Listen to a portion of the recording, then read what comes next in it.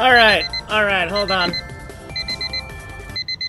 Okay, let's get going. Let me close this, let me get this situated. Sorry about that. Now I know, what, no one's watching? Yeah, okay, well, one person's watching, I don't know who that is. But, we're gonna get to coding. Any idea when you might have something? No rush, just excited. Okay, sorry, I'm all over the place here. My, pixel artist, game designer guy wants to know when I'm gonna have something ready. And let's actually think about, like, when do we have something ready? Let me, look at, my code and think about it for a second. Okay, so let's take a look at our code and think about, like, how close are we to getting something going, that is going to allow my artist Josh to start actually making some awesome shit. So looks like, you know, the goal is Paint 5D. Once we get this Paint 5D running, then we'll be good. We'll have something for Josh. But right now we need some unit tests for TAUTYPE, and once we get unit tests for TAUTYPE, we have to have a way to set the pixels in the Paint 5D. And we might do something just completely stupid, like GL subtext 2D, and just push single pixels as you're setting pixels in the editor, just to get things working, even though that's going to be a horrible, inefficient way to do it, especially once we need the game kind of like having a whole bunch of bombs that are being set all over the place and deleting tiles all over the place. But for now, I mean, we got to get something up and running, and so we just got to get something good for Josh to work with here. So let's think about where we are. We need those TAUTYPE unit tests, and then if we look at our agenda here, let's look at the agenda and see what we have here. So then the agenda, backup and restore. We just did number 23. TAUTYPE unit test is what we're working on. Tau sync run call once per frame. W conversion. So okay, so let's see. Right now, I need to write unit tests for TAUTYPE rec inc, which is basically the camera code. That will hopefully be just today. Then I need to write the code that allows the user to set pixels on set data in the editor. Then I need to write the GLSL shader code to correctly display the data. Then you'd have something to play with, but then I need to write the save plus load code so you can actually save what you've made. Okay, so there's a lot of things I need to do here. I need to work on the rectangle inclusive unit tests. I need to write the code that allows the user to set data in the editor. I need to write the GLSL shader code to correctly display the data. Then you'll have something to play with, but I need to write the save plus load code so you can actually save what you've made. Okay, so that is the kind of summary of what's going on here. And, yeah, I'm just telling you exactly what I wrote to my artist just now on Discord, in case you're wondering, like, what I'm kind of, like, ranting about right now. Josh. And probably a few unknowns in between. Yes. Yep, of course. So, hopefully,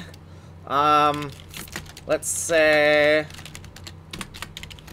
I'm on video number 63 right now. Let's hope by video 100 we've got something.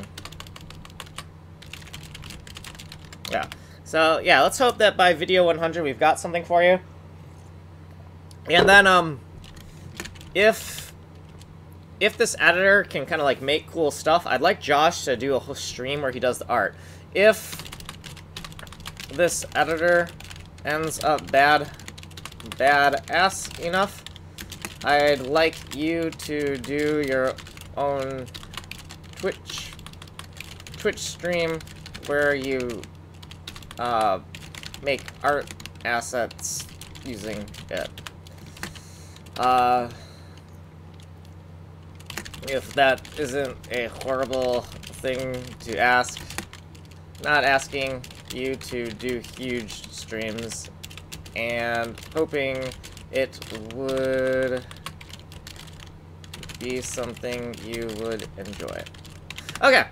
I hated my industry job, how we were always rushing to make the game look better than it actually was, instead of strengthening the base of the game. So I think I've got a strong inclination to play it your way. Okay. And then I'm saying to Josh, that isn't a horrible thing to ask. Let's hope, if this editor ends up badass enough, I'd like you to do your own Twitch stream where you make art assets using it. So I'm sorry I'm not, like, coding right now, but we only have one viewer, so that's fine. Let's just keep on reading this. I hated my industry job, how we were always rushing to make the game look better than it actually was, instead of strengthening the base of the game. So I think I've got a strong inclination to play it your way. Okay. And Josh is saying about the Twitch thing that it's a good thing to get into. So yeah, I mean, if he can get into that, that would be awesome, because, you know, I'm coding all the time, and even though it is fun to play with this kind of tech, I'm only one person, right? So if I can start to get other people kind of working on this with me, and maybe, like, keep this channel a code channel, and then Josh can have an art channel, right?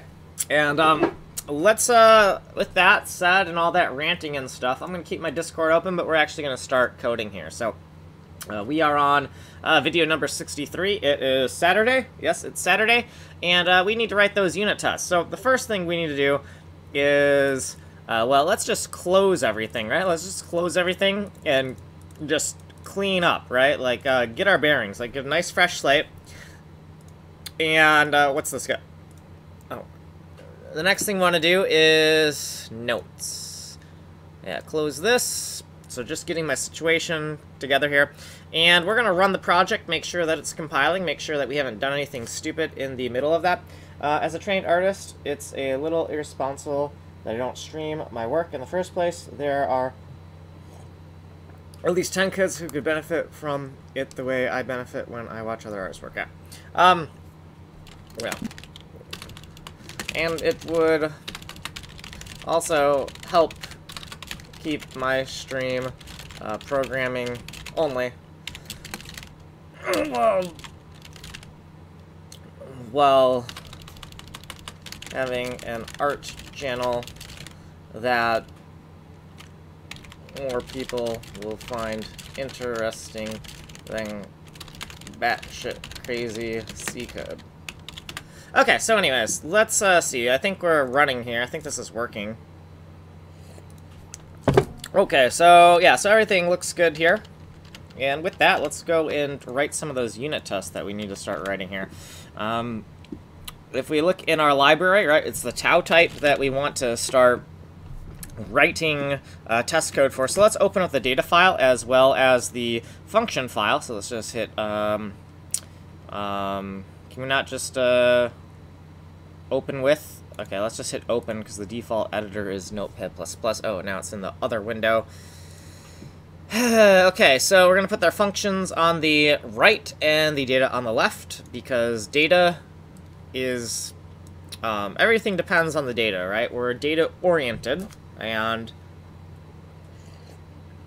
therefore data is really the king in this situation, right? Everything depends on the data. Functions depend on data. Data does not depend on functions, right? Okay, so we have some stuff that we don't really need to look at, And we have our code, we have code, we have code. Where's our test code? So if we go look at our test code, unit test code, it looks like we're already doing some stuff here. I didn't realize I had already written code. And what are we doing? What are we doing here? We have dirty for... Oh, this is TAUSync. What the hell am I doing? So it's not TAUSync that we want to look at here. You know, we wrote all the code for that already and all the unit tests. We want to look at TAUTYPE. So TAUTYPE, data, and function. So my bad. So let's move this over here. Yeah, that looks a lot more like what I had. So the data, there is actually no data. It's just a class that operates on the data that already exists in the texture as uniform texture. And that's kind of redundant. Basically, texture as uniform is a thing, right? And the texture allocation name, we have like a name for that actual texture. That texture is called TAUTYPE, and TAUTYPE is the actual memory for the texture as uniform texture. I keep on stuttering that. Texture as uniform texture. But anyways, yeah, when we're manipulating these rectangles, we're just going to be manipulating pixels that are on a bitmap. So all of the variables and all of the types and all of the structs that we might want to store on the GPU are just stored inside of pixels.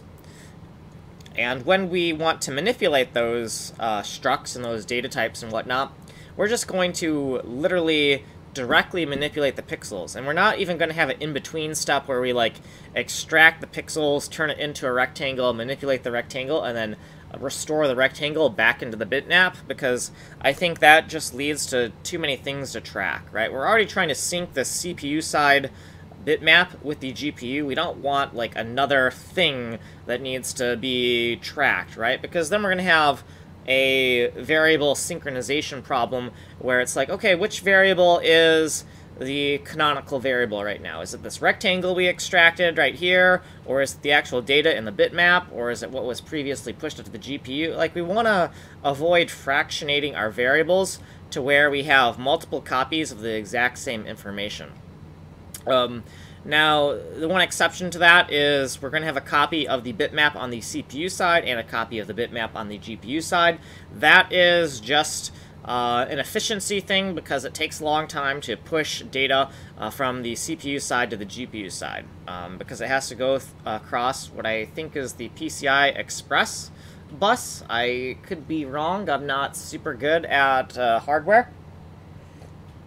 But there is latency. Anytime you want to get stuff up from your C code to the GPU, there's latency, and we don't want to push too much data.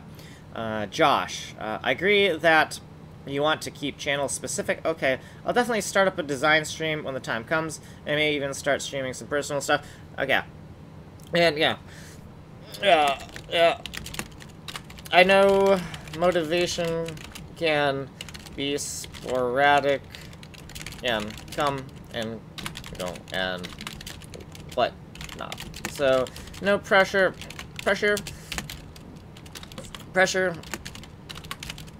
I want it to be something. Actually,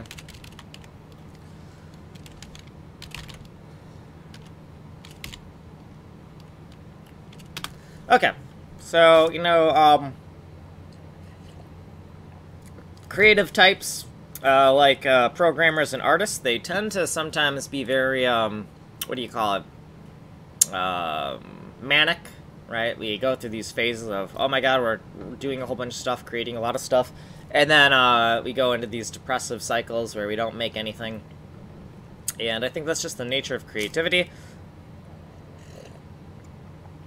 So, you know, I don't know how consistent my artist will be with, like, putting stuff up, but we'll see.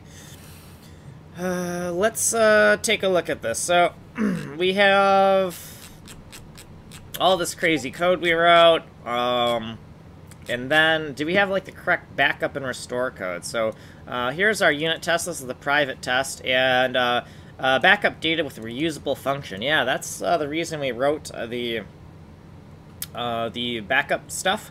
So we can actually look at our backup code. So we have pixel backup.f, and we actually wrote a very specific backup function specifically for, alright, specific backup here, TAUTYPE, which is exactly what we want to back up here. And all we got to do is pass it a pointer to an array of unsigned integers of 8 bits, and it's going to handle everything for us. We just have to make sure that when we call backup, and then if we call backup, we have to call restore, right? Because in the backup, this backup actually will call a malloc, and this restore actually calls a free. So we need to make absolutely sure that if you call a backup, you call a restore. So we have that to-do finished, and we're going to just say backup, and then we have to take the address of the stack allocated memory, and, well, it's not a stack allocated memory. It is still going to be on the heap. It's, we'll just call it, let's just call it backup TAUTYPE, right? Alright, let's just name it backup TAUTYPE, just named exactly like this. But you'll notice a slight difference where there's a capital B, because this is actually, functions are actually camel case, despite how they never look camel case, because the function name, the verb, backup, is in camel case with a capital B, but TAUTYPE is the actual type of data that it operates on, and that's why my functions kind of look a lot like variables. The intention is to have functions that are camel case and variables that are snake case, but because of how I want to be able to trace where data is flowing, a lot of times the functions kind of begin to look like the variables because I want them to reflect what kind of variables they're passing around, right? So we have this backup, and all we got to do is we got to copy this backup, and we got to copy the restore here. So just all we got to do is rename this to restore. And yeah, so we just back it up, we restore it, and write rectangle test. Let's remove this to-do, and let's create the UO8. So we're going to create a UO8 pointer, and we're going to call it backup TAUTYPE. And this should be equal to a void pointer, right? So the backup data is initially null, right? And we're going to take a pointer to this pointer, right? So this is basically the memory address of the array, you could say, or a reference to the array. And we're going to fill out that array with some malloc information, and that's why we have this double pointer here. And it's going to put the backup information in here. Then we're going to run our unit tests that manipulate the TAUTYPE memory. And then once we're done manipulating and poking and prodding in there, we're going to call the restore on the same exact thing. And we actually don't technically need a double pointer here, but there's two advantages to keeping the signature exactly the same. Well, the first advantage is the signature is exactly the same, right? It takes the exact same parameter. And also, once this restore command dumps out all of this data, it nulls out this pointer. So this pointer will become a void pointer again after this is called, so we won't accidentally use that pointer. Let me see what Josh is saying here. Yeah, doing anything for the first time takes extra effort, but once you break that wall, it often gets much easier. I just gotta break that wall, I say while lying on my couch. Yeah, I mean, I get it. I mean, but anyways, I totally get that. Hardest part is always getting started. It's like activation energy in chemistry. A big believer in the occult saying, as above, so below.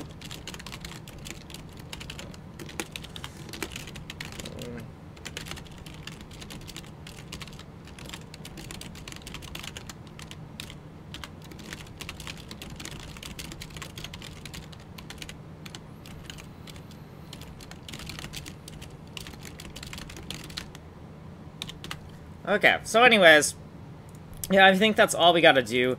And for this unit test, we don't have any code right here, but let's just run that, make sure the backup and restore works properly. And another thing I want to do is I want to actually make this a non-void pointer.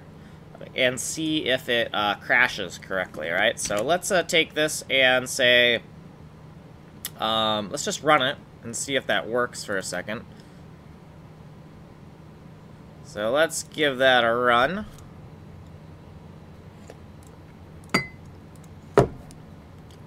Okay, so that's still running. Cool. And if I did something stupid like, well, we have this U32, right? We have this U32 right here. So we could take the address of, well, we could be really stupid. We could do like, you know, U08 cast, U08 pointer cast of the U32, and then we could take the address of that, right? We could take the address of it after we cast it. That seems like madness. I don't know if we're going to be able to get away with that, but the idea is we want to make this pointer non-null, and if we do that, this backup function should complain, right? And if it doesn't complain, we're going to have to add some assert code to that, because the idea is we have a very strict way of how that is supposed to be done, and that did not crash, and that is not good. So let's actually look into this backup code and make sure that it is a void pointer by ref backup, so it takes the address, and then when we dereference it, if that's not equal to void, then we have a problem, and for whatever reason that did not work. That actually is very disappointing. Let's do something proper. Let's just do a U08 U08 debug array 8 equals 0, whatever, right? Let's take this and let's see what happens if we do this. We take this address. Oh, you know what? Backup TAUTYPE, that's because we have like a, we need to do this, right? Don't we? Because this is already a pointer. Let's try that. Let's try that out. I'm assuming we have some type of protection, so I guess it's not like foolproof, so we can still screw it up. But I'm assuming we should still at least be able to catch this. Fatal error, pixback 02. So, okay, yes, so we can get that to crash. So if you see pixback 02, it's because when we dereferenced it, when we dereferenced this reference, or saw what the reference was referring to, basically, this is what the reference is referring to, right? Because we're going to take off one of these pointers to the double pointer and get the actual array. And we found that the array was non-null, and the array should be null when it's first passed into the backup function, because that's when we set it up, when we wire it up. So, okay, that was just a little litmus test to make sure that that actually works properly. So let's just set that back to void pointer 0, and that's just because I want to make sure that, you know, the test code, or the systems that I'm using, I want to make sure that they're pretty solid, right? Okay, so that's pretty solid. Let's go into that unit test code now, and let's make some stuff, right? So we're gonna need the TAUTYPE functions, but we're actually in the TAUTYPE function. So what are we gonna do here? I guess what we need to do is we have, because we're manipulating the rectangles and we're never actually getting the rectangles, yeah, we're just manipulating them.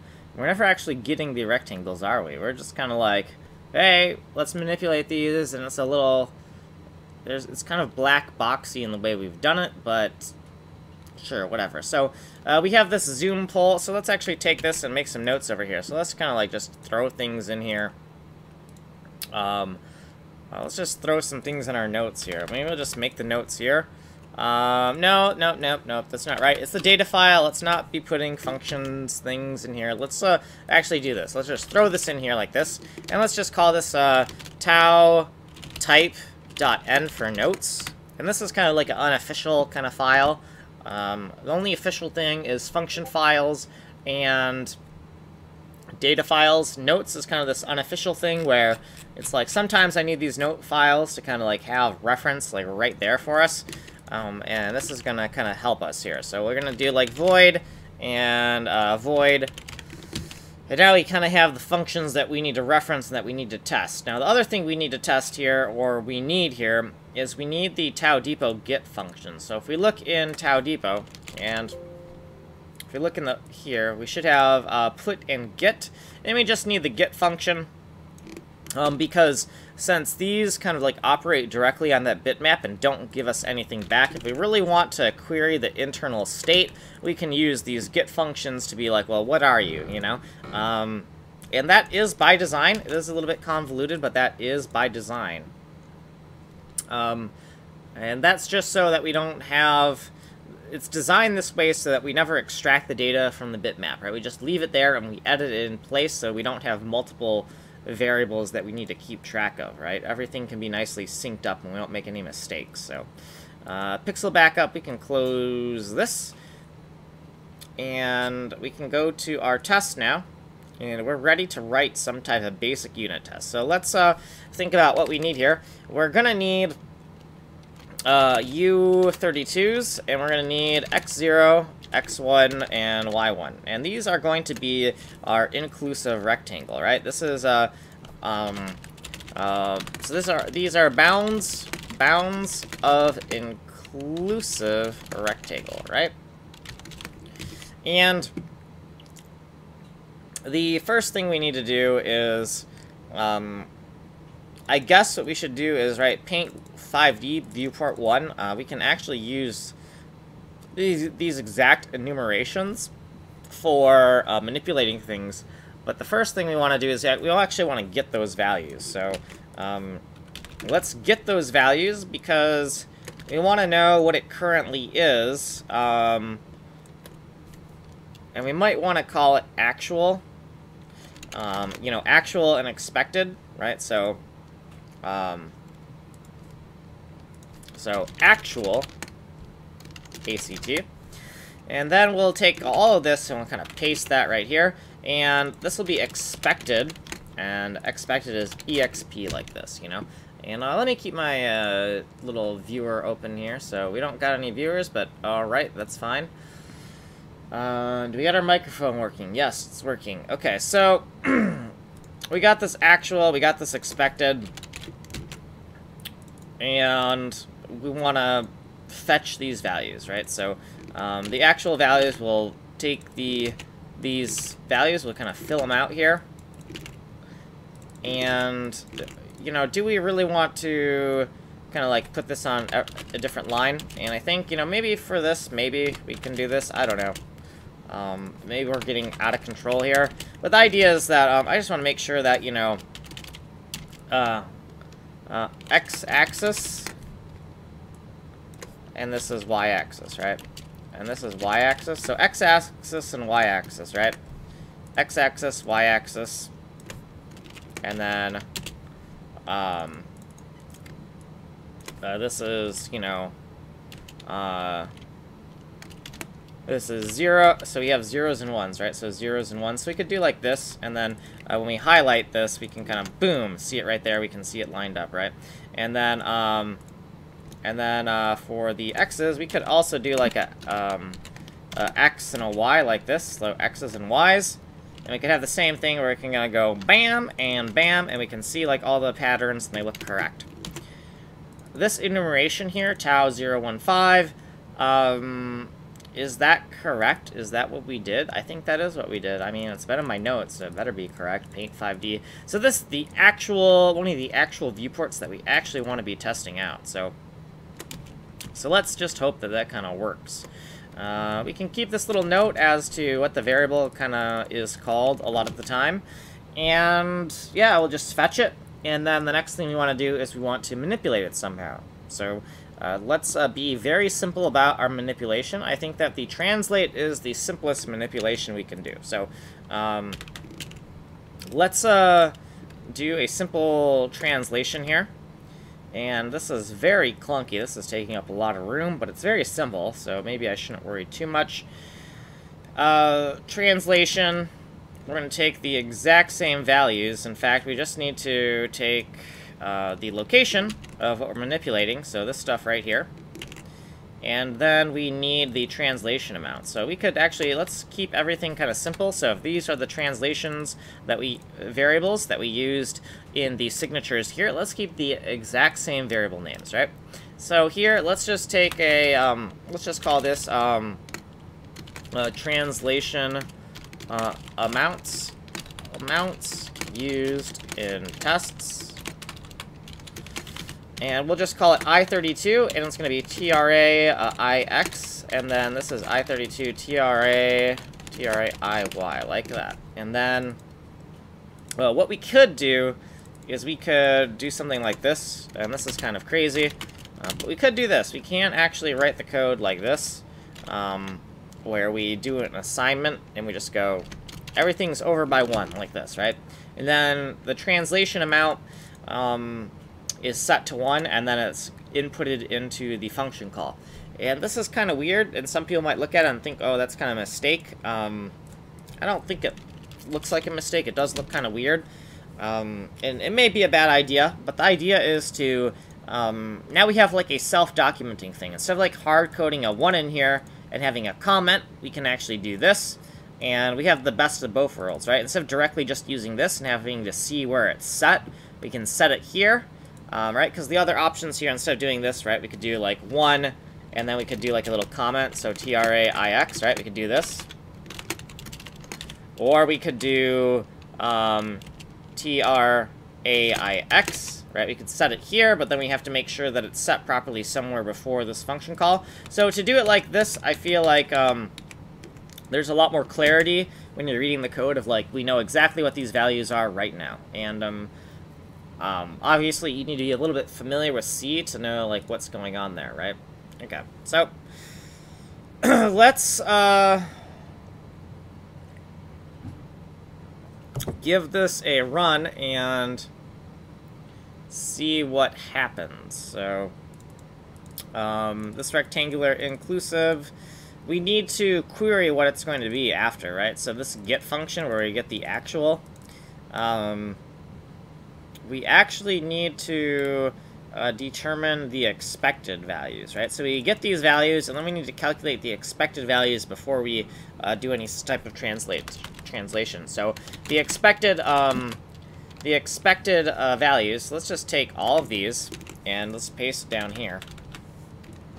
And the expected values, what are those going to be? Well, they're going to be the actual with some type of offset, correct?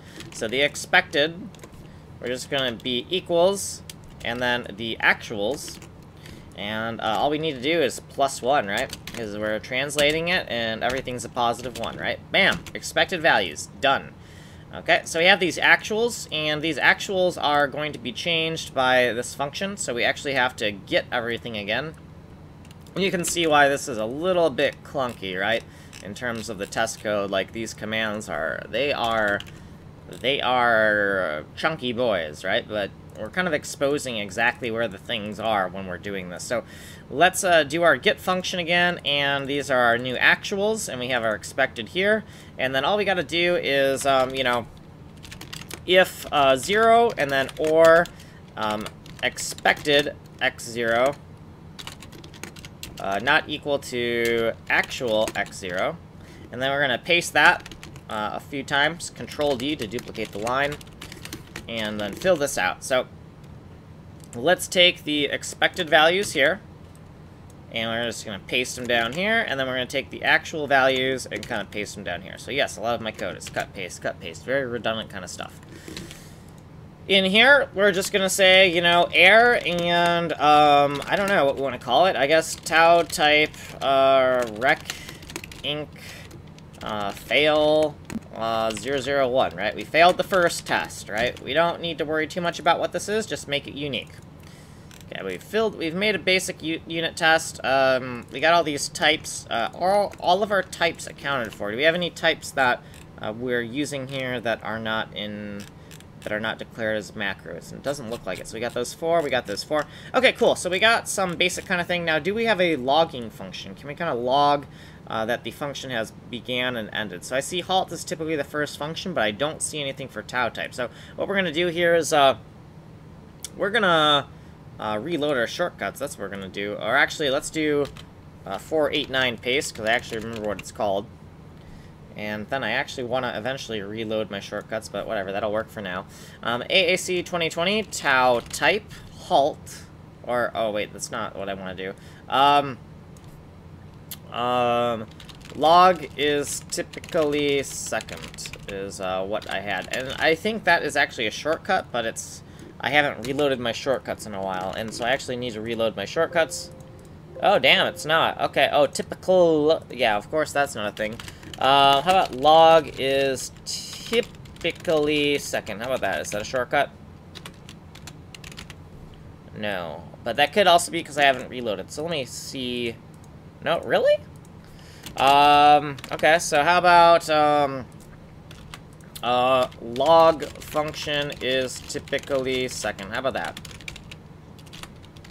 Nope, that's not it either. And the thing is, I can find it. It's just that when I access these, since these are things I use a lot, I just want to be able to find it by typing a random phrase and just having it work. How about typically second?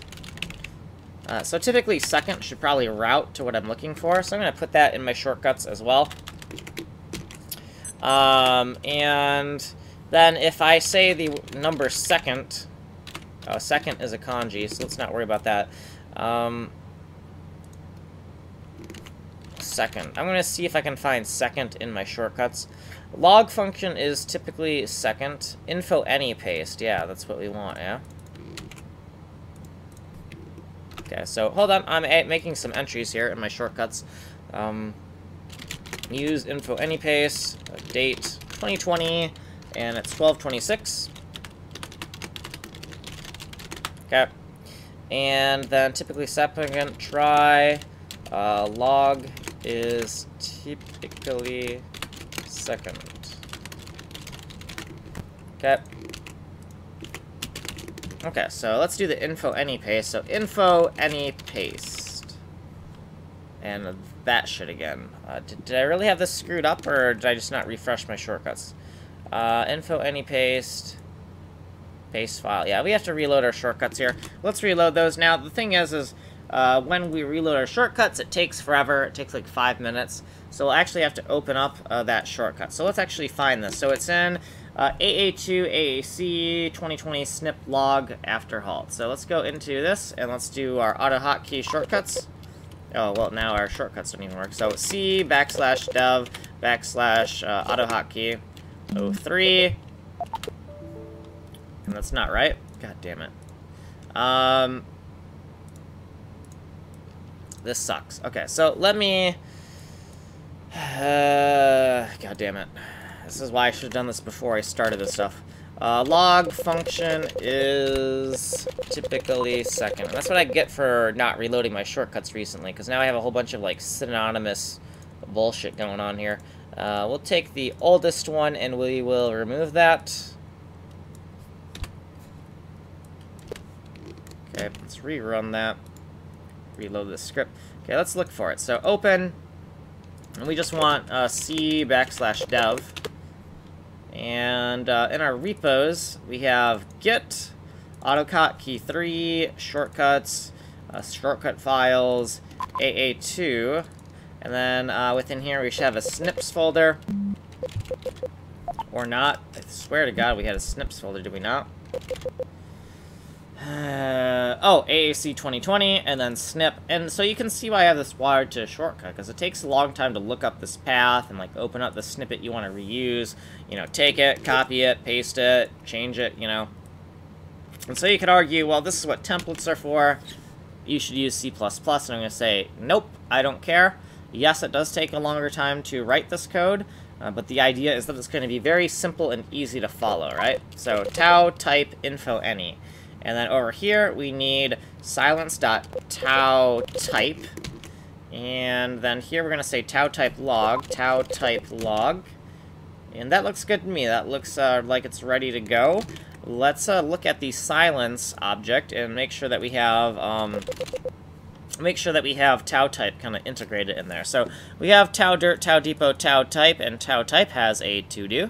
So that's good, and we just kind of like added it in here into this log thing. So that means that the logic for that, the silence code, has just been added, so we can remove that. And TAUTYPE should also be down here. So if we look down here, we see that TAUTYPE, the logging is currently on, so these messages will show up when we start writing our test code. So that's good. So now that we have this, we can go into the area where we're kind of like writing our tests, and let's clear all this out because that's kind of distracting, and we're going to go define and log. So define log, paste that define for our logging, and then down here we're going to undefine it right over here. So undef and log. And also we have a checksum here, and I don't think I updated the checksum on the other side, or maybe we didn't have it. Let's go take this right here. Let's take this whole thing right here, and let's go back up to the top of our test code, and we're just gonna go right here like this and go bam. Okay, so we got 5 defines and undefines, so everything is accounted for in terms of the checksums. So we're failing, and the log function is just, we want to make sure that we know when we've entered and exited the private test. So we will do a log and say, you know, this thing here, right here, this private thing, and we're just going to say begin for begin, and then end for end.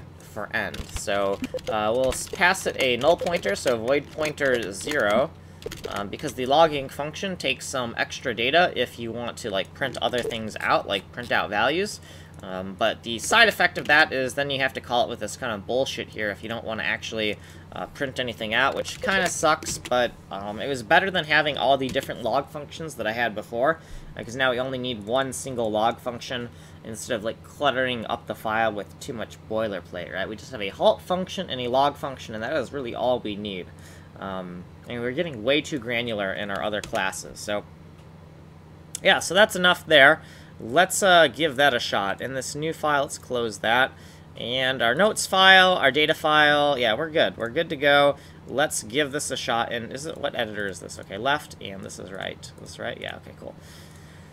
So let's give that a shot and see if we made any mistakes and see if this unit test is about to run. Just see what happens, you know? Okay, so sometimes we get lucky and we don't make any syntax mistakes, so I'm proud of myself there.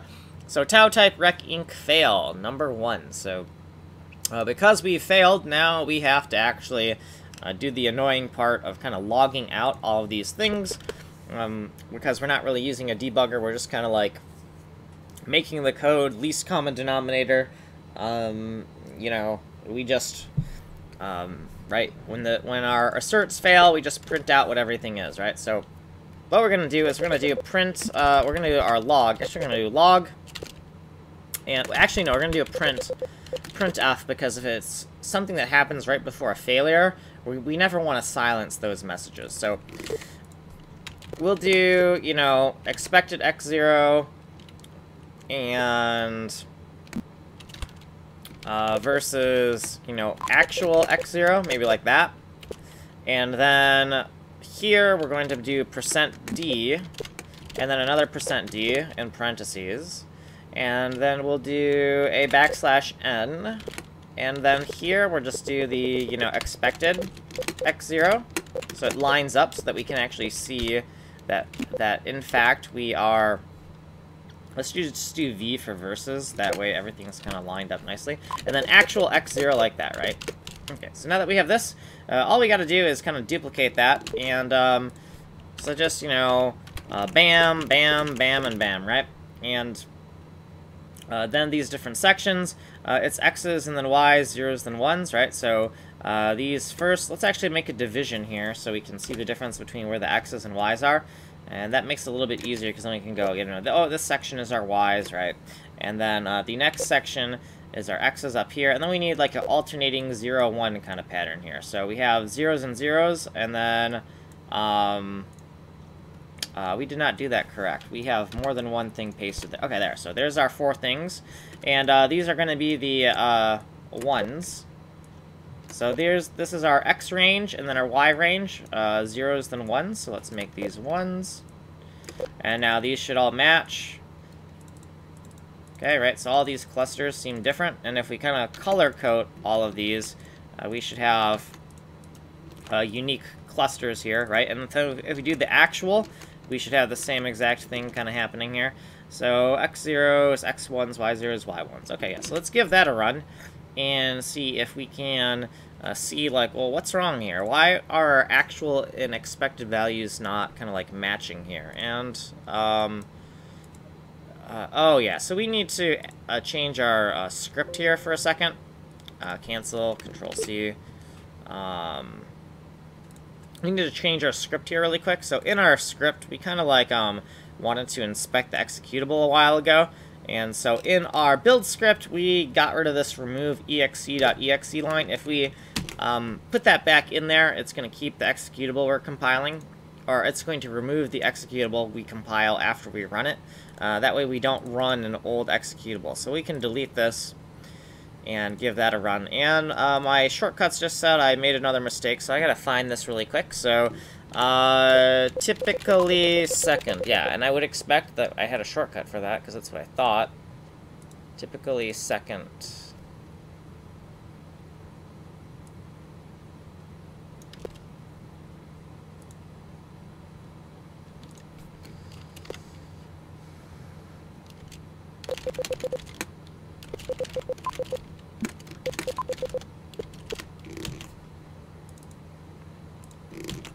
And this is going to...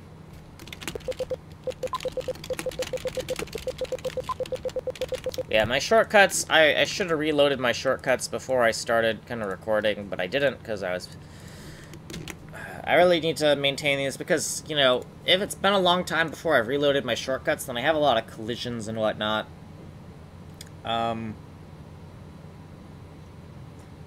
So this is taking multiple parameters, but yeah, that should be fine. Let's give that a run. No, we made some type of syntax mistake, but I'm not sure what exactly it is.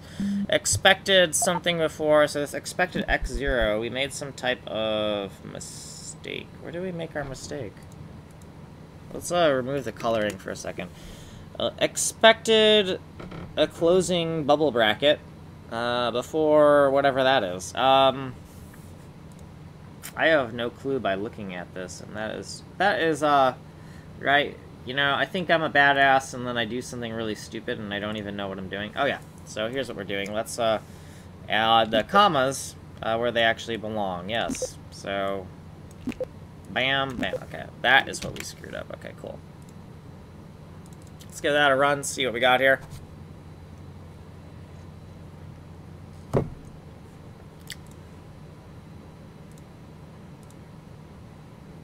Okay, so the unit test failed. We got 21, 21, 61, 61, 101, and then just this, whoa, just 471? Like, that's ridiculous. Okay.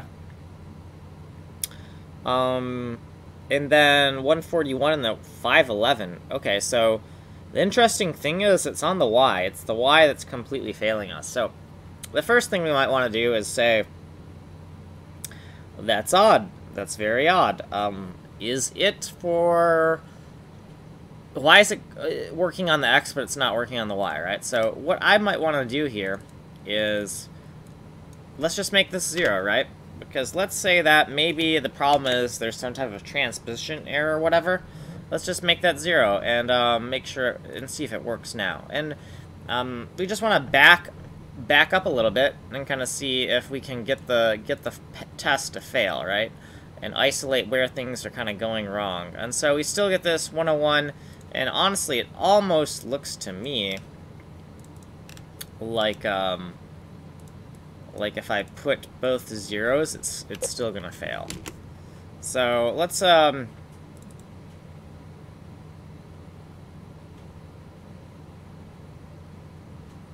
well, first of all, we added 1 here. That's not correct. I see.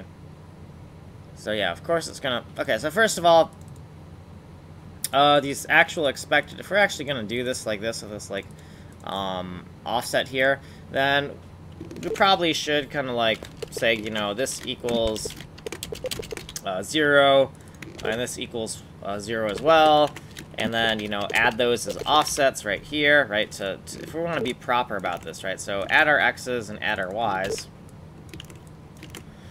And, right, so these are our offsets, and so our offsets are now 0. We're going to get rid of this weirdness just because maybe we don't know what we're doing with that kind of weird statement, so we want to eliminate that possibility. And let's give that just a shot. So we're not actually translating by anything, so we're expecting everything to just work because we're not actually translating anything, right? And let's just see if that kind of test passes, or if it is possibly... Okay, so it still fails. We get the 20 and the 20, the 60 and the 60. And yeah, we still got these wild-ass numbers for the y. The next thing we're going to do is we're going to just remove this, right? We have no offsets applied, so if we remove this, right, we just did a get. We just got the value, and then we don't do anything to it, and we get it again, and then, right, we shouldn't expect to fail that, right? Because we're just getting the value, right? And we just want to sanity check here, right? We want to make sure that, you know, that actually works. If that doesn't work, then we have some more serious problem. Okay, so yeah, so we can confirm that this translation is somehow being really stupid, and even though we're just taking whatever value is there, whatever value is in this location, and we can see that the locations are identical, right? If we want to look at the locations, we have this get here, and we have the get, and we have the translate, and then we have this get here. The gets and the locations that we're translating are in the exact same spot. So if something is failing, right, and this is 0, right, we can make absolutely sure this is 0, right? So we could do, like, if we want to make absolutely sure this is 0, we could let's just throw some zeros in here, and let's just not even use this yet. Let's just not use this right now. Let's set that to 0 for now, and let's just set hard code this to 0 as well, right? And if we kind of like hard code that, and we still see that, you know, here's our expected, here's our actual. Actual should basically match the expected, and that's not what we're getting, is it? And it's not, from what I saw. Unused variable. Yeah, it is unused variable. Okay, sure. If you must, I guess. I guess we'll put it here. It makes it a little bit more... Like, you know what, we might actually want to call this in a loop eventually, because I think that some of this is pretty basic, and maybe we shouldn't be so verbose about it. So let's add the x offset and the y offset. Right, so here's our x offset, here's our y offset. They're both 0.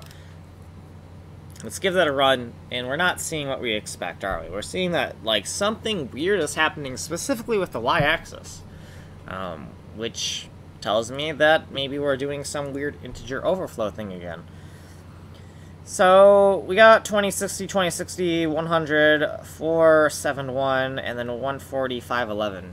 Okay, so something about the translation here is doing something completely stupid with the y-axis. So we can look at that and be like, man, I thought we were really good at this and that we weren't making mistakes by transpositioning things.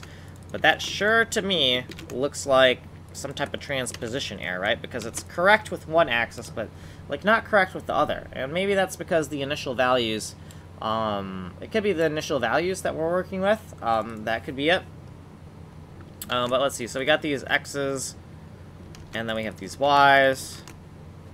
And if we look, x0, x1, y0, y1, do these match? Zeros and ones, zeros and ones, x's and y's, x's and y's. That matches. We got the x0, so x boundaries, then the y boundaries, x, y, 0, 1, 0, 1. That matches. Tau, sub, and var, so we are getting from the correct location. Okay. And what about all of this kind of stuff? Camera initial size, yeah, we got to do that eventually.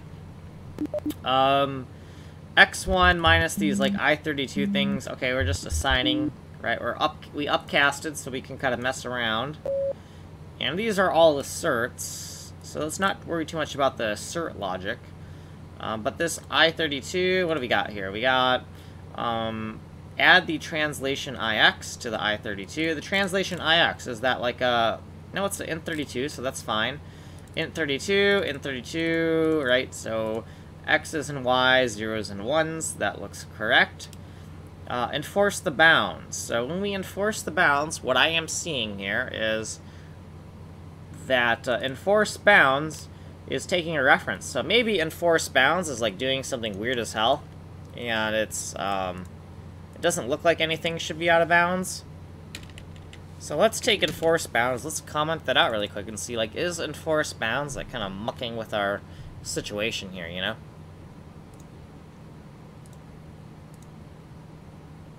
And so, yeah, so enforce bounds is doing something to our code here.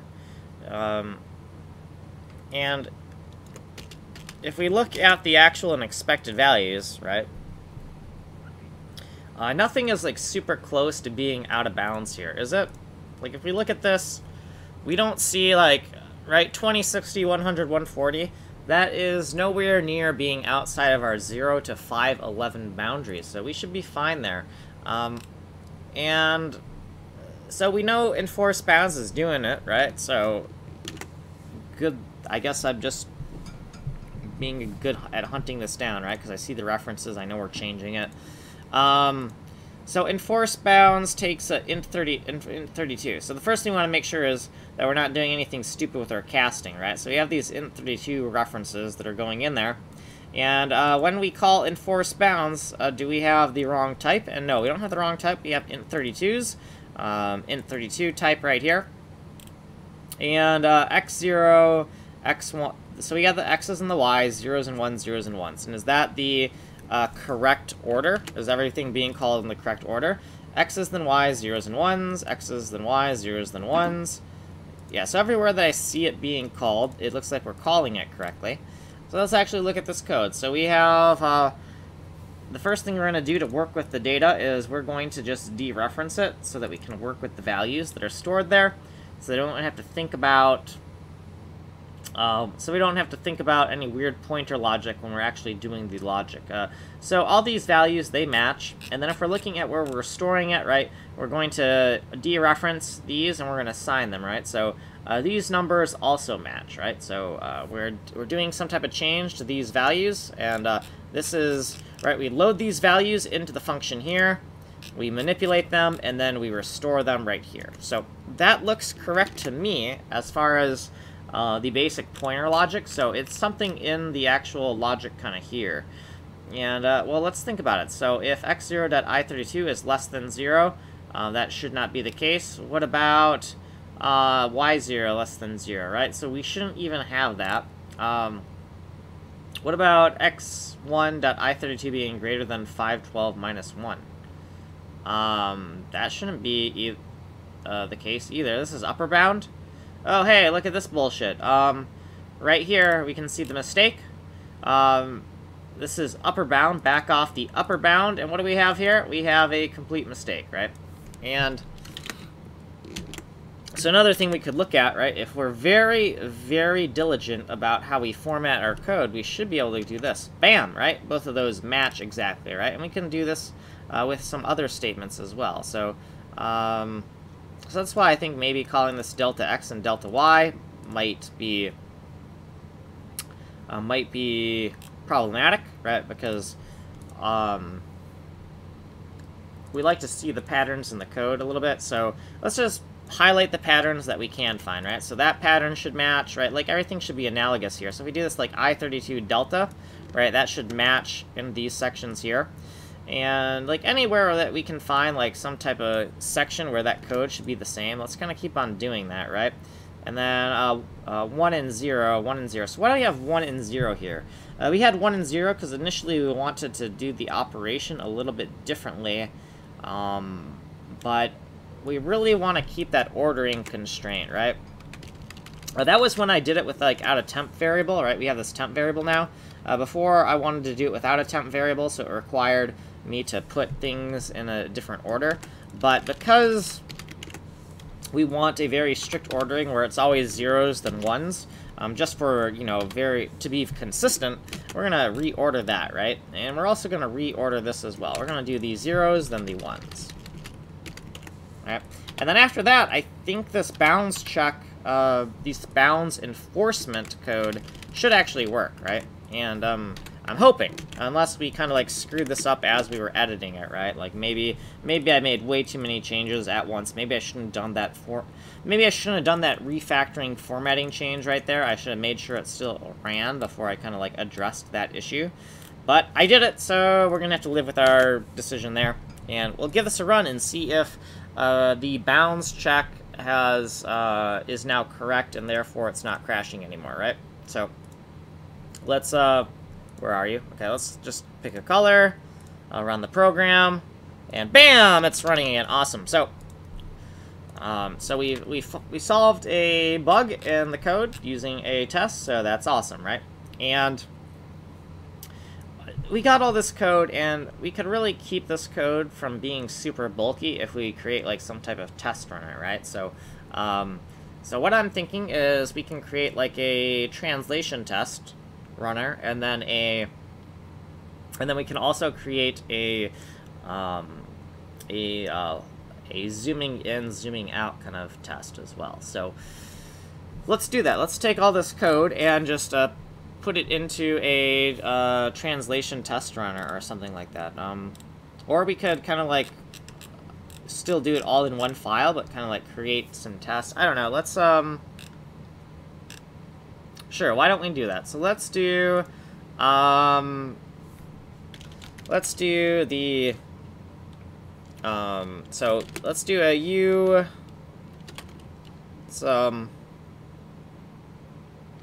Let's see, we got our actual and expected.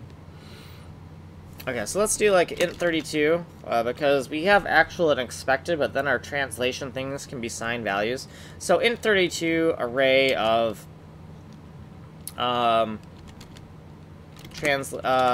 test and then translation, right? We're gonna test the translation, and I don't know what's gonna go in here, right? We need some type of number.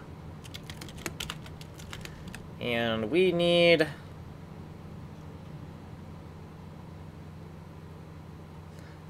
we're going to actually set the initial value. So we're going to set the initial value. Then we're going to do some type of translation, right? So, you know, you translate everything by ones, right?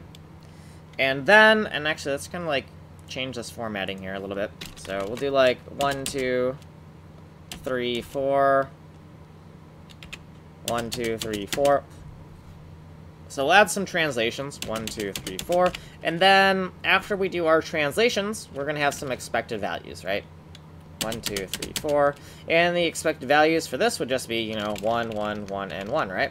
And now our translations may be positive or negative. So what we want to do is to denote that really in a uniform kind of way, we're just going to do like zeros plus whatevers, and for our translations. And then our expected values can still kind of be, our expected values are never going to be negative, right? Because the rectangle itself can never go negative. So we can keep that like that, and we may want to kind of keep some space for multiple digits, right? We can have up to 3 digits for everything, so 3 digits, 3 digits, 3 digits, and 3 digits, and then comma, 3 digits, 3 digits, 3 digits, 3 digits, comma, 3 digits, 3 digits, 3 digits, and 3 digits. So just kind of like making some space for this, and we're going to keep everything, the zeros in the actual zeros place, or in the ones place, my bad. And for this, that's, I believe we might want to test with offsets more than just, you know, 0 to 9. So we might want to take a look at that and kind of fix that up a bit. But let's just do this, and I mean, really, if we have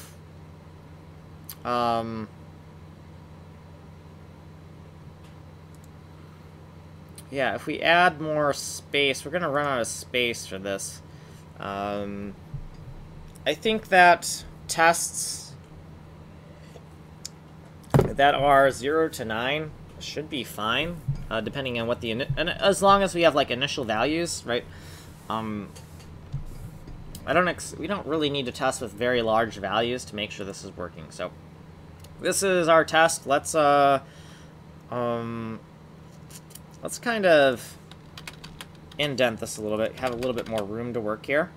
And that way we can put like a little checksum here. And this time I'm going to do the checksums 0 based, because That way I just know the row index by looking at it rather than have to think about it in my head. Because last time I did this, I had to think about the row indexes in my head, and it was difficult. So let's add 1, 2, 3, and let's just add 3 tests. And let's do 3 tests. So, okay. So, tests exceed, x, we'll do x0, underflow. So we need some x0 underflow tests. Then we need some tests that, yeah, the indentation here is going to drive me crazy here. It's like almost, we're going to move this back here like that, and then we're going to just, I just want this at the correct multiple. Yeah, like that. Okay. Then we'll have some tests that are x1 overflow. And then we need tests that are tests y0 underflow. And then we want some tests that are tests and y1 overflow, right? So these are the tests that we kind of want. These tests here are just going to be some kind of like really basic tests of something or other. So now that we know kind of what we have here, we have to look at this and create some kind of checksum to know how many parameters are in here, right? So if we take these, we got to count the number of parameters for this test. So we can just do like, you know, 001, 002, 003, 004, 005, 006, 007, 008, 009, 0010, 0011, 012. We can take this little checksum, we can put it up here as well. And then we also want to know, well, what are we looking at? What are these parameters that we're looking at right here? So we'll make a little table, and we'll just call this, you know, this is x0, this is x1, this is y0, and this is y1, and these are the initial values. Then this is oh, actually, hold on. We have 4 offsets. We only need 2 offsets, so we need an offset x and an offset y. And that means that we actually have a little bit more space to work with than I thought, right? So what we can do here is we can just take these guys here. We're going to delete them. And then we'll expand this so that we can actually make larger offset values now that we have more real estate to work with, because I didn't realize what we were doing here. Okay, so okay. So now for our offsets, we can kind of merge together. We can just take the exact formatting we have here, and we can just merge these two together, right? So we can just take, like, you can just merge that together, and then merge this line together and this line together. And then we can call this section right here, we can just be like, you know, this is our offset x and this is our offset y. And we can, you know, do 0 plus, and then put the 1 here, right? And then we could do like another 0 plus, right? So if we want to know if the offset is negative or positive, we can look at this kind of, is it a 0 plus or a 0 minus, right? And then we have space to like add larger numbers right here. And these are in the correct places. Okay, so that looks good there. Like that looks like a good style. Okay, so over here, these are also x0, x1 values, but they're just the expected versions, right? So, okay, we can make a note down here. Like maybe we want to put some other information here and just say, you know,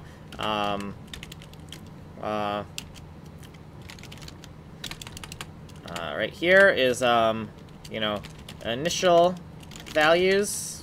This is initial values. applied XY offsets, XY offsets, and then over here in this next section right here is expected. These are our expected values. So now that we have this kind of nice little format here, let's take all this stuff that we were cutting and pasting and kind of like paste it in there. And also we're going to need some commas on the front. So let's put some commas on the front and then continue our like little cut paste kind of thing we're doing here. Okay, so now we have a nice little block of tests that we can start to fill out and not be so verbose with all this stuff here, right? We're going to turn this code here into like a little test runner. And so right now, we start everything at 0, 0, 0, and then we offset by 1, and then we expect everything to be... that is wrong. If we offset... No, actually that's right, because if everything is 0, 0, 0, then it's a 1 by 1 rectangle, and then if we're going to offset every single... we offset the entire rectangle, so every point changes.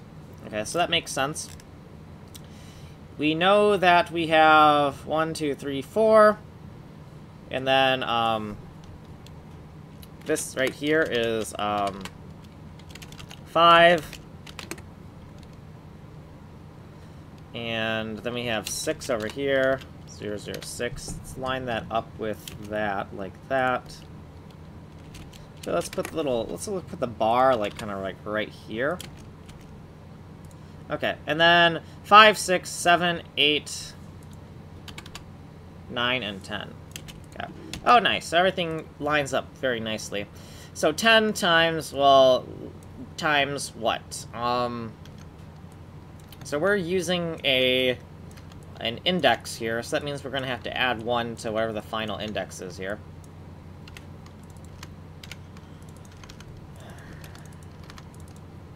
Okay, so 0, 1, 2, 3, 4, 5, 6, 7, 8, 9, 10, 11, 12, 13, 14. Okay, so we have 15 things, and then we multiply it by 10. So we're just going to do 10 times 15 to get the everything here. And that should be good for our array. However, our initializer, did we not close off our initializer because we don't know what we're doing? Yeah, we did not close off our initializer, so we're going to just put the end of the initializer right here, and we can make a note that this right here is this object right here, right? So when we're looking at this, that's what we're looking at. Okay. Okay, now the next thing we want to do is we want to make sure all these tests work correct, but we want to also turn this into like a little test runner, right? So we have these actual and expected, and for the actual and expected, we're going to have to say, we're actually going to have to load the actual and expecteds in there. We'll keep this stuff here at the top just because this is the stuff we're actually going to want to edit all the time. But we're going to have to like do this in a loop. And yeah, we're going to have to do this in a loop. So let's take all this kind of logic here. And the translation amount, we're actually going to have to set that. A lot of the stuff we're actually going to have to set. So we'll take this stuff. Or actually not this stuff. We're going to take it up to the get. We're going to take it up to the get. And we're going to do a loop from all of these things. So we have the number of tests, right? So we should actually make these enumerate some type of define. So in here we're going to go like define and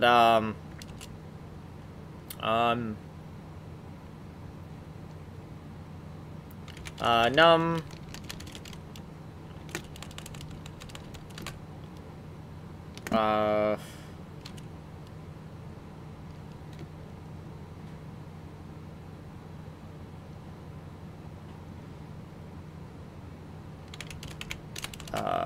I don't know. We have test cases, and then we have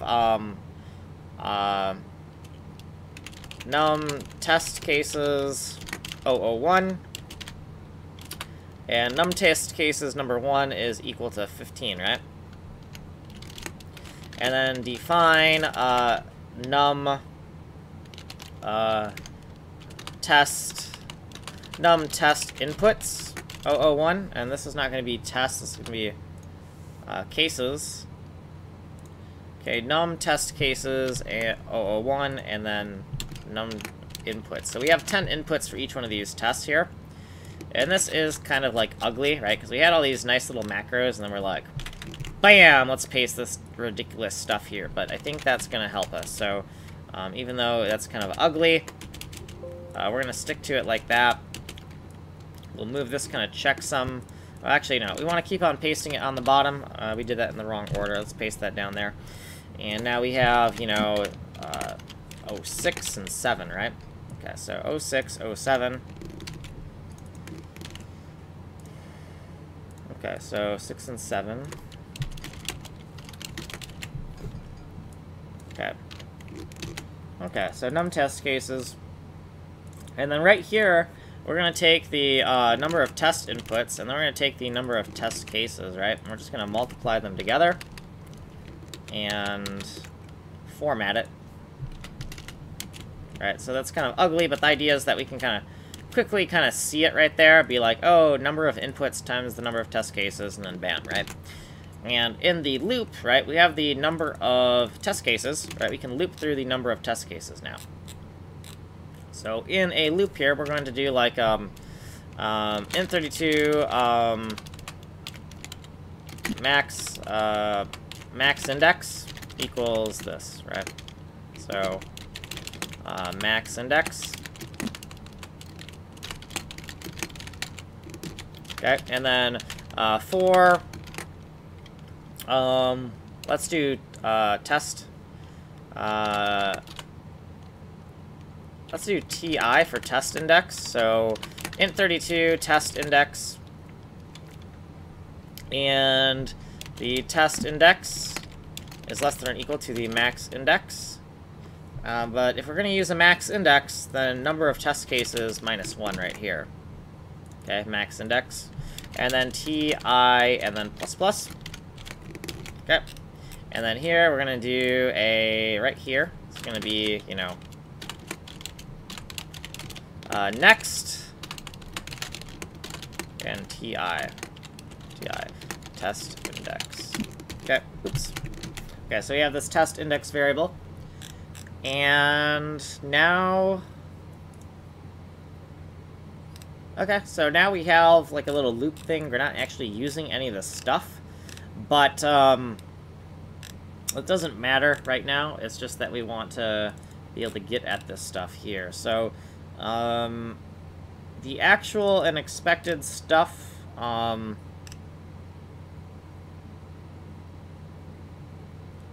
we're going to create a variable called, we're going to call this put. We can keep the actual and expected tests, but we'll do another kind of variable here called put, and these are the put values. You know, set initial values for tests, and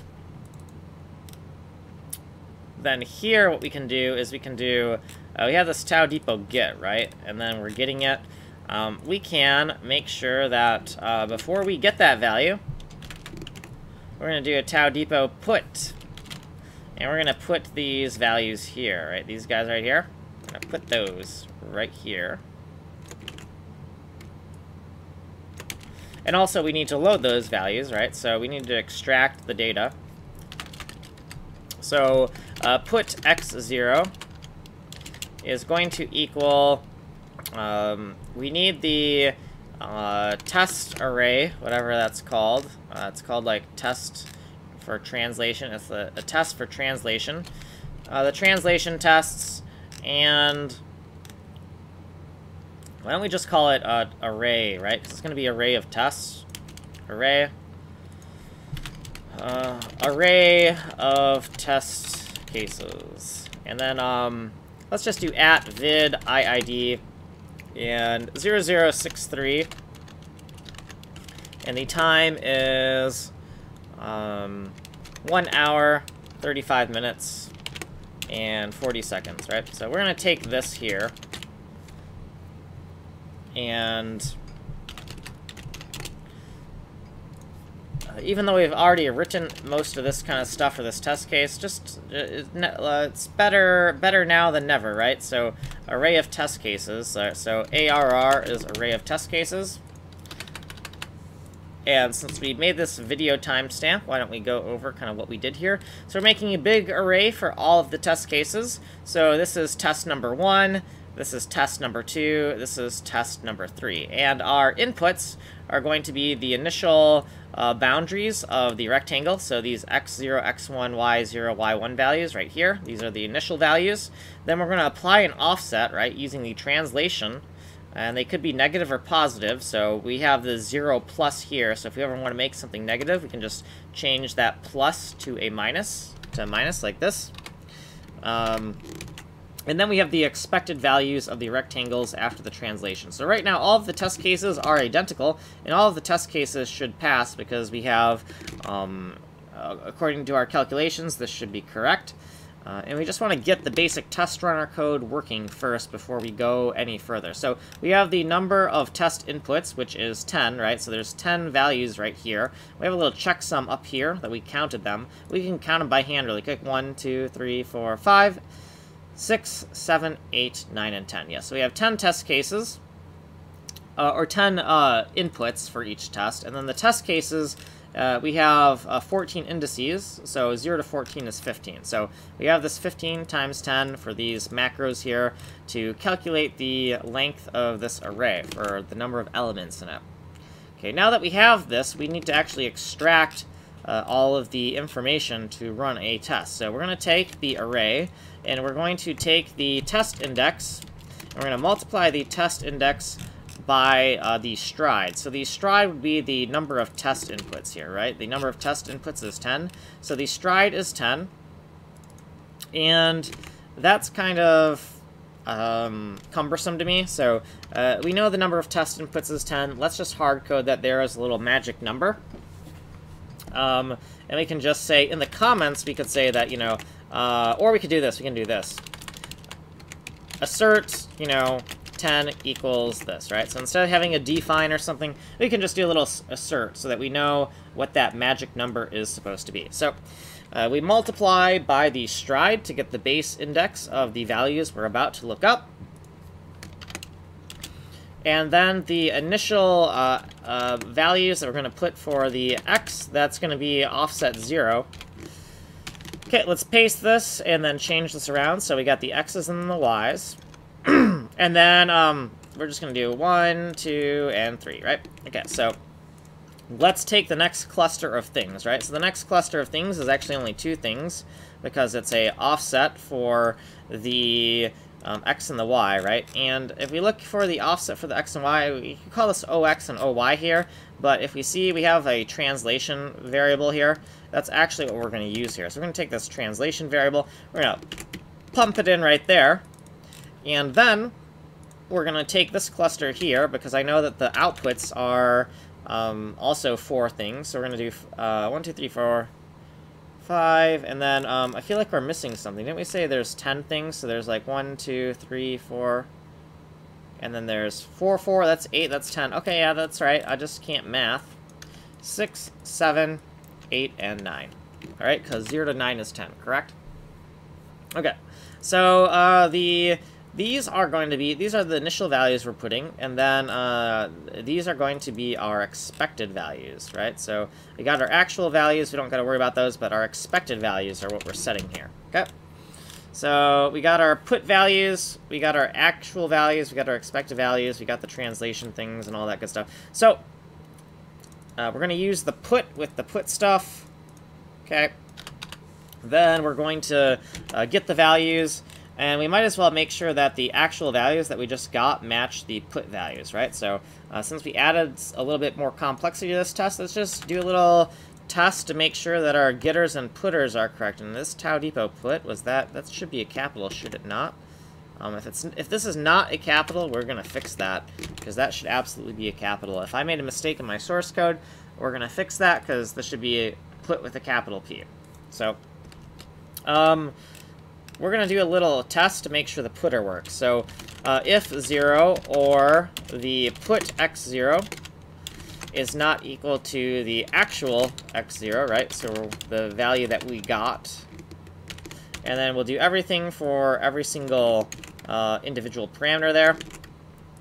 And we don't expect any of these tests to fail here, but there's the possibility. So since we've already kind of done this getter and putter here, let's just do some extra testing since we already have the code for it, right? So we'll just do an error, and we'll just say that this is TAUTYPE rec inc trans test get put fail, right? So that's pretty we'll just call it get put fail like that. It's pretty long-handed, and yeah, that's fine, that's good enough. So here's our puts, and then let's just make sure that these match up. Like if we do x's and then y's, we see that everything kind of matches up, right? Puts, actuals, x's and y's, zeros and ones. Yeah, so that looks correct. And we can make a note of what we're doing here as well. So we could say, you know, right here is where we are load current test values, right? This is loading the current test values. Okay.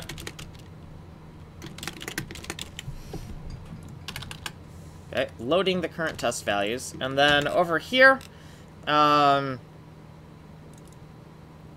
going to set the initial rectangle. Call it t-test.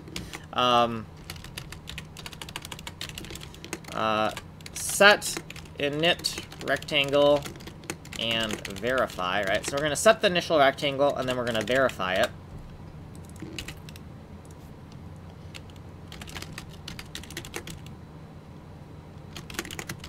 Okay, and then we have expected, so calculate expected values, right? So calculate expected values. Outputs, expected outputs might be better.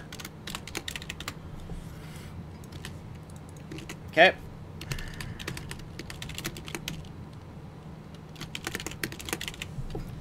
And then, what are we doing next? What are we doing next here? So we're gonna run the translation. We're gonna translate and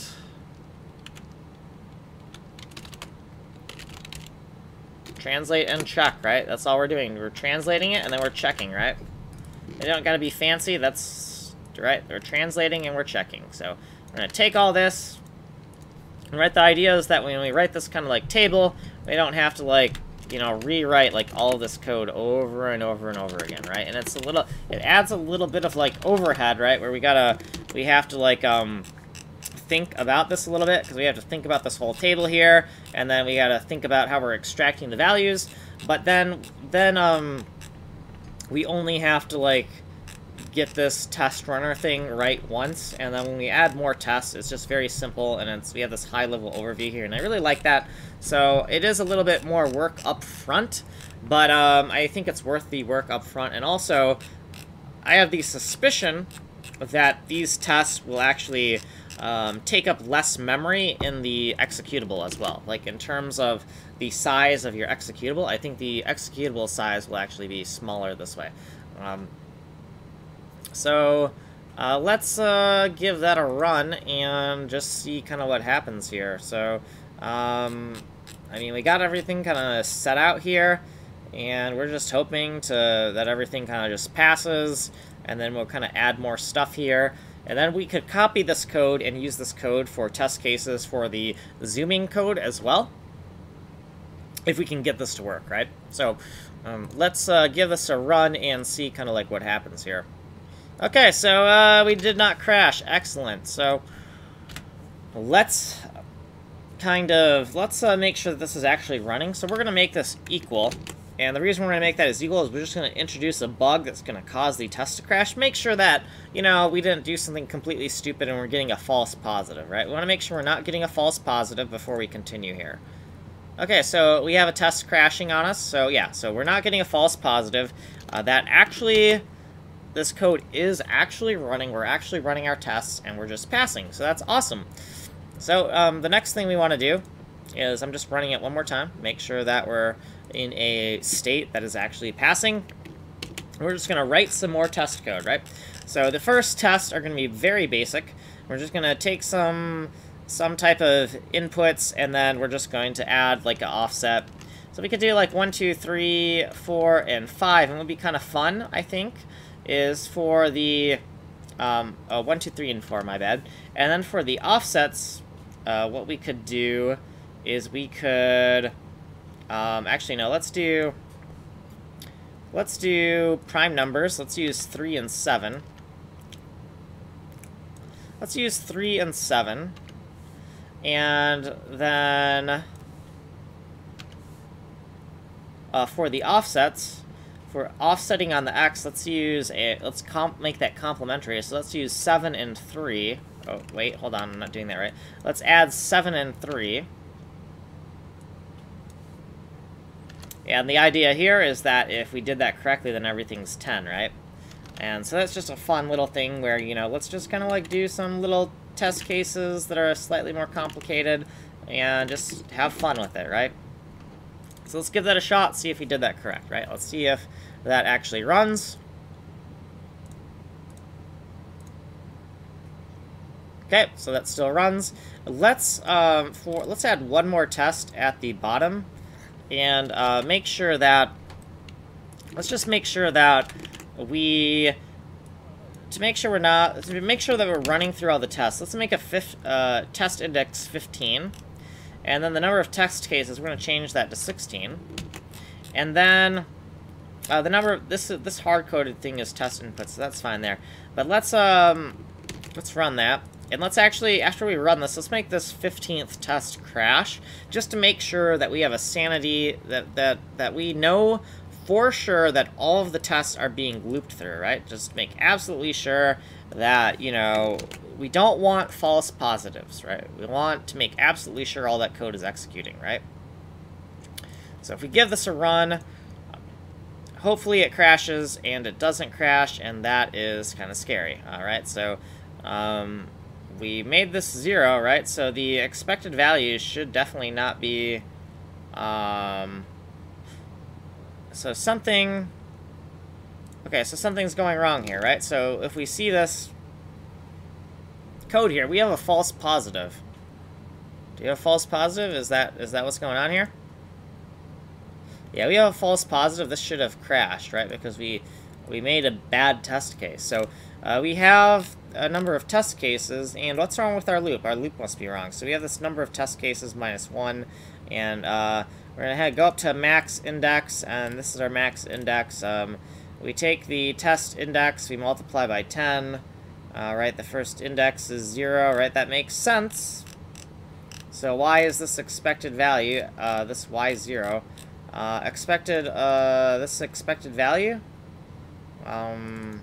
Is that correct? That should be a 9, right? Because we have 10 things. So is the expected y here, is that being checked, or do we make a mistake? Expected y... Oh, hold on. It is because our expected values here, we no longer are going to calculate the expected outputs anymore, right? The expected outputs are based on...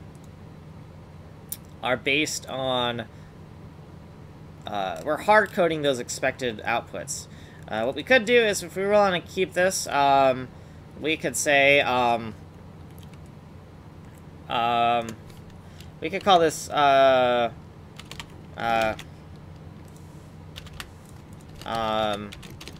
calculated expected outputs,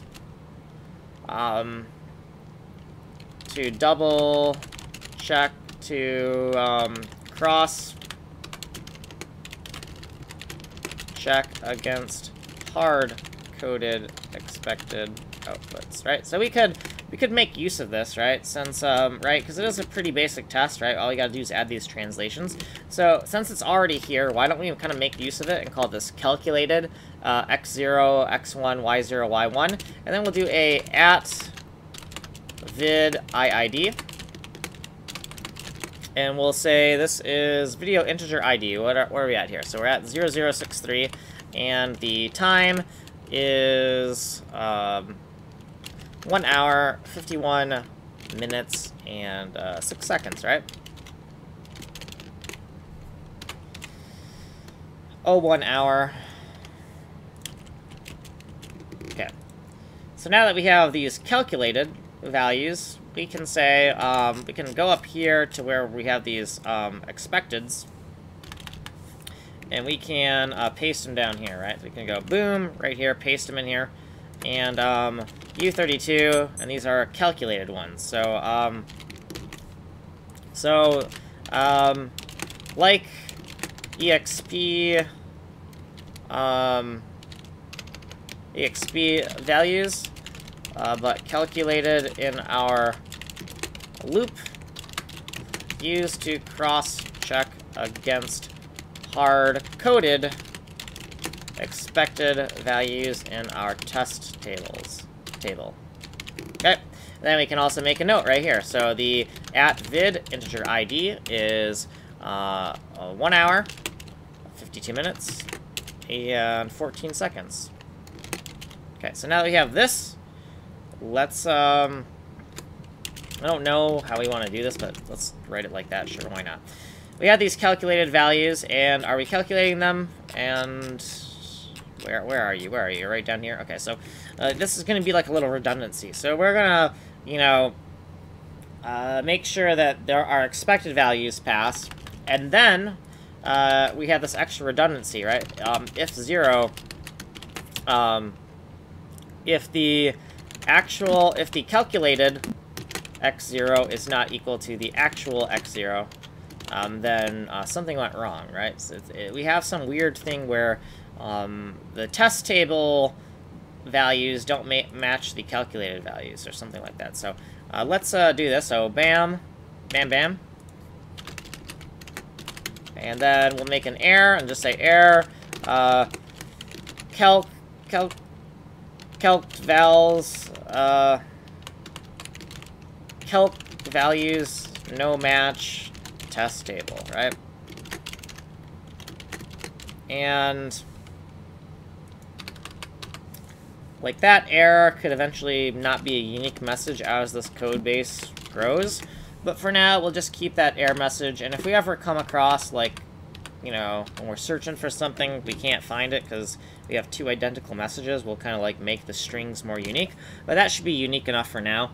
And we'll just take the x and y values from here, and we'll just paste them, right? And then we'll make sure x is y, 0s and 1s, and then x is y, 0s and 1s. Okay, so now we're going to expect that the test crashes. We're going to expect it to crash here because now we're not overriding the expected values, right? We're overriding the expected values right here, but now we're going to use these as a little redundancy, correct? So if we run this now, we should have that 15th test kind of crash on us, and or we could not know what we're doing with our commentary. So let's go back up here, and it was, oh, we just have a stray right there. Okay. Okay, so let's give this a run and see what we got.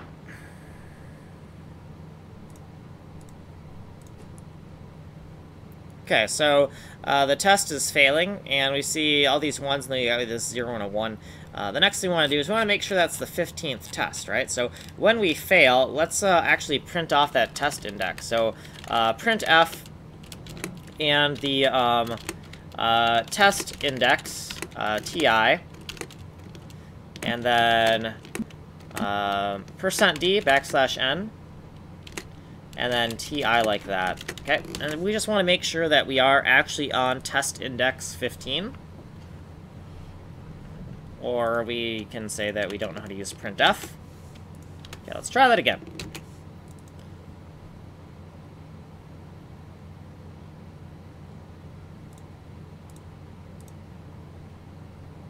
Okay, so now we see that the test index is indeed 15, so we don't have any false positives. And that's a good thing we checked that, because we are actually about to, like, run this big test table, and then the test not actually be doing anything because we didn't make certain that all those tests were actually getting executed. So, you know, checking things that you think are really stupid, do it, because if you didn't make stupid mistakes, then you wouldn't need test code in the first place, right? But now that we know that is working, we can put this back to a 1. And we can just start filling everything out. So these are going to be like our very basic dumb test, and then we'll get more advanced stuff later. So I think what would be interesting is maybe we could invert this test, right? So we could just do like 10s.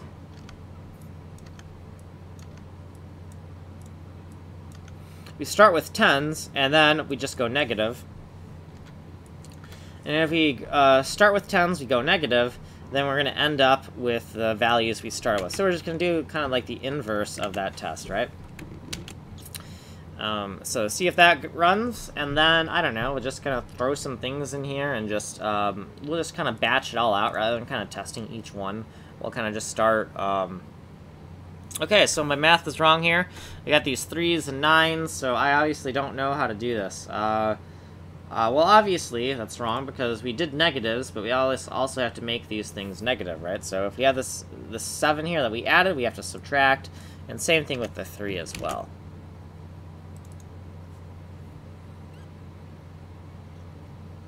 Okay, and then let's just see what happens. Okay, so that's working again. Now let's look at these tests. These tests are for underflow. So that's saying that we took the rectangle and we moved it in one direction too far. So we got to make these really all need to be negatives, right? Because we're going to move everything in a negative direction. Let's start off with like the 0, 0, 0s, right? And sure, -1, -1. And the output should still be, you know, all zeros, right? Okay. Now let's say that instead of 0, 0, 0, we're at like, let's say that we only mess up the x's. So let's do like a 1, 2, 3, 4. And then let's say that we only, and let's actually do 1, 2, 3, 4 for both of these, right? So 1, 2, 3, and 4, and then 1, 2, 3, and 4. And for this one, we're going to move, I don't know, let's say 10. We don't really have to make the math hard, right? We can just say this one's 10, this one's, or actually, let's do,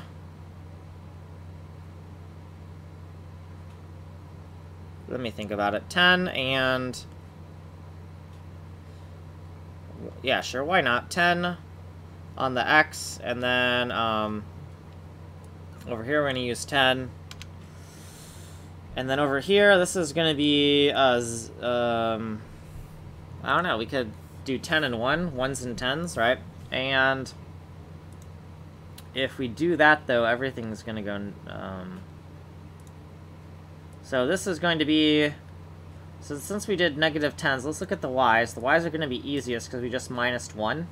So we have 3 and 4, so now we're going to get 3, instead of 3 and 4, we're going to have 2 and 3. And then over here, let's look at the simple -1s here. That's going to give us a 0 and a 1. And then if we look at the x values, if we're going to minus 10 for both of these, then they just get they end up getting zeroed out, right? So these get zeroed out. And then same thing with here, 3 and 4, if we're minusing 10 on that axis, then those are also going to get zeroed out, right? So let's make sure this chunk of test kind of works, make sure we got our math correct. Because chances are, I think that if this test fails, it's because our math is incorrect, and it's not because that there is a bug. That's what I'm hoping for. Calc value do not match the test table. Okay, so the calc value does not match the test table, and I know why that would be, right? So if we look at our calculated values, we don't have any bounds checking on these calculated values, right? So you know, if the calculated x0 is less than or equal to 0, we can just do less than 0, but we'll just say calc x0 equals 0, right? So you want to cap the mins. So let's cap the mins.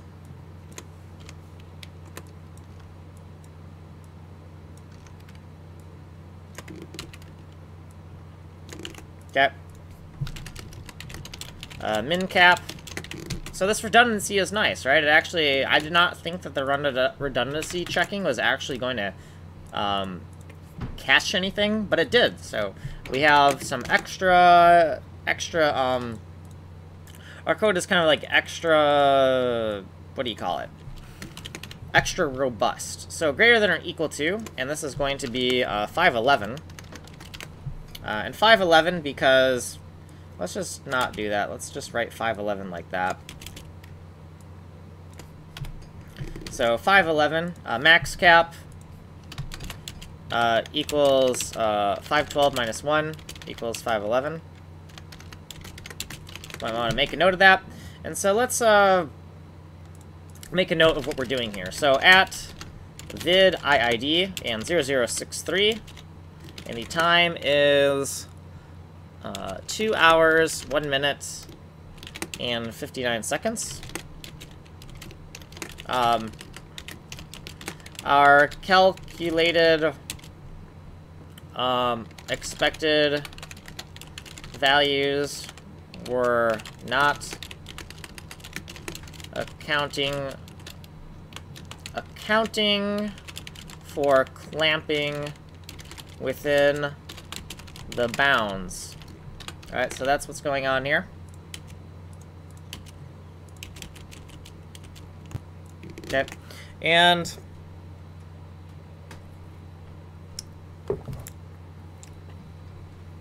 yeah, our I think that's fine. Yeah, so we did our min capping, our max capping, we still got to do this. So if this is greater than or equal to 511, then we just set it to 511, right? Right. Simple stuff. Okay, let's give that a shot, right? So we know the test probably already passed. It was just our calculations for the min and maxes, or the calculated expected values were failing. So now that we've added that, calc values don't match the test table. Really? Really? Still? Okay, well, let's look at it. Let's see what we kind of screwed up here. Aren't we using a bounds? Is this not our correct bounds? Are possibly... if it's greater than or equal to 511, then we're going to set it to 511, right? Well, let's look at where we're matching these. X0s, X1s...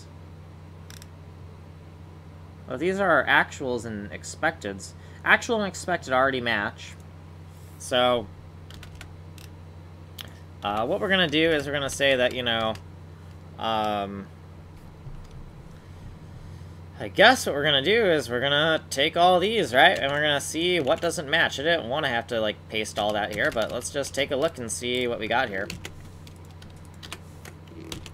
Okay, so we have our expected and we have our calculated, right? Or calculated and actual, right? So calculated and actual, or it says calculated values don't match the test table. So I believe, let's do calculated and expected, right? Because, or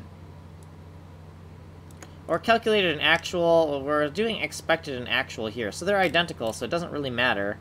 So we can make a note here that, you know, expected equals actual here, right? So it doesn't really matter here for what we put here. It's just that we want to put the calculated on this side, so. Okay, so yeah, let's take a look at that, see what we have. I'm actually kind of curious. I don't know what I did wrong. I'm guessing maybe my clamping is not correct, but that doesn't make sense. I don't know. Is it a sign problem, or we got a -0 or something? I don't even know. 511s and zeros, yeah, that would probably be a problem, now wouldn't it? So our calculated value is 511, but our other value is 0. So I'm going to guess that when we were slapping together the calculation code here, we did something... less than or equal to 0.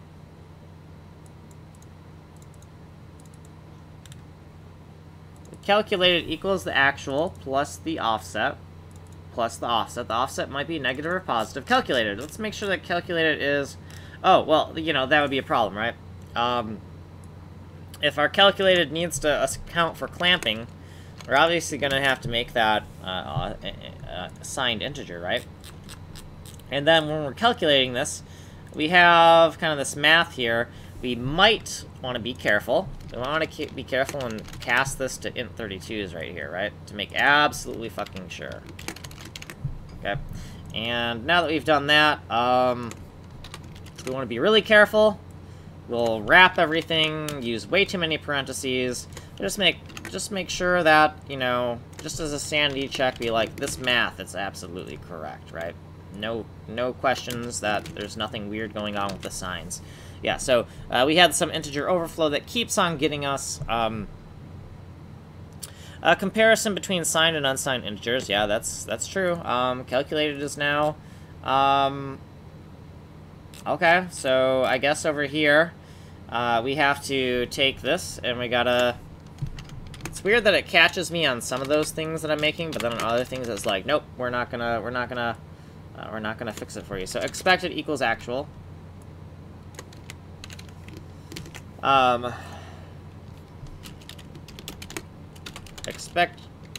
Expected equals actual.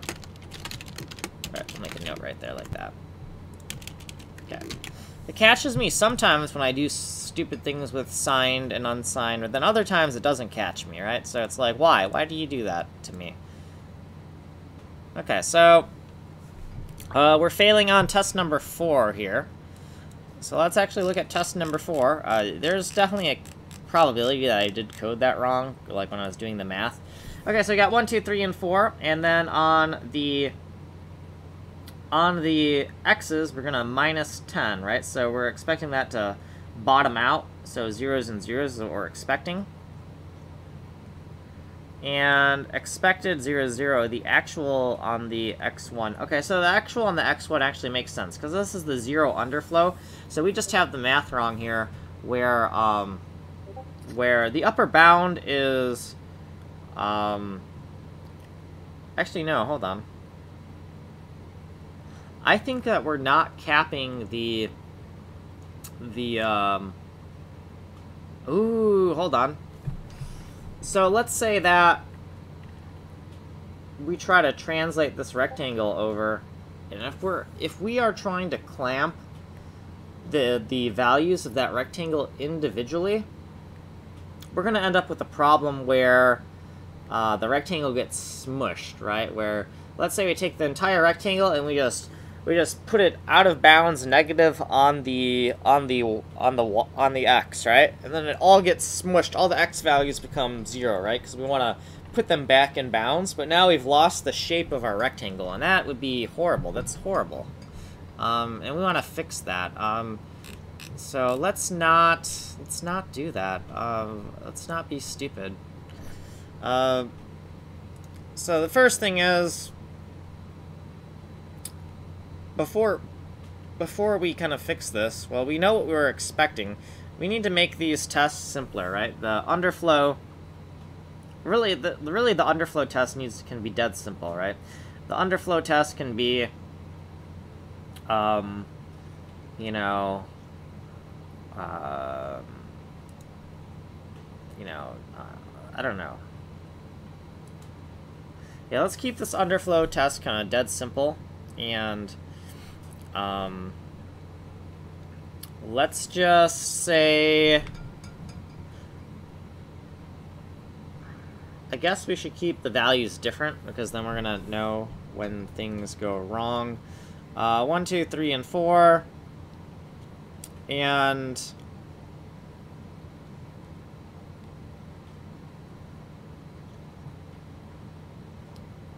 so here's an underflow test. This is x underflow, this is the x0 here. We're gonna make these zeros already, right? And then we're going to just say that, you know, this is I don't know, let's just say 22, 33, 44. Well, hold on, so we say X underflow and then we did something with the Y, so our commentary is completely incorrect here. So we want this one to just not move at all. And then this one here, we can just add 100. Right, we can add 100. Make this 122, 133, 144 like that. And then over here, we can do a minus, on the X, we'll do a minus 100 for both of these. And for the Y, we don't want to be doing anything for this, right? We want to just be like, you know, you don't change, right? We're only doing the X's, right? We're not trying to manipulate the Y's here. And for this one, when we go negative 100, what we're expecting is, since this x0 is already here, we don't want to actually move that rectangle at all, right? We want to say, oh, hey, you are, you're already at the bounds, don't move, right? Is what we want that to say, right? So let's take that number there. Now, if we have this 100, and we minus 100, then it just ends up at 0, right? But that doesn't actually make it go out of balance now, does it? So what we got to do is we got to do like, let's, instead of saying 100, let's just say 200, right? So just add more. And when this zeroes out, right, we just offset everything by 100. So we're going to expect 22, 33, and all. We're going to expect the exact same values, right? Because we don't want the shape of that rectangle to have actually changed. So let's give that a shot and see if that works, or if we actually need to address some of the translation logic, because I think that maybe we may have not addressed that when we were doing our logic. So cam not square tran. So that is the camera's not square, right? So we've screwed up the. So it knows that things aren't square. And, oh, hold on, so that is because, we had, like, other checks to be like, don't allow the camera to be, non-square.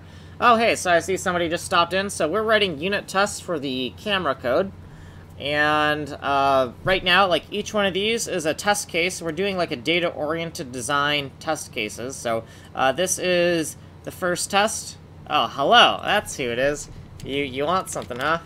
What do you want? What's up?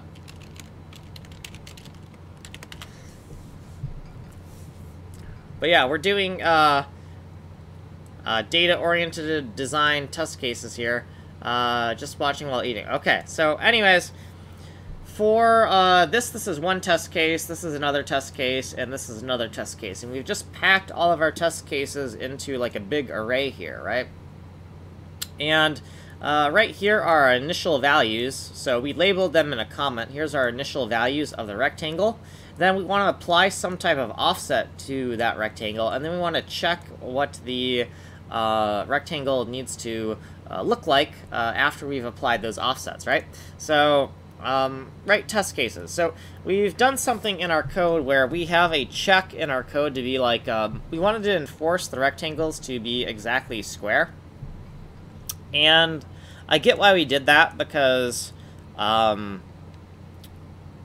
don't want to. I'm a little bit surprised that these rectangles didn't make anything bad happen. But I guess if we look at this, this isn't square. I don't know why this came up now. I feel like this error should have happened earlier. So we're gonna look at we're gonna just put a little breakpoint here, and then we're gonna look for that error. And we can see, yeah, if the width doesn't equal the height, then we throw an error. Now, why would this be... Yeah, the translation function, yeah, I don't know why it wouldn't have caught that earlier. Like, I get that, yeah, I wanted my rectangles to be completely square, but why would it not have caught that earlier? Did I actually make square rectangles in my test cases and did not realize it? So let's actually take a look at that. Maybe my previous test cases actually have square rectangles and I didn't even know it. So if this is, the corner is 3 and 3, the upper and lower bounds, the distance between 3 and 3 on the x is just 1 pixel, right? It's just a 1 pixel thing. And then on the y, the distance between these upper and lower boundaries on the y is just 1. So, yeah, actually, this is a square. This is a square rectangle. It's a 1 by 1 square rectangle. Same with this. It's a 1 by 1 square rectangle. Okay, so yeah, that is true. Our test, that's fine. I think that, you know, enforcing to say the viewport needs to be exactly square, I think is a good thing to do. So we need to modify this test to be like, okay, we got to work with like a square kind of rectangle if we're going to do this. So we should probably make it kind of easy to comprehend. So I think that we got to think that the rectangles are inclusive rectangles. So if we're going from 0 to 50, that would actually be 51. So sure, why not? The rectangle is 0 to 50. It's 51 in size on the x, and then on the y, we need the same kind of thing. So since we have this like 33, let's just take 33 plus 50 and then minus 1 because we have inclusive rectangles. So because I can't math, I gotta do 33 plus 50 and then minus 1 in a little calculator here, and then take a look at what we have. So we got 84, I believe. So let's just take 33 to 84. And let's just make sure that 33 minus 84 plus 1 equals 50. So 33 plus 84 and then minus 1, or actually plus 1, my bad. 33 plus 84 plus 1. What does that equal? And that equals, oh boy, that's completely wrong. Oh, because it's 84, my bad. Higher, we gotta take the higher value first. So 84 minus 33, and then plus 1. And what is that? That should be 50. If that's not 50, then we screw it. 52. Okay, so we don't know how to math. So let's think about this again. We got 52, so we went in the wrong direction when we did this. So first of all, 33 plus 50. What do we got for 33 plus 50? So 33 plus 50. It gives us like an 83, right? And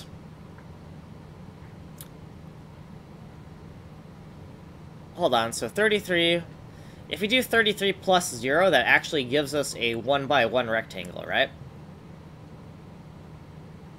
So if I add 50, I'm actually getting something that is 51 in size, right? Because it's an inclusive rectangle. So that means that when I do 33 plus 50 and I get 83, I actually have to do 82. So I just went in the wrong direction. And then we can check that math. We can just say, you know, 82 minus 33, and then plus 1 because it's an inclusive rectangle. And if we do that, we should get 50, right? Okay, now we have 50, because we can't do simple math, so we gotta check with a calculator. Okay, so that looks good to me. So this 33 and this 82. And now we have oh, wait, but we made this 50. We made this 50, but this is not 50 right here. To make this 50, we gotta make this 49. Inclusive rectangle, because, right, 49 minus 0 plus 1, 50. Okay, so now we have a 50 by 50 rectangle. And we're gonna, like, minus 100, but because this is already at 0, the lower boundary is already at 0, we're expecting this rectangle to just not move at all, because we don't want to squash our rectangle. We want to say, like, if we're translating it, and we're already hitting that boundary, we just don't want to move it over at all. We don't want the translation to start squishing our viewport. Okay, so now that we have this, we had this math where, like, added 100 to everything, so we're gonna just take all these numbers, right, and just, you know, make it really simple. You know, 149, this is already 33, and then 182.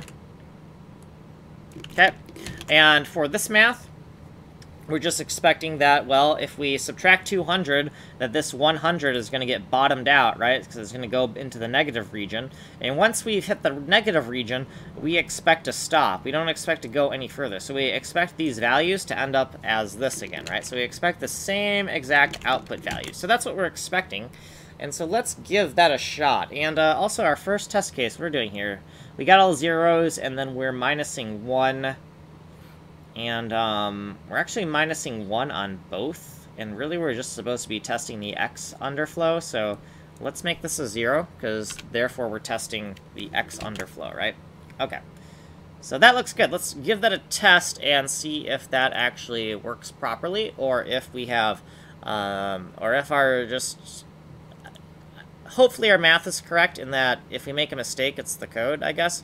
So the calculated values don't match the test table again. Ooh, I wonder why. These calculated values are getting to be a pain in my ass. So right, we had and where we're calculating the outputs, we're like doing the same math like over again, so it's getting kind of annoying where I don't know if I want this redundancy in my code. I think it was a bad idea now that I'm seeing what's kind of happening. Calculated expected outputs, like this is getting really long, and the idea is that if the rectangle is we're gonna nuke these expected outputs, right? This is like a redundancy where if we actually get all of these expected calculations, if we get this redundancy correct, by the time we've gotten it correct, we're just rewriting all of the translation code we wrote in the original function.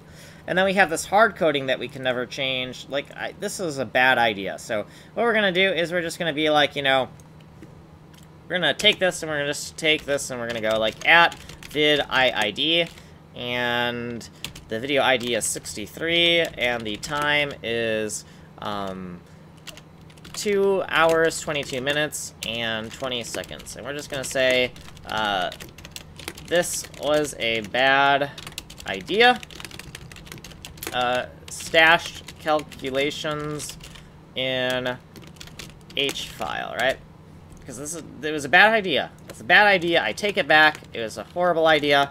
Let's go into our like documentation file where we kind of like stash everything, and let's just be like, bam, paste that in there. It was a horrible idea. Just paste these notes here, and we'll just paste kind of like everything else. So we'll take this, and we'll take the calculation values. This stuff here, horrible idea. You know, we'll just say, you know, hashtag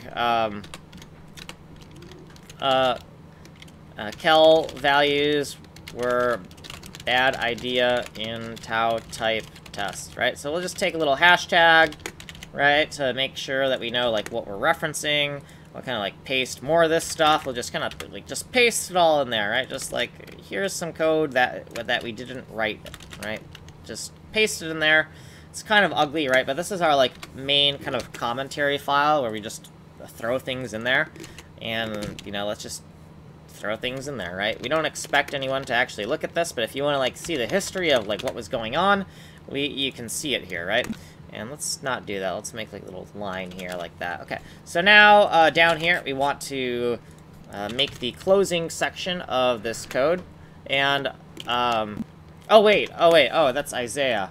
So you know, I keep on getting confused because I keep on confusing Frankie's username with your username. Yeah, because I'm like, Baby Seal, I did this, like, yesterday. But,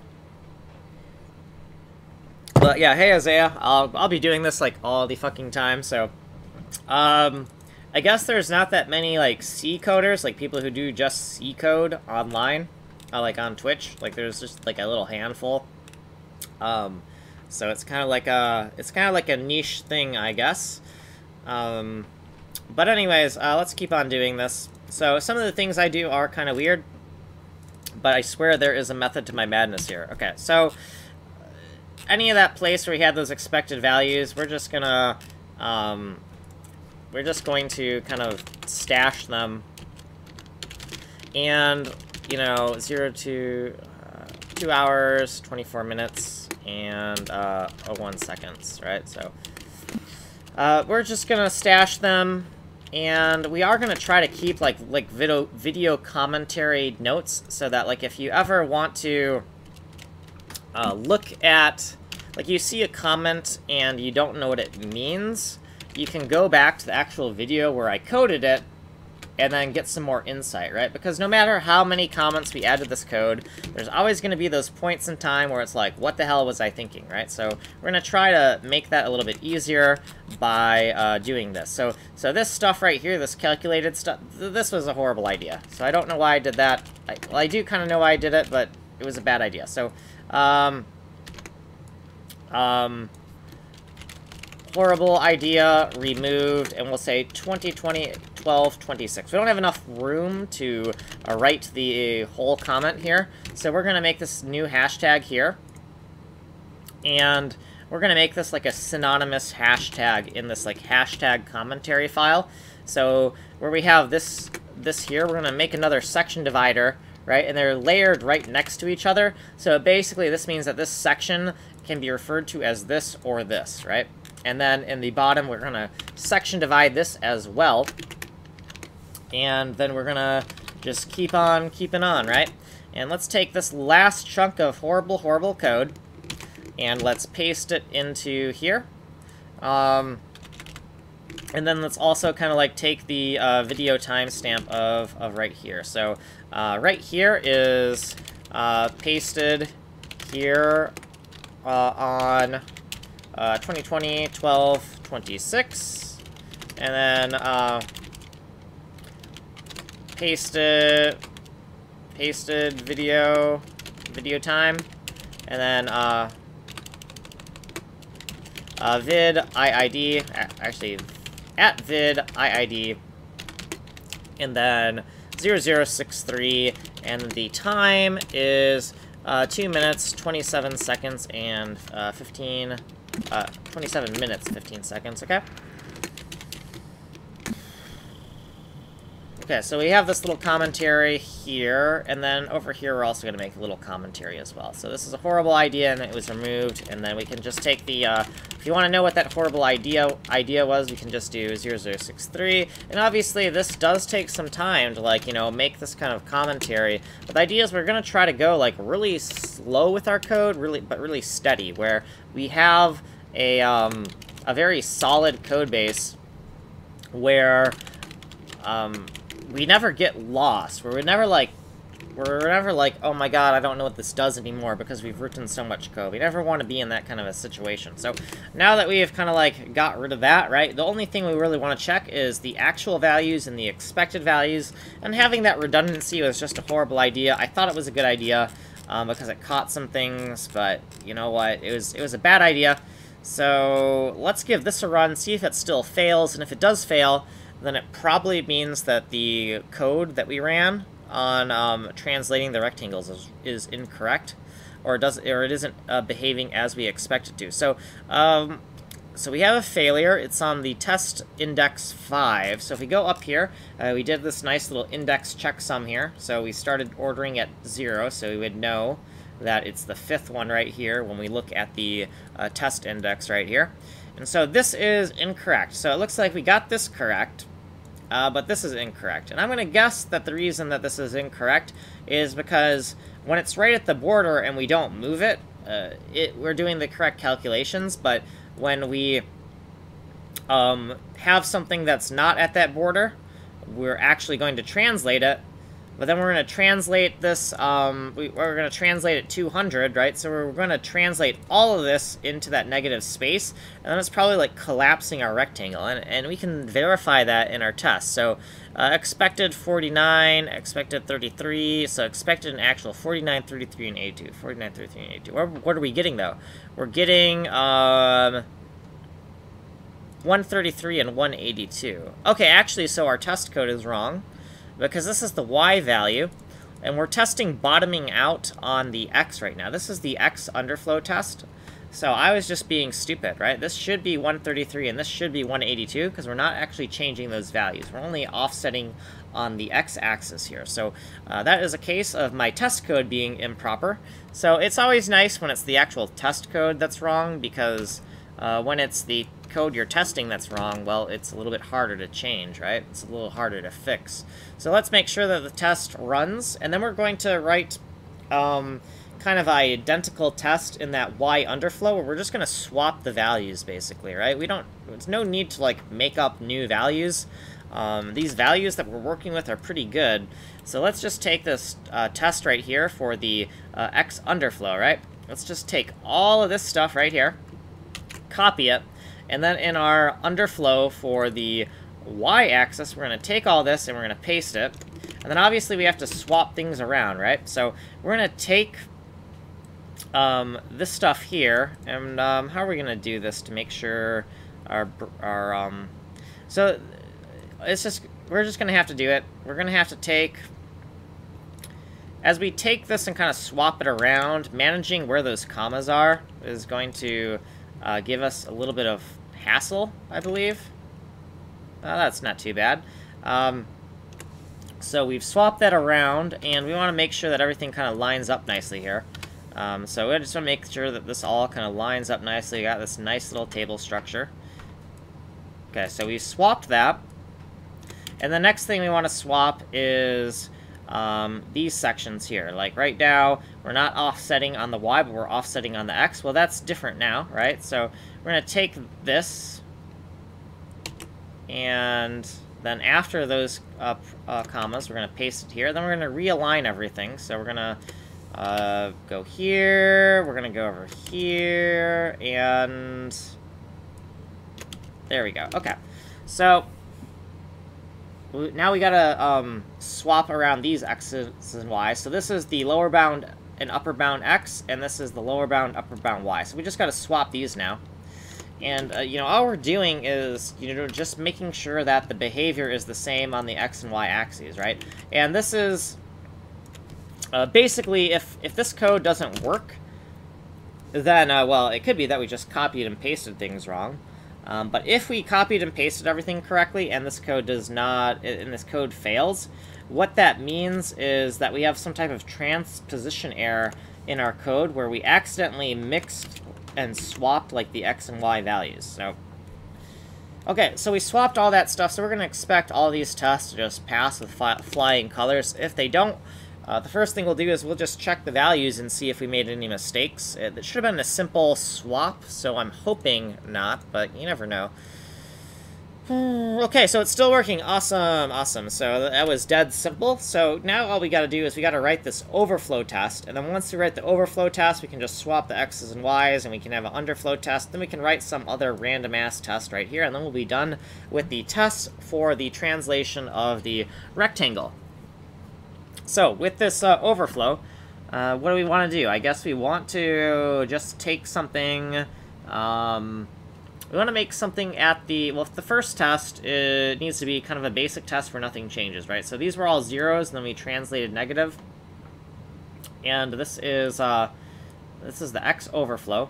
So let's take, everything is, let's make it very simple. Everything is 511, because that's our border. And this might come to bite us in the future, where it's like we've decided that the camera is hard-coded into this like 512 by 512 region. That might bite us. I don't think... I'm hoping it won't. I'm hoping that that's like enough room to work with the camera. Because of our data set is 512 by 512 pixels, and each one of those pixels could potentially be a tile, right? So if we're looking at the like raw buffer, if you want to abstract our bitmap, our texture as a tile map, and not do any type of fancy translations or any type of like fancy transformations to that data, then we need a camera that can at least do like 511 by 511 in terms of the bounds. Yeah, so, yeah, you know what, I'm happy with the 511 by 511 for the camera bounds that we're kind of hard-coding in here. We're doing a lot of, like, hard-coding, and that means we are kind of digging ourselves into holes, but we're just hoping that the hole that we are digging is a canal and, you know, not a pit of death, you know? And the reason why we're kind of hard-coding a lot of stuff is because it makes things more explicit. It makes things less abstract. It makes the code more rigid and less flexible, but it also makes the code a lot easier to understand. And we've done a lot of like waterfall kind of coding, where we have a very specific design in mind, and then we just want to code it out. So yeah, let's take everything at the border, and the X, we actually do want to add to it, and you know, this is a simple test, so we're just going to, like, add 1. And then for the y, we don't actually want to add anything. And we're expecting that nothing moved, right? That we just ended up back at 511, 511, 511 because we were already at the border, right? And we only moved on the x. So let's paste that in there and give that a shot. Make sure that a sanity check, right? Make sure that works. Because if that doesn't work, we don't want to start writing more tests if we don't know what the hell we're doing, right? Okay, so that still works. The next thing we want to do is we want to take something at that border on the x, and we want to, right, because we have this like 0, we have the lower bound x was at 5 right, the lower bound x was at that boundary, so we want to do the similar thing here where the higher bound x is at that boundary, and then we have like other values. So this needs to be a 511, right on the boundary. And for the other values, what do they need to be? Well, we need a square rectangle, right? So, to get a square rectangle, we're going to have to take this value, we're going to have to minus 50, and then because the rectangle is inclusive, that means the rectangle is going to be a little bit larger, 1 larger than it needs to be. So we're going to minus 50 and then add 1. So really we're just minusing 49, right? We got a minus 49 to get a rectangle that's 50. So let's do a 511 minus 49 in our calculator. 511 minus 49. Okay, let's just see what we got here. So 462. What? Hold on.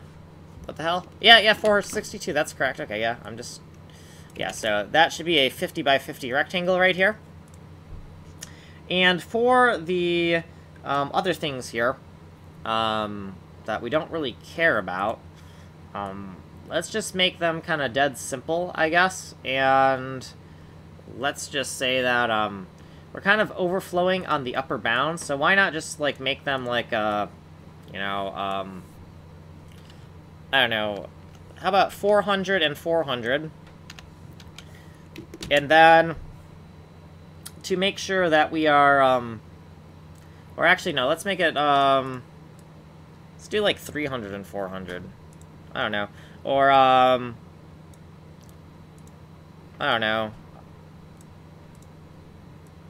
How about 333 and then 444? Okay. And we're not actually going to translate on the y. So if we look at, we got our x translation here and our y translation. We need to make these 0 here. Okay, so now we have these test values. What are we expecting? So we're expecting that because we are right on that border, we're expecting this just to not move at all, right? The upper bound x is already at the border, so we're just expecting nothing to move. And these y values aren't going to change because we're not even adding translation to the y. So we're expecting exactly this to end up in our output. So let's take that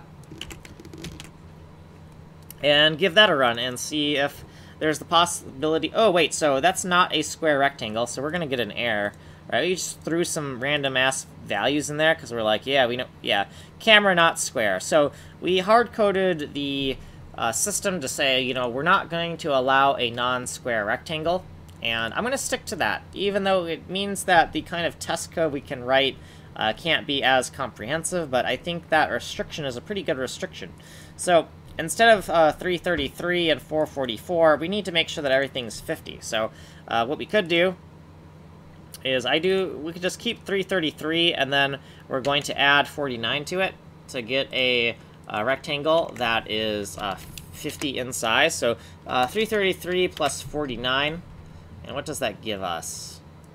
That gives us 382. Yeah, so we'll take this 382 and paste it here and here, and then let's give this another run. Yeah. So Isaiah, are you? I don't know if you're still here. I guess. Are you work programming anywhere, or what are you doing?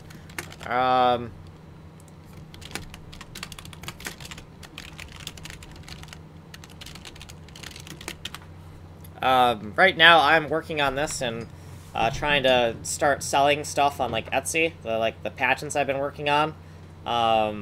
but I need to, like, take breaks from coding every once in a while and, like, actually take photos of products I've been working on and file provisional patents and things, and too many things going on. Just, yeah, things are chaotic here. So TAUTYPE rec inc fail, fatal error, and this is our test code right here. And that's not where I thought. This is test number 8. Oh, test number 8 is failing because we mucked around with the data a bit. But 7 is passing, so let's just make our test 8 now.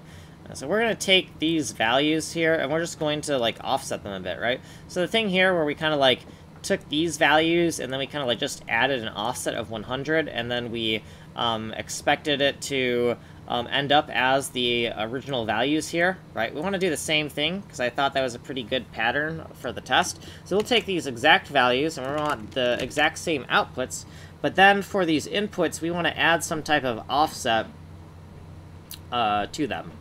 And then we want it to still bottom out, so we added like a higher offset when we did this. So we did a 1 here, and because it was already at the border. So what we could do is we could offset this by, let's say the 500. Let's just add like a 500 here. And we're adding 500.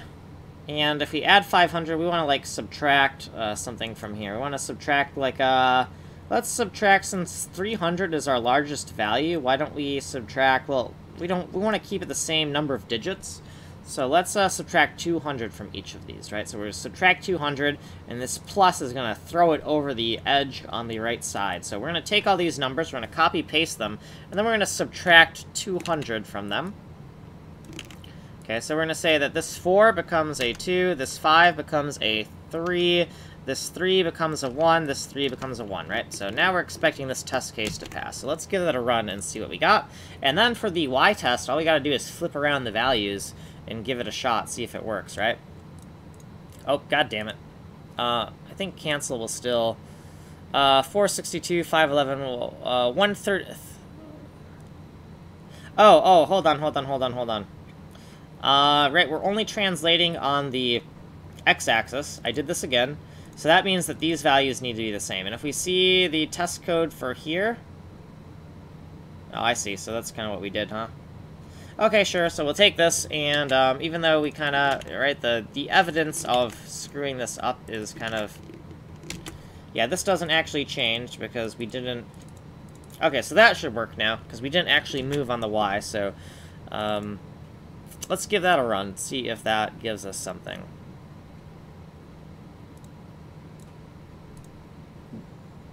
Okay, so that works. Okay, what I expected. So now we're going to take all of these tests for the upper bound overflow on the X. We're going to paste them all into this Y section. Then we're just going to flip everything, and then we'll have tests for the Y that are reliable enough. Okay, so everything's nicely aligned there. Let's take all of this, and then kind of like paste it over here.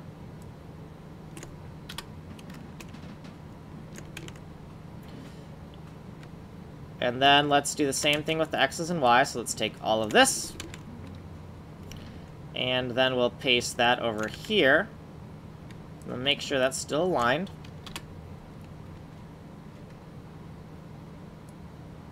Okay, and then we're going to take all of this, or actually, let's do it the other way around. Let's take all of this, and we don't want a comma at the end, do we? So we actually want to take it like this, and then we'll paste it over here, and then we'll have to realign stuff a little bit. Yeah, so we just swapped the X's and Y's. And the idea is that if this test code doesn't work, it means that there's a transposition error in our code. So everything is nicely aligned. Let's give that a shot. Let's hope that the code still runs. And then after we've done our translation test, we need to do like our zoom in, zoom out test to make sure that the calculations for the viewport are also correct. Okay, so that works. I expected that. Well, I expected that if we didn't make any mistake with the moving the numbers around, that would be correct. So now let's try something else. Let's just merge the. How about we just merge the X and Y overflow tests? Maybe, I don't know. I don't really know what we want to do. Let's just do like I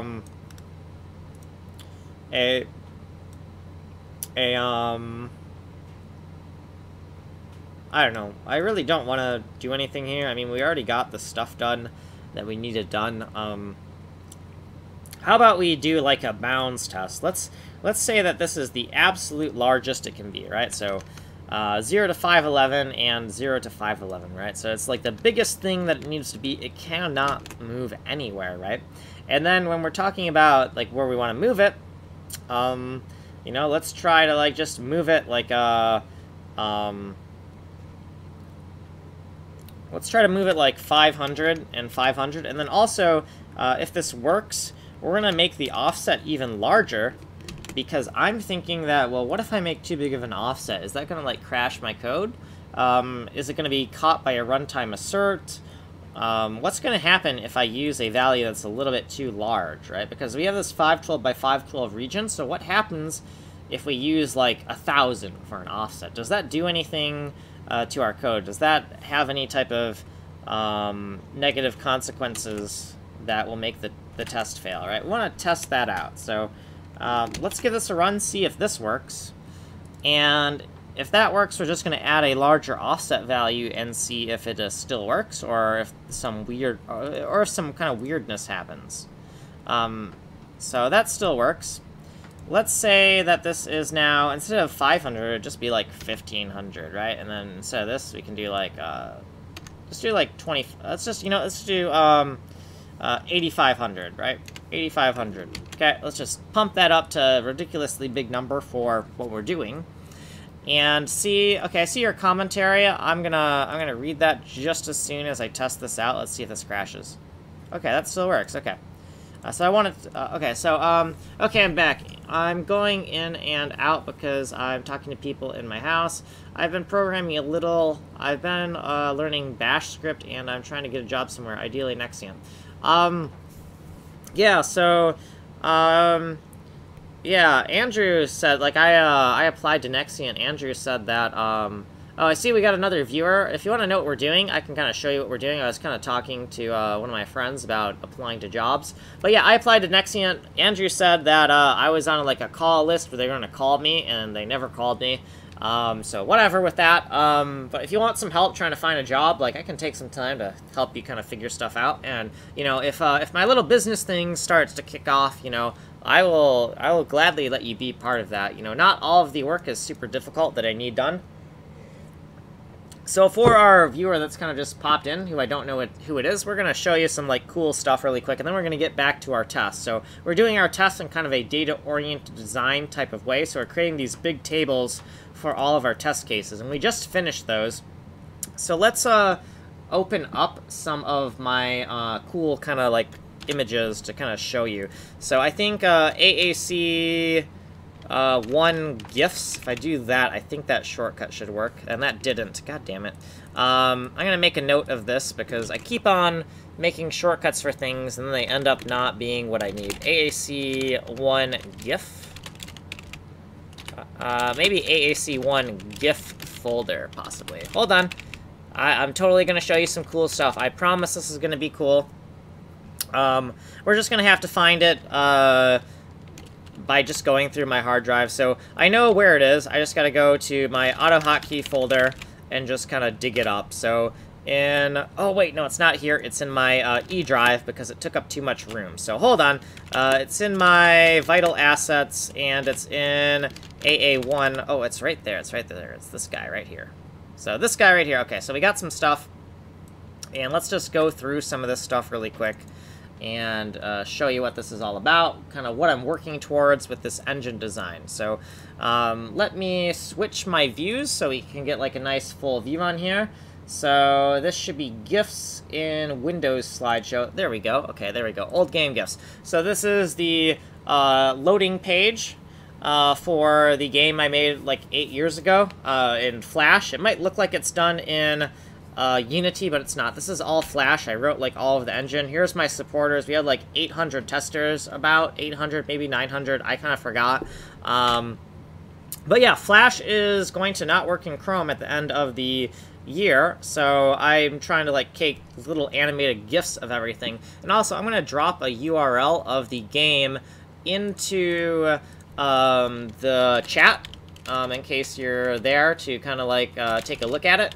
And if anyone can take animated GIFs or images of playing this game before the end of the month, I would be very grateful, because I need to get more content to kind of like show people what's going on. So let me just move to the next level here while I'm trying to search around on Newgrounds for this URL. So let's see, Atomic Alice. And okay, found the game. Let's just get that to load. Okay, so I'm going to drop that into the chat right now. And so if you're viewing, you can actually go check out that game on Newgrounds and check out the actual levels that you're seeing in this slideshow. These little animated GIFs, you can actually check those out yourself. So the basic idea of the game is it's like Bomberman, but there's different directional bombs, right? So there's four-way bombs, and then there's two-ways. Okay, and you can have a two-way vertical or a two-way horizontal. Also, for the four-ways, there's two variety of four-way. There is a small four-way bomb that we like to call a fuse bomb, because it goes very slow when it chain reacts. And then we have a larger four-way bomb that is like a skull bomb, and it's an instant kill bomb. So most of these bombs, you can actually touch them, and that's perfectly okay. You can touch them and walk right past them. They're like proximity mines. So they're like these, there's like these mines that are kind of like stuck on the wall, you could think of them as. And when you walk past them, they light up, and then they have a little delay. They light up, a little delay, and then they start to blink really fast, and then they explode. So the idea is you can make these like nice little chain reactions with the bombs, and you can like blow out parts of the level. Different materials in the game have different properties. So some materials, when they explode, they don't leave behind anything, and other materials will leave behind a debris. So you can see in one of these levels, right, so the dirt doesn't leave anything behind when it explodes. So you see these dirt tiles, they leave nothing behind. And then when you see these vent tiles, the vent tiles don't change. Well, they kind of change a little bit because of some artifacts of how the engine works.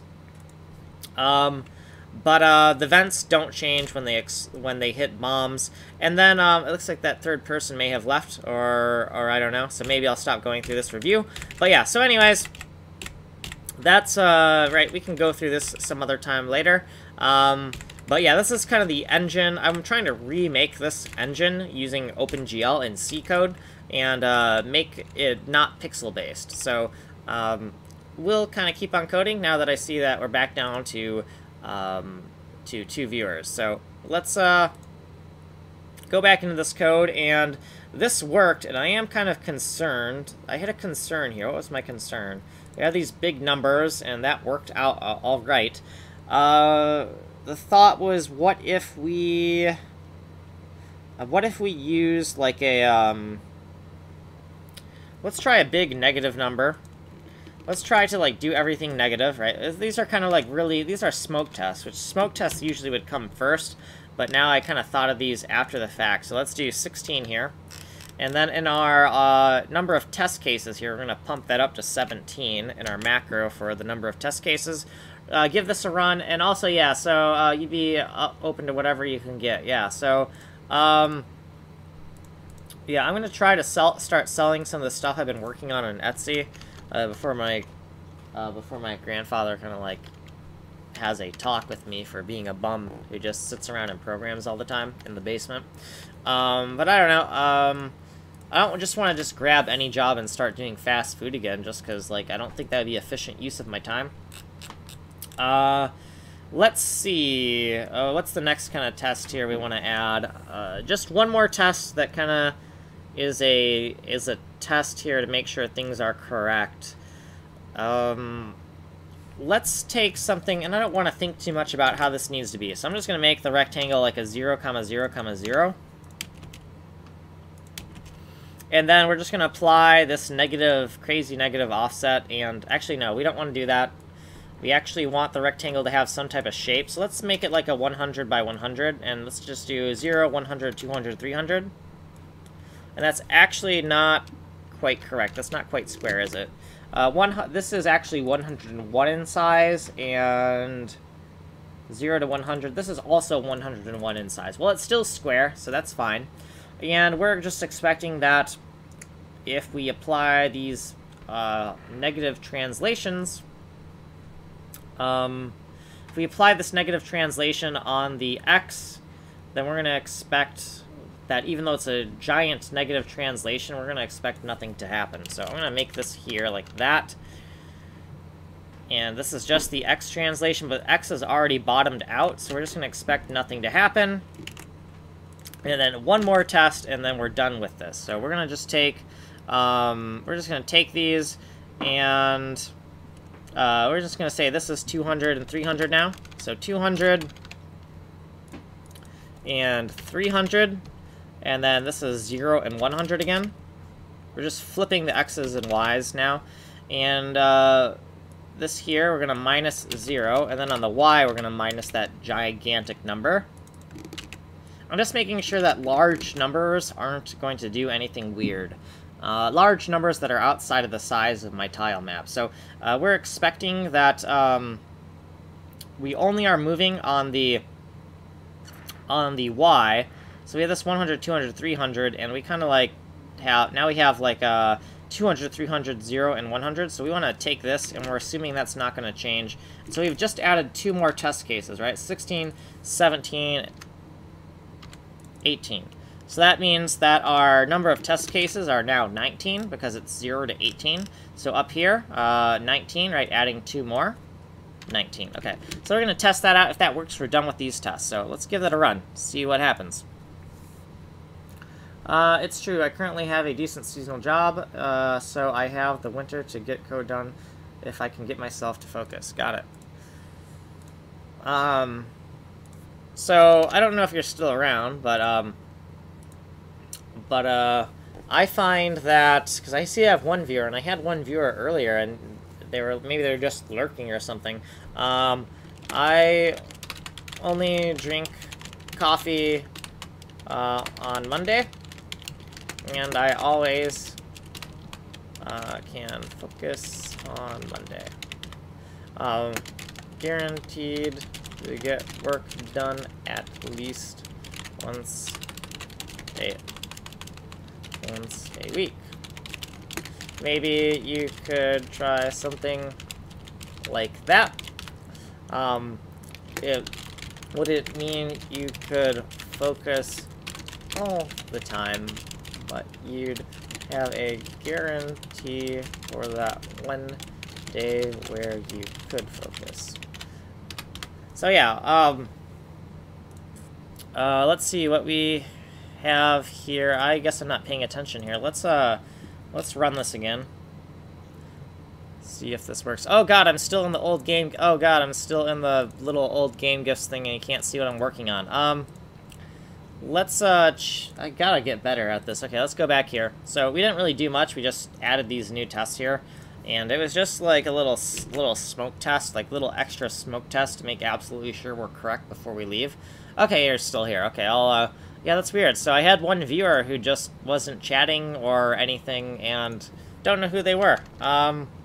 So I have some type of lurker, I guess. Okay, so that works. I've been telling myself better something than nothing, and I usually incentivize GitHub green squares. Yeah, totally. Like, I do that all the time. Like, I have I will like just I have this thing where I have a reminder that shows up on my computer telling me to like do push-ups and do a git commit, and if I don't have like anything like yeah, I saw 3 people in here as well. Yeah, so if I don't have anything decent to commit, I have this like trash repo that's private, so nobody can see what's in it, and I totally hack this, like, right? I totally game this system. I just commit some stupid message to it, so I have at least one git commit a day, so that it looks good, right? And Obviously, that's kind of playing dirty, because, right, we should be... Well, you know, if we're completely honest, we're going to get our asses handed to us, right? You're familiar with Joshua Fluke, so I don't have to tell you about that. But yeah, I'll have a little reminder to do push-ups, and if I haven't committed anything that day, I'll do my push-ups or whatever, and then I'll just push up a random commit to something private so they can't see me doing that. But so far, because I've been working on this, I haven't been doing that much. I've just been, you know, actually making decent commits that can be used. I'm doing actual useful things rather than pretending I am, which is always better, right? The idea is you don't want to be completely honest, because you're going to get screwed over. But also, there is some truth to, like, you know, if you lie and don't actually do the work, then you're not actually better, and you're just hurting yourself. Oh, we got 3 people again. So the tests are done. I just finished the tests. Well, the tests for the rectangle translation are done. So that means that all these test cases are done. So this is the first test case, this is the second test case, the third test case, right? So we put all these test cases. We got 18 test cases in a big array right here. And so it's nice because we have a very dense overview of everything we're testing. And all these tests pass. And what we're going to do now is we're going to extract this specific unit test to another function, and we're going to call it like unit test translation or something like that, because this is really big, and I want to start off with like a nice fresh slate when I do the next unit test, right? So we're just going to take all of it and paste it into another function, and yeah, and then we're going to do the next unit test. The next unit test is going to be a unit test for the zooming in and out of the camera. So we need to make sure that the math for zooming the camera in and out is correct. One of the things that we want to make sure with the camera is that if we zoom out too much, we do not want the camera to ever exceed the boundaries of the level map data. And if the camera is in a corner and we zoom out, if the camera starts to hit say the upper right-hand corner, we want the camera to actually adjust its position. So if we're zooming in and out in a corner, then that zoom can actually change the camera position, which might be kind of weird, because you're like, why would zoom affect the camera position? Is that a sensible choice? And it is a sensible choice for the way I want to do my camera, because I do not want my camera to ever go outside of the bounds of the data, because, or outside of the bounds of the level, because nothing actually exists there. Now, we could say, oh, well, you could, like, render some type of filler pattern, or some type of noise, some type of, like, you know, out-of-bounds pattern, or you could do something graceful, but I'm thinking in terms of what's going to be easiest for, you know, working with the data, right? And, it's going to be kind of hard if our rectangular area is like outside of the bounds of the texture memory, and our texture memory is storing the tile values, and then we're like doing these texel fetches on invalid coordinates. That's just going to be a pain in my ass. So I'm not going to do that. I'm going to just make sure that the camera is always over the data set that we're zooming in and out of. Okay, so with that said, let's create the signature for this test. So we're using C code, by the way. So we're going to say void, and this is going to be a private function, and because it's private, we're going to use a lowercase namespace to denote that. So TAUTYPE and unit test, and we're going to call this, why don't we call it just rec inc and translate. Okay. And what was I forgetting? Okay, so this is the project namespace, AAC 2020, that stands for Atomic Alice C, year 2020, the year it was established. TAUTYPE is the sublibrary that we're currently in. You can see that we're in TAUTYPE.f.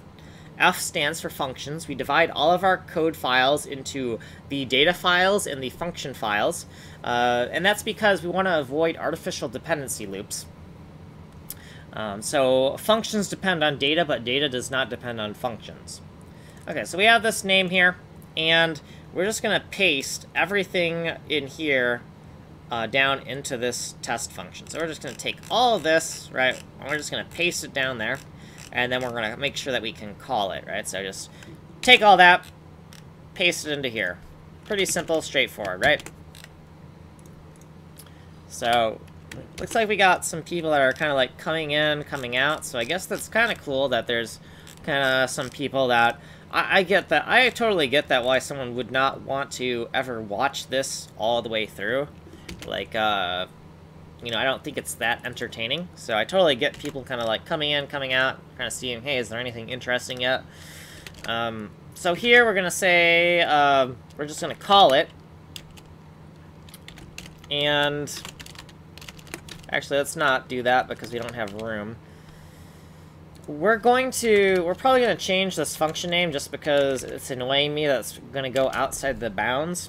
But what I want to do is, because the function is below, I need a forward declaration for this function. So we're going to make it extern, and we got to take the type, so extern void, and then it takes a void, returns a void, right? This is way too big of a function name. So what we're going to do here is we're just going to rename this.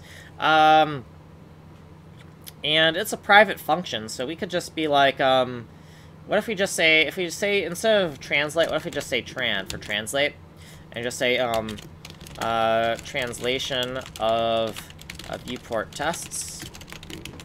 And that's actually ugly, so, let's put it in here. This function.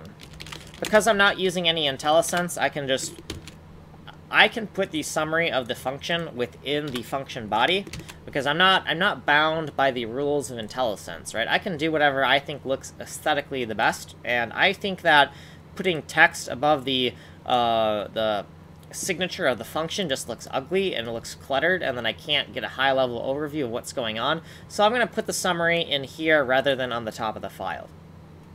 Okay, so let's take this and see if this is enough room. And if this is not enough room, we're going to change the name one more time. So still not quite enough room. So what we're going to do is, let's just say UTC for unit test code, right? And then bam, and bam, and now that's short enough. And the reason why I want it like that is so now I can take this and kind of align it right here. And then we can also make a note that this is void. Right? And void. Right, we don't call it with void, but we just want to make a note that that's void. So now you might be like, well, that's kind of weird. Like, why the hell are you doing this? And the reason I'm doing this is I usually code without forward declarations. And because I code without forward declarations, usually when you look at a function and you see it's called, you know that the function is somewhere above in the code. You have this, like, guarantee that you always know where a certain function is because I don't use forward declarations. Now, when I do use forward declarations, that should be a sign that the function, instead of being above, is below, right? And to make sure that we can absolutely see that, we always glue this forward declaration right above where we're going to call the function.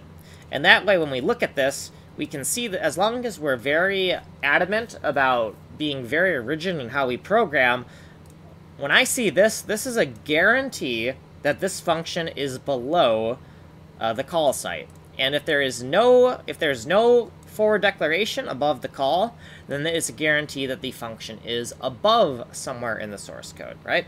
So we want to, the reason why we're doing C code is we want to be able to navigate. We want to know where everything is. We don't want to get confused by having overly complex abstracted code, right? So we want to have a lot of rigidity to how we're doing this, and this is part of that rigidity.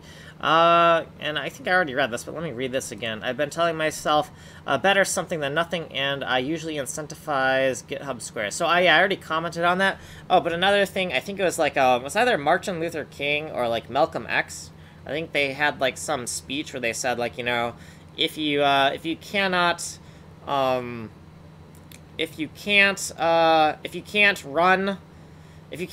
walk, and if you can't walk, crawl, and I kind of think of that sometimes, like when I've, like, if it's the day after I've drunk a whole bunch of coffee and I'm like totally like, I'm totally burnt out and I can't really get much work done. I just kind of remember, you know, if you can't run, walk. If you can't walk, crawl, right? And so we're just trying to make progress. And the other thing I've been doing to try to keep myself motivated, which is kind of weird, is I've been watering a tree. I've been growing these like little avocado trees, and the idea is that trees grow really slowly. And the other thing that's growing slow as hell is my code base.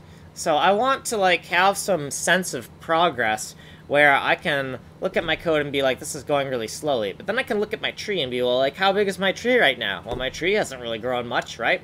So I'm trying to make this very slow, steady progress, and I'm trying not to get demoralized by this kind of slow progress. So I'm trying to grow this tree and kind of look at it every day as I water it and be like, well, you know what? This tree hasn't grown much either. So, you know what? Maybe we'll just, you know, remember that, you know, look at the tree. You know, the trees eventually grow into these gigantic things, and I want this code base to be around for like 10, 20 years. That's my goal here. I know this is kind of crazy because it's like I just started working on this a few months and I'm like, no, 10, 20 years. But no, I've been looking for the perfect tech stack to start an engine, and I've been looking on and off for 8 years. I finally decided on C. I finally decided, no, let's stop this JavaScript prototyping shit. It's just dividing our work efforts. Let's just commit to the C and just write C. It's kind of scary to write C code, but I've written enough like test C code and little C code projects that I've thrown away that I'm comfortable enough in C that I know that if I'm going to be careful, I can actually get through this, even though I'm kind of scared because it's C and it's like this is the big people language, right? This is not a toy language, but I'm confident that I can actually do this. So let's okay. So we're calling it. We renamed it just to be kind of short. Let's just make a note here that UTC is unit test code. And code is just redundant. The only reason I call it unit test code is just because I want a 3-letter acronym. That is the only reason, right? Because I keep everything to like 3 or 7 letters, right? Like if you noticed, 7 letters, and then 3 letters, and 3 letters, and 3 letters. And the reason why it's 7 and 3 is because when you take these 2 3-letter identifiers that are separated with underscores, you get 7, right? And the other nicety of this is that by making everything either 3 or 7 letters, it actually aligns very nicely with your tabbing, right? Because you got 4 spaces per tab. So let's say we have like 1, 2, 3, and then we space 1, 2, 3, and space 1, 2, 3, space 1, 2, 3. They all start at the beginning of a different tab, right? So it's like totally OCD of me, but that's how I've been doing it. So, so at video integer ID, and let's say that this is 3 hours, 13 minutes, and 21 seconds. And that wasn't what I was supposed to do. That's the time. So the vid integer ID is 0063, which is in the bottom right-hand corner. And I'm going to look at your comment just as soon as I'm done typing this. So, you know, this is about when we extracted this. We're a little bit off, right? It's because we kind of ranted while we were writing this. But to review, since I just wrote this timestamp, so if someone goes to this timestamp, I want them to know exactly what's going on.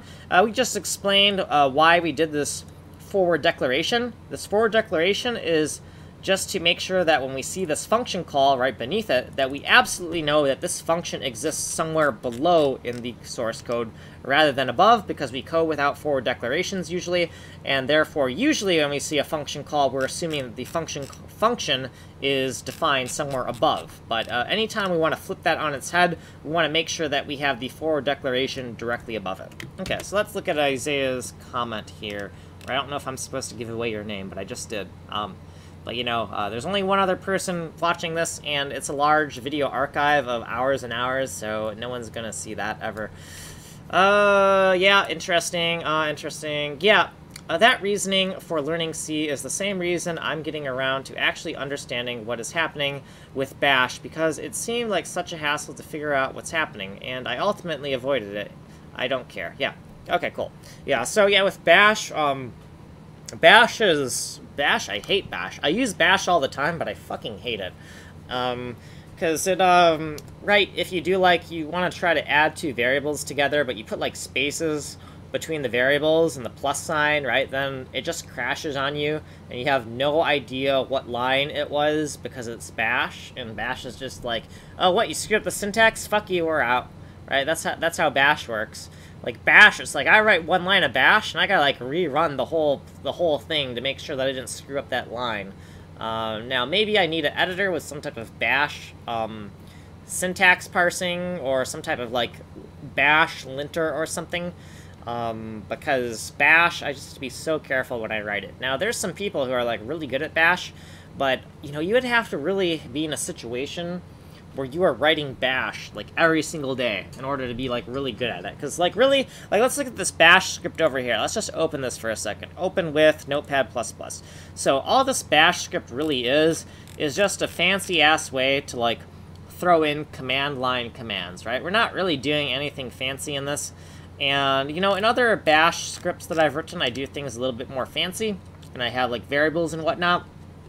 But I want to keep things simple, so I am avoiding that here. Now, the thing with this Bash script is a little bit different than some of the other ones I've written, because this is kind of my compact build script that I use for projects. And the reason it's compact is, right, we have this line continuation characters right here. And that means, because we have these line continuations, I can't put commentary here. I can't put comments on what all these things mean, which really annoys the hell out of me, because, like, I actually want to put commentary here, but I also like the minimalist here, right? So, STD C11, so we're compiling as C11. We're targeting 64-bit. This macro doesn't really matter, because we're not actually using it, so let's just delete that right now, because that's a stupid artifact of our snippet. And overlay strings we're ignoring, because unless you're on, like, a really old architecture, it doesn't matter. And we have these huge GLSL shader strings in our code, right? So we had to ignore that warning. Strict aliasing is just so that we can't be, like, passing... I think that might just be to make sure that we're not screwing up the restrict keyword, but I could be wrong. It could also mean that a function can't take two parameters that are pointers to the exact same thing. I'm not sure. That's not something I would ever do anyway, so I just turn that on. But yeah, warning strict aliasing and then F strict aliasing. So I think this makes it stricter, and this makes it so it crashes on... Oh no, this makes it so it shows warnings for strict aliasing. And then I have warnings are errors. So this right here means that warnings are errors. So anything that I say warn about, it's going to make sure that I can't compile. So if I have any compiler warnings, I can't compile. So so I'm not sure what this one is. And this is why I would like to have some comments here, because I can't remember what all they do. So pedantic just does, like, little stupid things, like I can't, like, put semicolons at the end of my functions because pedantic mode. Just little stupid things that nobody cares about, but we're going to do them because we want to be as strict as possible. Yeah, just a lot of stuff here in this build script. But, right, it's Bash, but, right, I'm not trying to do anything fancy because Bash is so easy to screw up.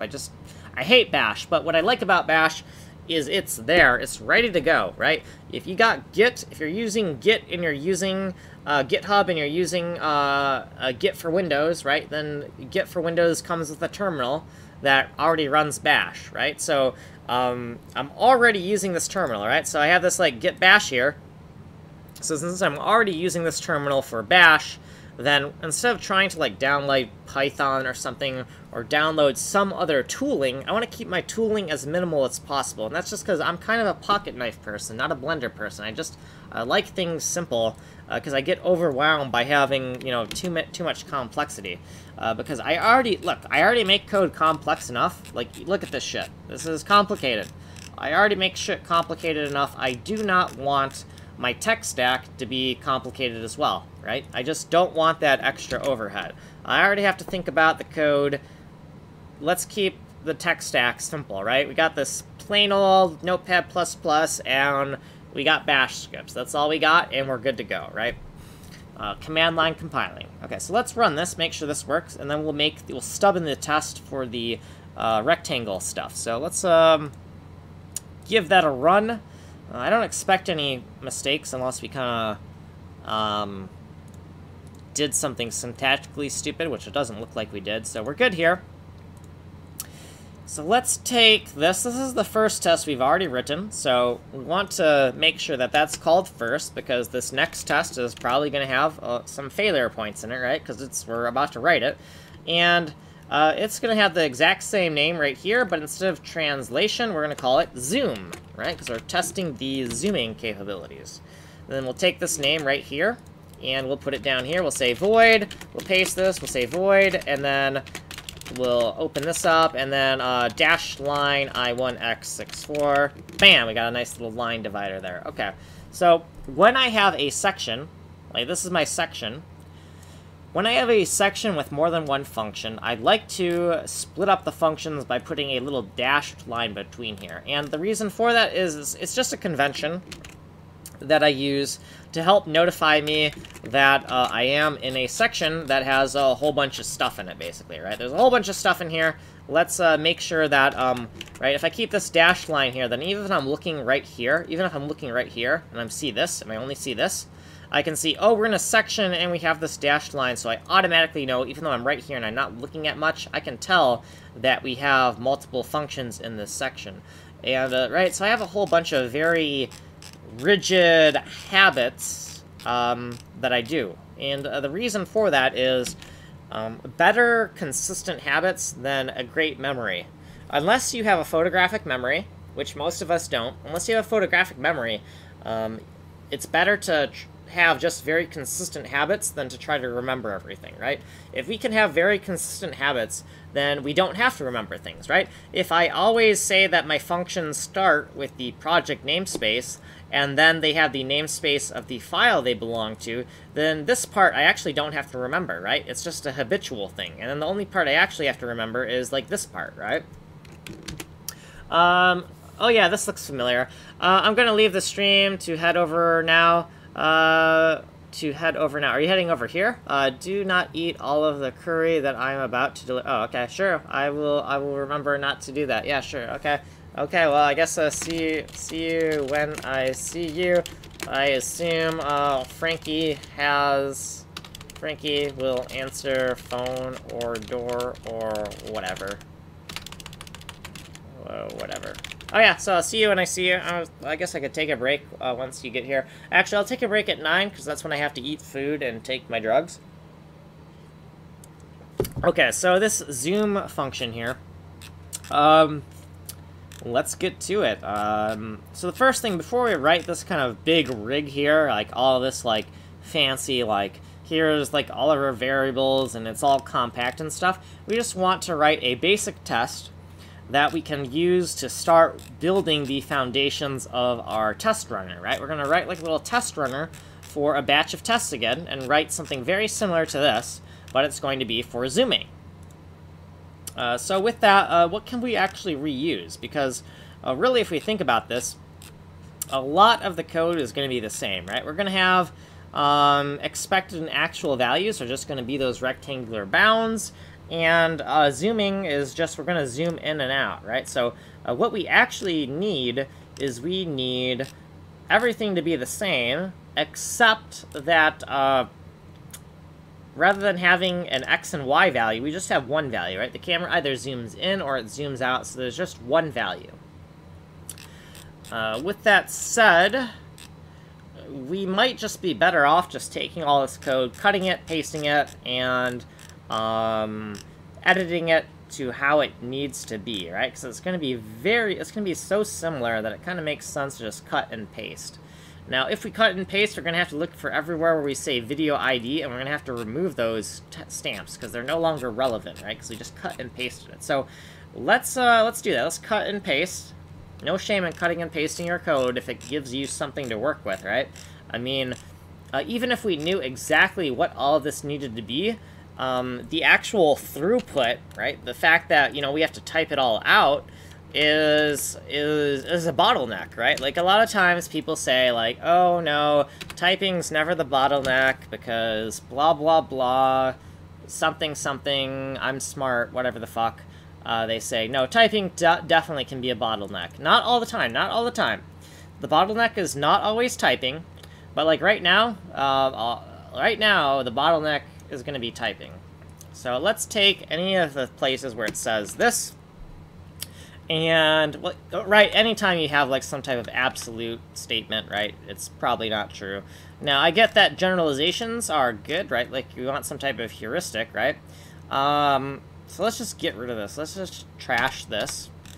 And what else do we have? We got this thing here. Let's trash this as well. And now we got something to start with. Let's trash this as well. This function. Zoom of viewport test. That's what this is. And this should actually run, but we need to use a different enumeration here. So let's actually swap out that enumeration, right? So let's change this to 2. And I guess for these things, we could do different corners that are kind of like zooming too big in different corners could be a thing. I think that could be helpful. So let's take these test cases here. Let's go in our macros, and we'll add 2 more macros. Paste that there, and now the number, this is just number 2, right? We don't really care what these are named, we just gotta, like, name them and put them somewhere.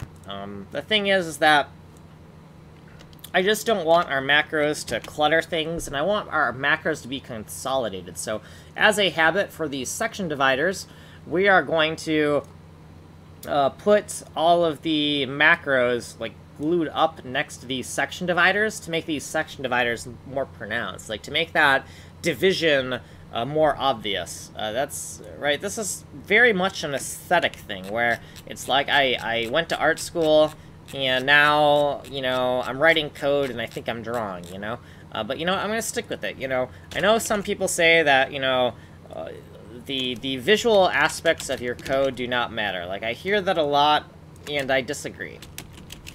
I think that when you have code that allows your eye to flow over it nicely, and it allows your eye to analyze patterns easily, then you can find a lot of, like, really stupid mistakes in your code that may not be found easily by tests, or may have been overlooked by tests, right? You can find more mistakes in your code if you have very rigid patterns for how you write your code, and if you write your code to facilitate finding patterns in the code visually. So let's give this a run and see if the test we stubbed in, right, we just copy and pasted a whole bunch of stuff. Let's just make sure that our copy-paste job is okay, right? And then we have to change some things around. So we need to change around the error message here. So we have this TAUTYPE rec inc test get put fail. Let's just say I don't know, get put, I don't know. Let's just put the date. I really don't care. Let's not think about it too much. Let's say 2020 12/26. And then just say that the time is 7:37 p.m., right? So, mission failed. Okay, right? It doesn't matter what it is, just keep some type of unique string. That's fine. Now, we are kind of like loading our executable with these strings, and that's kind of like, oh, maybe that's a problem. And we could, but that's a later problem. That's once we have a working product. Once you have a working product, then we can worry about like little optimizations, like, oh my god, our executable is loaded with a whole bunch of strings. Maybe we should fix that, right?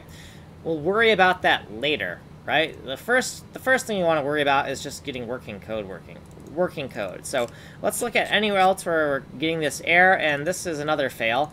And we'll just say that 2020 12/26, and we'll just say that zoom test failed, right? So the idea is This is pretty unique, but might not be unique to the entire code base in the future. So we'll just tag it with a date, and that should be unique enough to where it will always be a unique string within our code base.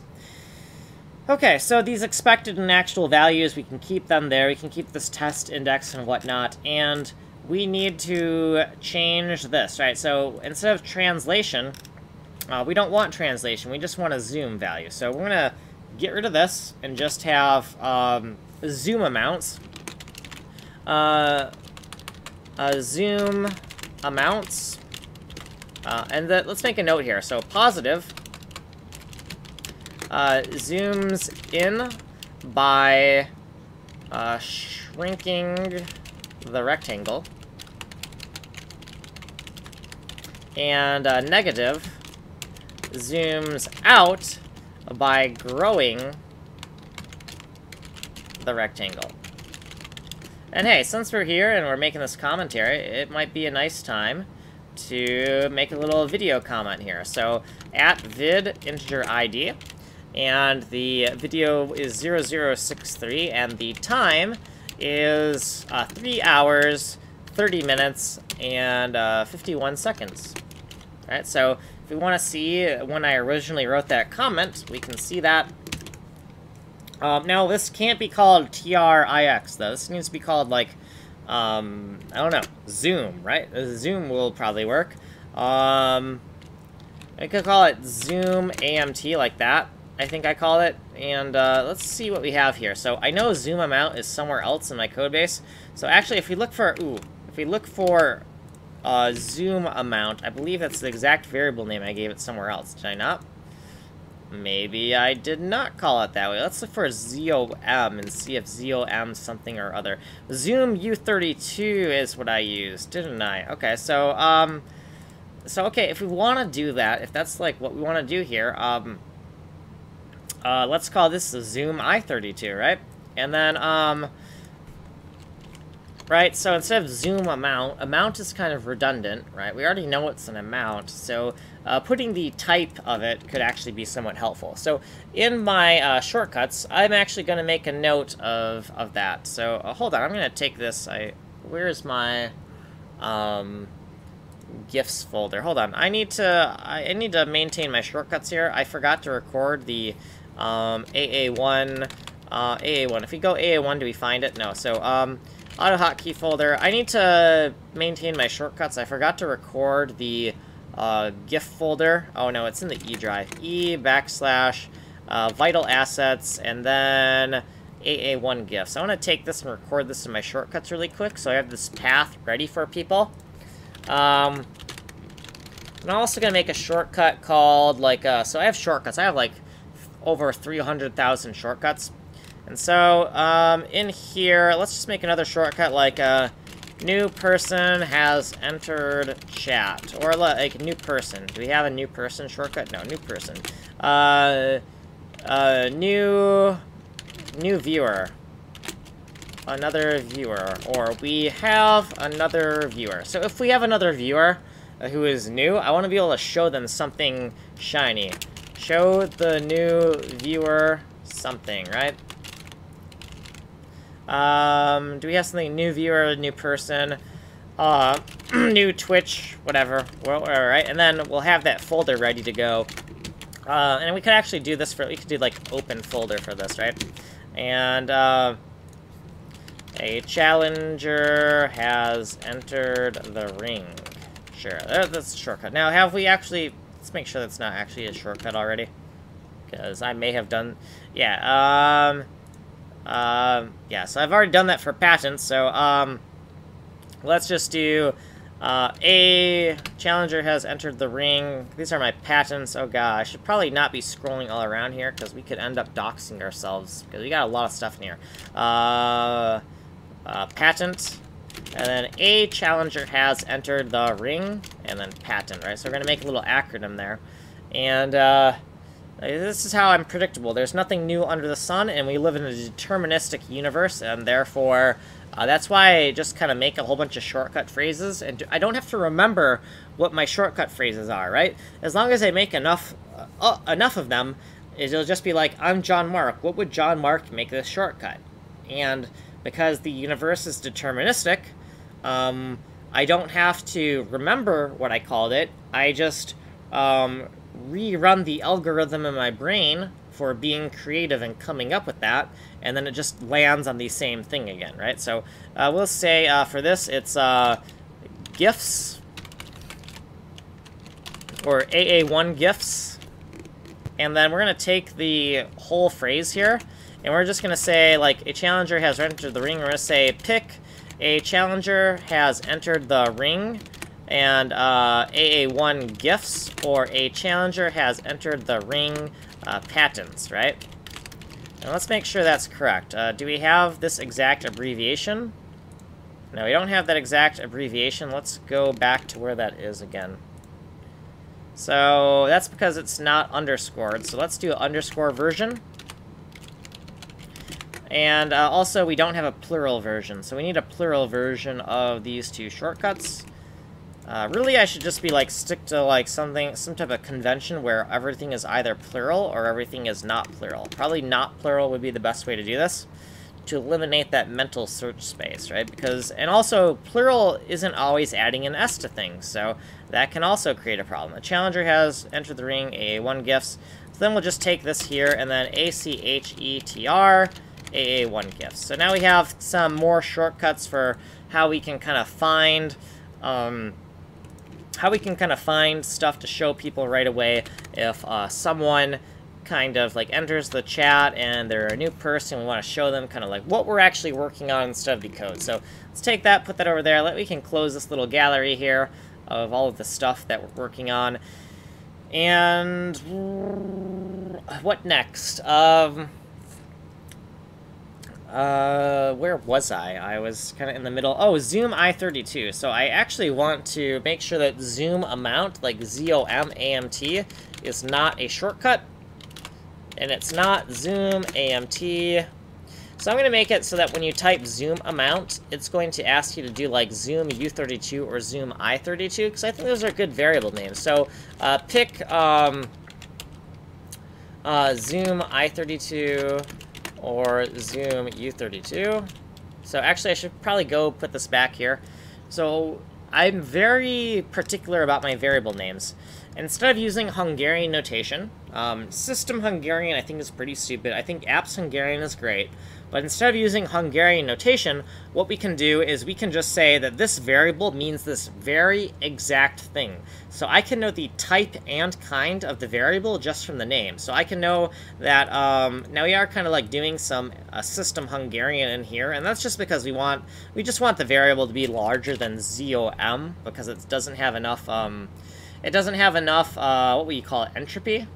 It's not unique enough. It's not unique enough of a variable name where I'm capable, where I can just go Control F through the code base and find it everywhere I'm using it. So we're just gonna say pick this, and then we're gonna put the date 2020 12/25 of when we kind of like made this shortcut. And then if we do the backwards version, we also want to make sure that that we say something about this. So AMT zoom like this, and we're gonna say backwards and wrong, please pick, and then zoom I32 and zoom U32, right?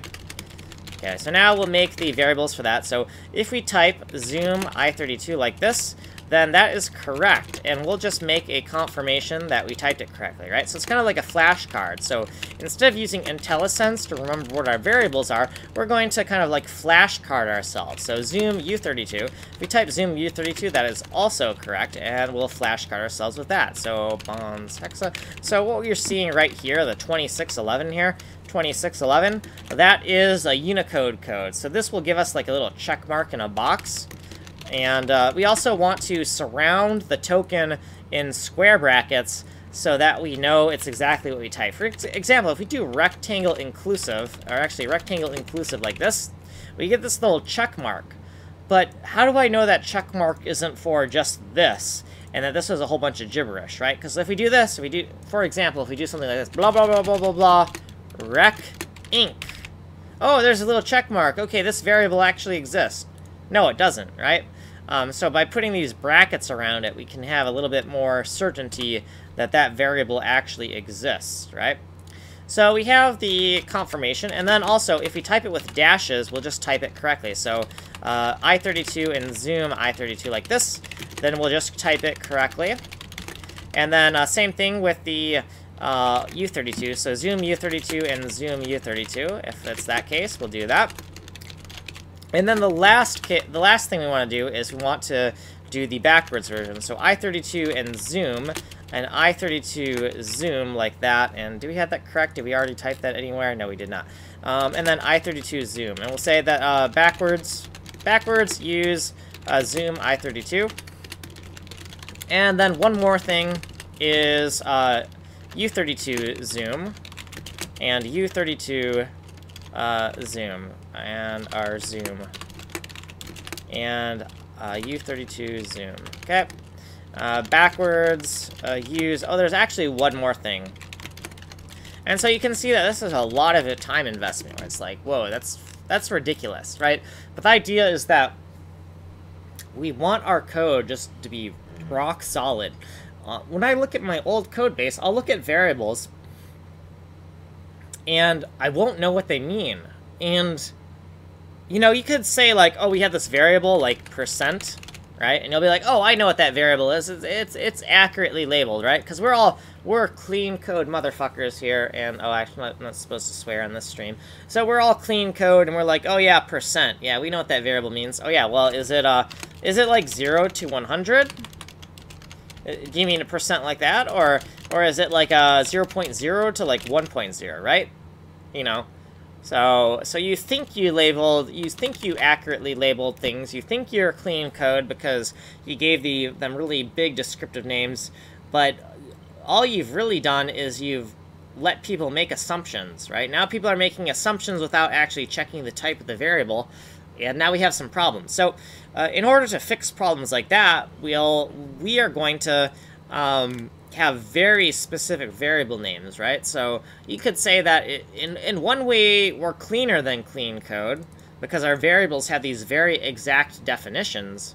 But then in another way, we're dirtier than clean code because, oh, clean code doesn't like us doing this terse shit, and it doesn't like us doing things that we can't pronounce and all that stuff.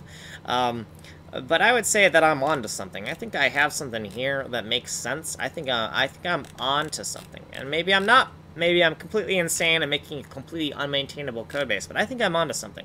So the other thing we're missing here is U32 zoo, and the reason I'm using zoo is because usually when I abbreviate, I take the first 3 letters of something and then bam, abbreviation. We don't have to think about it. But for zoom, you know, zoo is already a word. Zom, it just sometimes I make, instead of taking the first 3 letters, I do things phonetic like this. So I'm not completely consistent in how I abbreviate, and to make note of that abbreviation and consistency, we should make a note that if you type U32 zoo, that it's actually U32 Zom, right? Actually, it's Zom, not zoo. Use zoo U32. And it is the U32 after, right? Because it's general to specific. They're both the zoom variables, but the specific thing is it a unsigned integer 32-bit, or is it a signed integer 32-bit? So, now, we could make more shortcuts for the forward and backwards version. I think I'm just going to do the zoo U32 like this. Zoo U32, zoo U32, and zoo U32, right? Zoo. And then we're going to do the exact same thing for the int 32. So what we could do is we can just take this and we can get a template here. Do farc template, and we can take the code that we're working on, this thing right here, and we can say that, you know, look for where it says U32 and just replace it with an I32, right? Because that's what we're going for. So do that and then type farc. It's on the clipboard now. All that data is on the clipboard, and this command is going to read that data from the clipboard and find and replace. So, bam! Right there. So now we have this new thing, it's zoo not zom, and then use this, right? So now we have these variables kind of like very well documented, right? So obviously, like a lot of work, and it's in my shortcuts, right? It's not actually in the code base, so I actually need to make like a big index of like all the different variables and their exact definitions eventually in the source code, but for now, we're not going to do that because it's a big time commitment. So sorry that, you know, as somebody from the outside looking at my code base, they might not understand what everything is. I apologize, but that's just the way it is. So this right here, we're going to take this, we're going to place it, and we're going to, this is now going to be like 5, 6, 7, and 8, right? So there's one less parameter in our test case stuff, right? So this stuff, we have like the OX and OY, that's going to turn into our zoom amount. So what we could do to keep this kind of simple is we could just split this down the middle and say like 005, and then keep the same kind of spacing. Oh, let's make sure we're in the zoom thing. Yeah, we are in the zoom. And let's make this a 6, we'll make this a 7, let's make this a 8, and let's make this a 9. Okay, so now we just want to edit this a bit. So the first thing we're going to do is we're just going to fill everything with some type of basic test that always passes, right? And we're just going to cut and paste it all, and then we're going to fill in the tests as we go. So we have everything is 0, and then for the zoom amount, we're going to say, oh, we're going to zoom in 0, right? This 0 is going to be our zoom, and we do want to make sure that we have like a plus or a minus. So we could do like a 0 plus, and then we could put the actual amount that we're zooming here. We could be like, you know, 1. No, 0. It's going to be 0 for the first thing.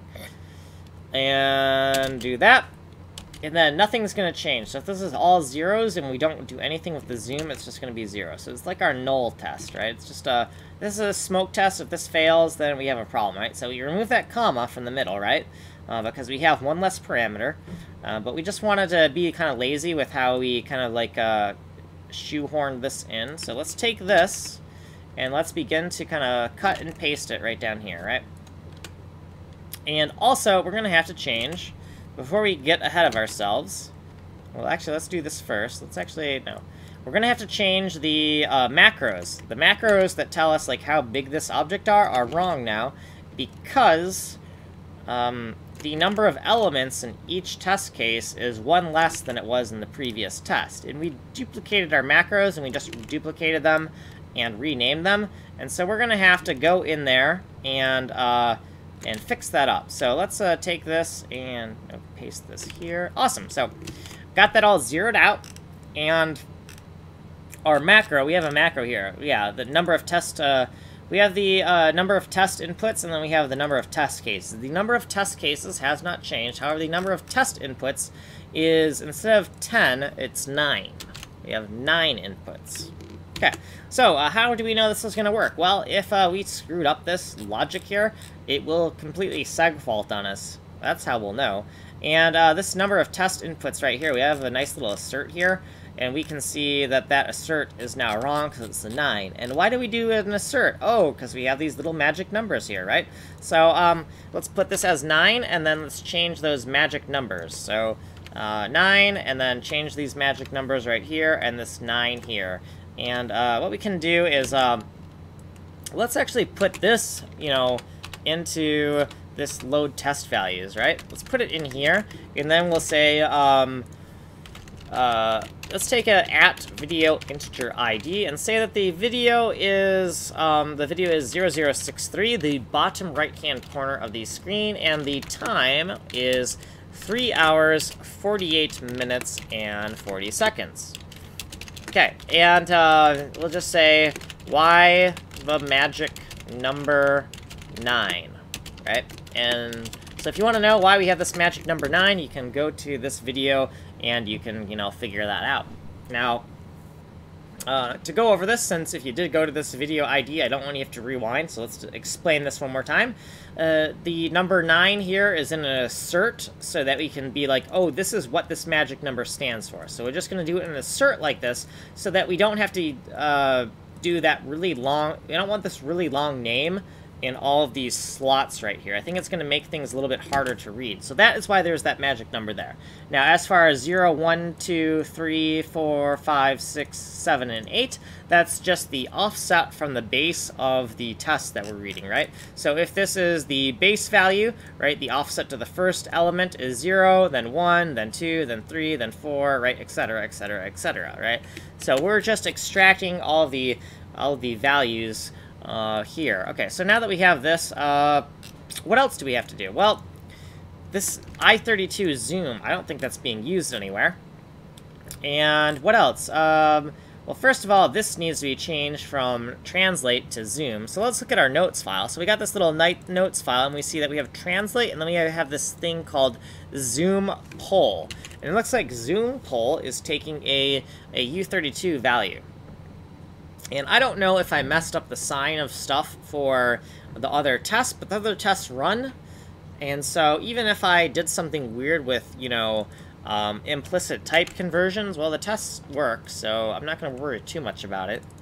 But let's take this, and therefore we need to say this, and we did zoom I32, correct?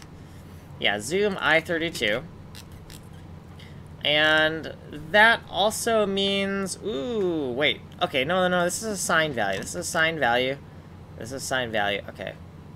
Why did I think it was, sometimes I don't know what I'm thinking. Okay, so this is good. So here's our zoom. Here's the location of the data, and we're going to, this is the location of the rectangle data on that texture, and this is the amount we want to zoom. Okay, and then we're going to get the value, and then we're going to test out some stuff, and we're going to just make sure that it all is what we think it should be. So that's good. That's good. I think that it's ready to go. I'm hoping that it'll actually run, that we haven't made any stupid syntax mistakes. You know, there's all sorts of possibilities with what we could have screwed up. Oh, for example, this. So we have this, like, 5, 6, and 7. Was it really that many values? That doesn't look correct. I know we had 2 values here and we split it, but that doesn't look right. Okay, let's go back down here for a second. So 1, 2, 3, 4, 5, 6, 7, 8, 9, and 10, right? And then 1, 2, 3, 4. Oh yeah, so this checksum here. Let's take this checksum here. Let's just paste it here because that's wrong. There. So now that checksum there makes sense. That's another advantage of duplicating your code sometimes is, yeah, sure, if it's broken in 2 spots, but sometimes the fact that you duplicated the code and reused it brings attention to things that wouldn't have otherwise been brought to your attention. So it's like, oh, I have to maintain these 2 chunks of code, but if I wasn't maintaining 2 chunks of code, I wouldn't have realized that I made that mistake in the first place. So we have these 9 elements, and did we change that here? Yeah, the number of test inputs is 9 now. And the number of test cases is both 19. Okay, yeah, so we're ready to run this. And I don't know if I made any syntax errors. We'll just see what happens when we run it. And if we have syntax errors, we'll fix them, and then we'll see if the test passed. And if the test passed, we're ready to write some tests. So no syntax errors, that's great. I feel like a genius, because I usually make syntax errors when I, make changes, I am constantly surprised by the amount of stupid syntax errors I can make when I am typing. Okay, so that works. So let's actually start to write some tests. And what I think here is these tests here, we're going to say that we're going to do, we're going to call this, we're going to do the quadrants in order. So this is going to be top left overflow. We'll call it overgrow. We'll call it overgrow. And top left and then top right. So we're going to do the quadrants. So this is going to be the top right overgrow. And then this is going to be the bottom left. So bottom left overgrow. And then over here, these tests here are going to be bottom right overgrow, right? So bottom right overgrow. So all of these are unique, okay? And they're all overgrow tests. And then this is just some type of basic test here. So for the basic test, we have a basic smoke test. We'll keep this basic smoke test. And the next test we want to do is, do we not, actually we have to merge this. So this is actually the zoom. So this is, This is zoom I32. Okay. And did we kind of... Yeah, this is not XY offset. This is zoom amount. Okay. Alright. So now that we have this correctly labeled, on the second test, let's just say that... let's try to zoom in, right? If we try to zoom in, we're going to expect to get the same thing once again, because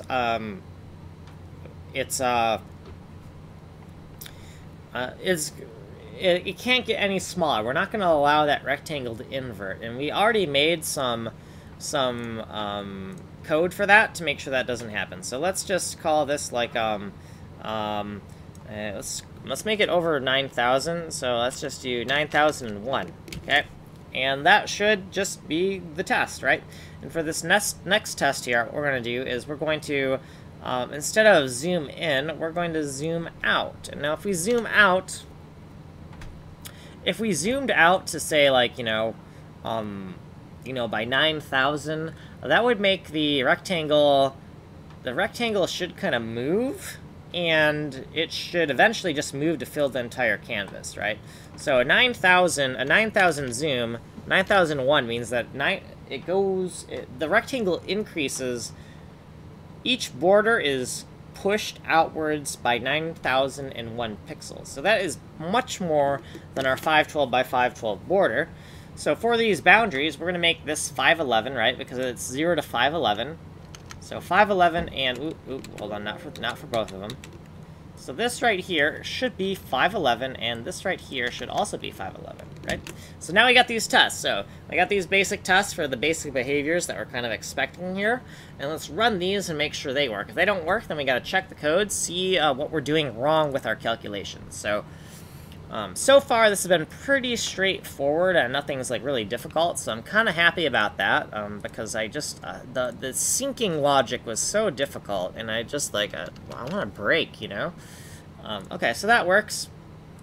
Now the next thing we want to do is we want a sanity check. We want to make sure that, no bro, like you actually don't know what you're talking about, and this test never actually ran, right? So let's make that 512, right? Let's make it off by 1. And now we're going to expect the test to fail. And if the test fails, we'll put this back to 511, we'll run again, make sure it runs, and then we'll start adding some more test code. But we just want to make absolutely sure we don't have any false positives. So that's a false positive, my friend. That is, it still ran, and we put in a value that made no sense. So let's make it 999 to make it a little bit more obvious that it is a false positive. And let's give this another run and make sure that the test still passed. And if the test still passed, then we will address this. And so in test-driven development, you write a failing test first, and then you make the test pass. And even though I'm not a fan of test-driven development as a whole, like a whole bunch of test-driven development things I have a problem with. I have serious issues with test-driven development. But the one aspect of write the failing test first makes a hell of a lot of sense, because you then you can avoid this like false positive problem we're having right here. So once again, I want to state for the record, I am not against tests. That should be pretty obvious by the fact that I'm writing tests. It's just that I'm against test-driven development, which, I'm sure that somewhere along the lines somebody has said that they don't like test-driven development, and someone's thought, oh, so they don't write tests because they're stupid, right? Or something like that. I don't know. But you can see that as we're making all of these mistakes, imagine that we didn't write test code. Like, I wouldn't be able to make a large project at all. If we didn't write test code, we'd be screwed. We'd have something buggy as hell, and then once it grows to a certain size, it would just collapse in on itself. So we have this array, and we're like going through the test, so why is it not... we have these expected values, right? Are we not extracting the expected values? Because if we're not extracting the expected values, that could create the problem. If we're not looping through everything, that could create a problem. If we're not calling the function, that could create the problem. Well, we have the function here, so let's do this. Let's just do a little log here. I mean, I'm pretty sure that we're actually calling this, but let's just make sure that we're calling it. So begin, and then, then after this, we're going to do void. Do we have enough room? We don't quite have enough room for that, so we'll just put a 0. That 0 is a null pointer, because we're not actually adding any supplementary data to echo in the console. And then right here, when we end the test, we'll just say that, you know, oh, we ended the test. All right, so let's just see what we have in the console. Do we have confirmation that the zoom tests are being called? Because I'm a little bit concerned that that's not the case. Okay, so let's just close this and look at the console. And tau sync, paint 5D, whatever, up here. Tau type, tau sync, tau sync. Tau sync.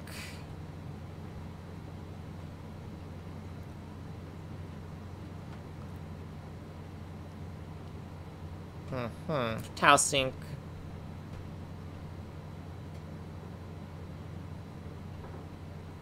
Tau sync should be... Oh, hold on.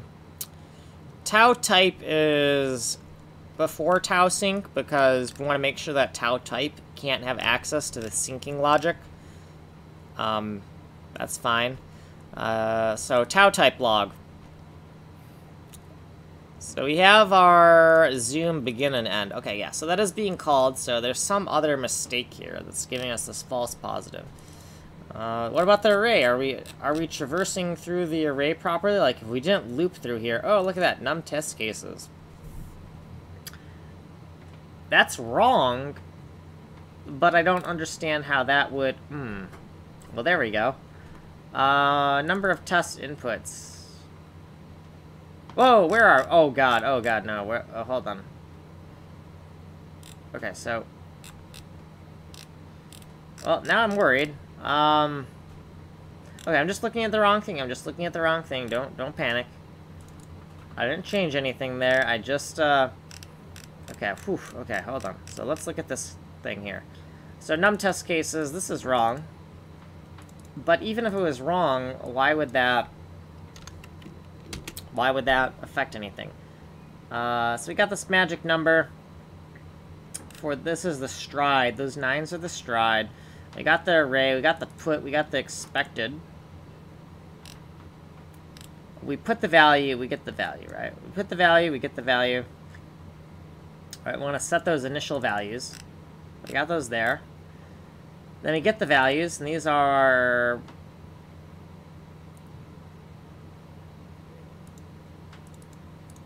This is the actual x0. Why is this actual x0? Sure, why not? And then we're getting it there. Okay, that's fine, that's fine. So then here we're gonna do our, like, zoom stuff, right? We're doing our zoom. Then we're getting the values. Then we're getting the actual values once again. And then these expected values.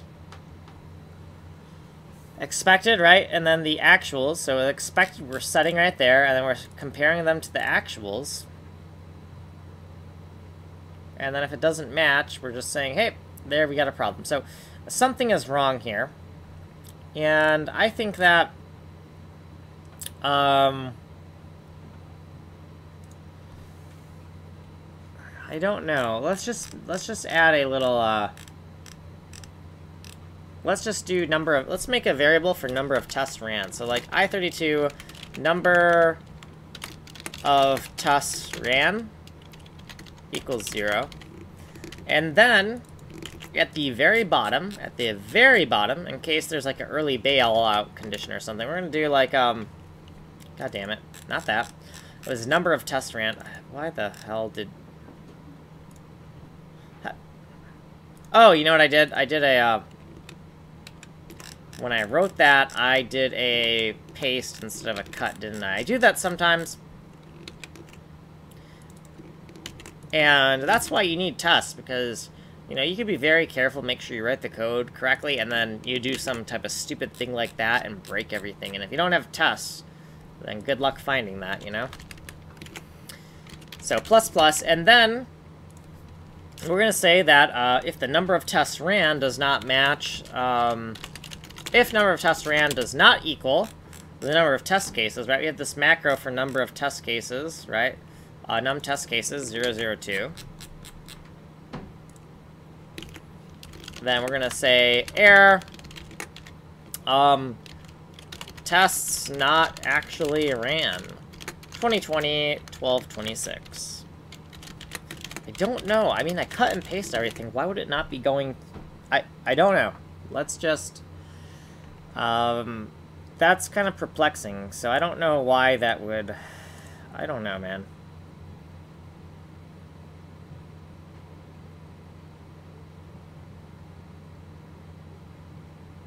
Okay, so our assertion failed. Num test inputs. So the number of test inputs is not the same thing as the number of test cases, is it not? Num test cases, the number of... Ooh, fuck, did we fuck that up royally? Did we? Oh, God, no. Let's highlight these. This is the stuff I need for the first test. This is the stuff I need for the second test. So, we should see for this first test, this should be the orange stuff. So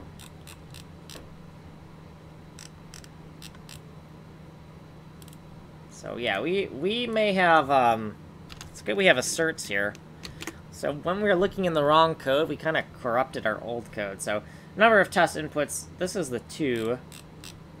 And the next stuff should be all orange. Or no, it should be all 1s, right? 1s. Okay, yeah, that's fine. That sucks. I don't want to, like, corrupt my test because I can't fucking... Okay, number of test cases, 002. Okay, so let's change that. Okay, so it's a good thing we have those little asserts. Because we were kind of stupid. And our asserts saved us. So, zoom test failed. Okay, so now the zoom test is... I don't know why... So it seems like we used probably, like, improper... The wrong defines, but I'm surprised that using the wrong defines would magically make it pass, though. Whatever, I mean, okay, it works. It broke, I don't know why it was giving a false positive earlier. But now let's run this now, and now we're gonna expect it to run correctly, right? So let's give this a shot and see if, And now the test failed, but at least we don't have that kind of false positive problem. And we actually can see what's wrong here, right? Because I'm thinking, oh, lower corner, upper corner, and that's not how I do this at all, right? That's, you know, I coded it to be inclusive rectangular regions and to have it defined by its borders. So that is actually correct. And we've had it fail now enough times where we know if this passes that it's not some type of, like, false positive. So let's give this a run and kind of see what this looks like. I'm going to leave stream, head over now. I do not eat all of the curry that I am about to deliver. So I might, well, I would think that Isaiah would knock on the door if they got here and nobody answered. So, okay, so the actuals and expected, what do we got here? The actual, 0, 0. That matches 511 and expected 0, 0, and 0. So it is expecting everything to be these zeros. Oh, yeah, because, oh, wait. Well, why is it... It's expecting zeros. Okay, so what I think is happening here is that this is not actually... It's not actually zooming out. It's expecting everything to be zeros. It's expecting everything to be zeros for this second test case. That's nonsense. We're zooming out. We're zooming out, and if we're zooming out, then that rectangle needs to get larger. And it's telling us, hey, well, our actual values are zeros.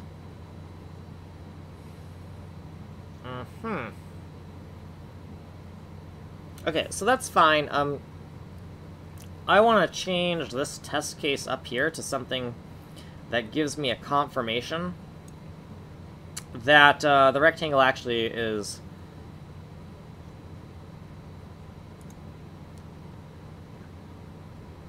It's already small. Let's do something where... Let's do something more sensible. Let's do a less crazy test over here, where we just kind of shrink the bounds. And let's say that the x0 and y0, they're at 0. Let's do something that we can just easily comprehend the math for, right? And that it doesn't actually go out of any bounds.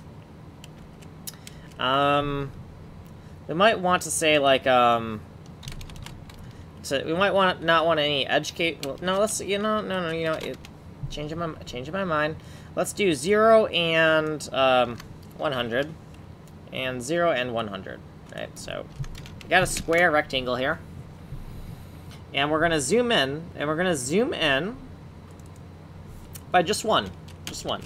Okay, we're gonna zoom in by 1, and that means that we're gonna pull in this. We're gonna pull this in and make this 1, and this is gonna become 99. We're gonna pull this in, right? Because lower bound, we're gonna pull in the lower bound, and the upper bound, we're gonna also pull in the other direction. So instead of 0 and 100, we're gonna have 1 and 99, right? So let's change that test to something more sensible, because with the way this is failing, I want to have a little bit more feedback as to maybe before we even work on this like case of like, oh, the rectangle is going out of bounds and all that stuff. Well, what about a test case where it's not going out of bounds? Do we still get the sensible values that we are expecting, right? Because this is a zoom in right here because it's positive. We decided that positive was zooming in. So let's give that a shot and make sure that if it fails on test 1 now, then we have a more core problem. And if it fails on 2, then it's about that hitting up against the boundaries that's going wrong here. So if we look at this, we see that we're still failing on test number 2. Okay, so that's great. So we know that it's something about there's the possibility that it's something about negative, like negative isn't being supported properly. So what we're gonna do is we're gonna like add another test case in here. We're gonna like throw in one more test case. So we're gonna pop this in here, and we got this like 100 whatever, right? We're gonna add to this, right? So we're gonna instead of zooming in, we're gonna zoom out by making it negative, because I'm thinking that maybe the negatives are just doing some weird thing that's not proper, right? So we're gonna make it negative, right? And that's gonna make this enlarge. Now this is already at the boundary, and we don't want that edge case, right? So we want something different. So let's do like 100 and 200, say 100, 200, and 100, 200, right? Okay. And we're zooming out by using a negative. So that means that the lower boundary is going to get lower, right? Because we're going to expand that rectangle. So that means that we're going to have this be 99. And then for the 200 is the lower boundary. And to get lower and lower and lower, we go higher and higher and higher. So therefore, this is a 201. Okay. So let's take these values, and let's make sure that they work, right? Let's make sure they work. So now we've added another test case. We've got to change these checksums, but before we change these checksums, we got to go and look at our macros for this next test. The number of test cases for this is now 20. Okay. And now if we look at where number of test cases is being used, let's make sure number of test cases times the number of inputs. Okay, that's fine. And we got the 0, 1, 2, and 3, and then we gotta like kind of renumber like all of this, right? Because we did this big insertion, and now this is a pain in the ass. But the checksum is nice. It helps us kind of look at the code and kind of immediately know which one of those tests is failing. So we gotta maintain it. But that's fine. It's tedious. A lot of coding is tedious. That's fine. Okay. So now that we have this extra test and we change that macro, well, that should be all we need. And so now we're going to see what we fail on, right? We're just going to make sure that we're trying to narrow down what the problem is. Like, how fundamental is the problem? Is the problem with the negatives, or is it the problem with the border, right? So we see we're failing on test number 3, right? So test number 3 is right here. So that's telling us, oh, we did this negative. It's not the negative thing. It's definitely the, hey, we're on that border. We're on that border. We're just this, like, 1x1 viewport at the top left corner. And now we're trying to, like, zoom in, right, by making the rectangle... Sorry, zoom out. We're trying to zoom out by making the rectangle huge.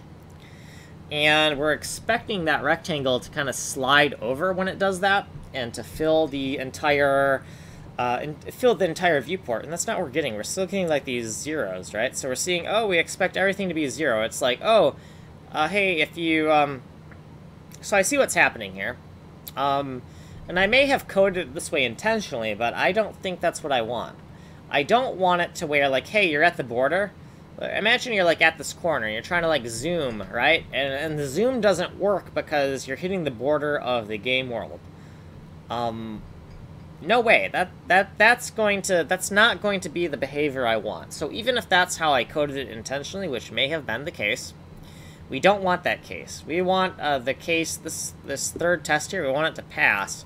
And so we're going to have to look at that zoom code and see how that zoom code is being used when it comes to going to those borders. And I think we pulled off some really stupid border code when we wrote it. So let's just look at the border code and kind of see, well, how do we write this?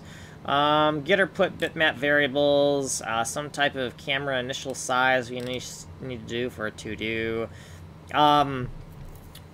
If the camera is already greater than 512 by 512, that's a mistake, right? We have some bad inputs. The camera started at a bad value. We don't want that, so that's fine. Guard zooming in or out too much. This section is what's managing that. And let's just kind of look at what we got here. So if the width minus...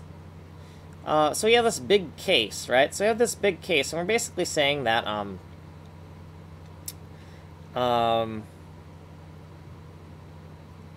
if we apply the zoom, and the zoom is about to invert the rectangle, or the zoom is about to make the rectangle too large, then we're just not going to do it, right? We're just like, yeah, fuck it, right? And that's not actually what we want.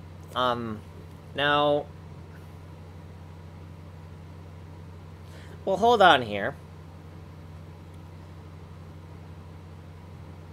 Oh, no. That's right. Yeah, that's going to do it. That's definitely going to do it. Because we used a huge value. So what we actually want to do is we want to use signed integers to do the calculation. And then,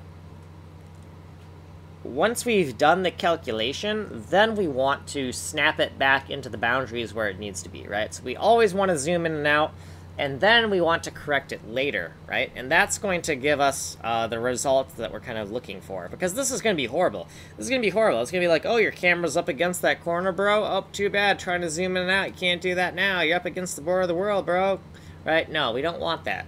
Like, if somebody's, like, using the controls for the zoom, and then all of a sudden the zoom becomes, like, unresponsive for some odd reason like that, that's just gonna be a huge problem. So we want to change this logic. We actually want to get rid of the guard, and so let's actually get rid of this guard. So let's just say let's just do this and just say if 1 equals 1, and I know people kind of hate this. I know, like, one of my old bosses at I guess I shouldn't mention companies, should I? One of my old bosses, I think, did not like an interview with somebody because it was a Java programming interview, and they did a while loop where they're like, while 1 equals 1, and he was like, what the fuck is this? And then he didn't get hired. And it's like, I feel bad for that guy, because that guy basically, if you do while 1 equals 1, that probably means that you're like a C programmer, which means you, like, know your shit, man, you know? And then this boss guy who doesn't actually know as much, like, he's a smart guy, but he doesn't know as much, and he just doesn't hire somebody because they wrote the code like that. And the thing is like, you have coding guidelines at your work, right, that tell you how to write the code, and then it's like, oh, but we're gonna knock you on how you write your personal coding style. Even though we have coding guidelines, right? Like, that's fucking stupid. So anyways, we're going to keep on, so we're going to say while 1 equals 1. I don't care. This is our code. So, so we'll just say, you know, at vid iid, And we're at 0063, and the time is 4 hours, 19 minutes, and 17 seconds. Okay, so we're a little bit out of room to, like, put this in here. So let's just take this, let's just take this and say, to make sure that we know that this applies to here, we're gonna just, I know it makes the code kind of, like, blows it out of proportion, but that's what we're gonna do. We're gonna put it right here, and then can we actually just throw it here now? Yeah, sure.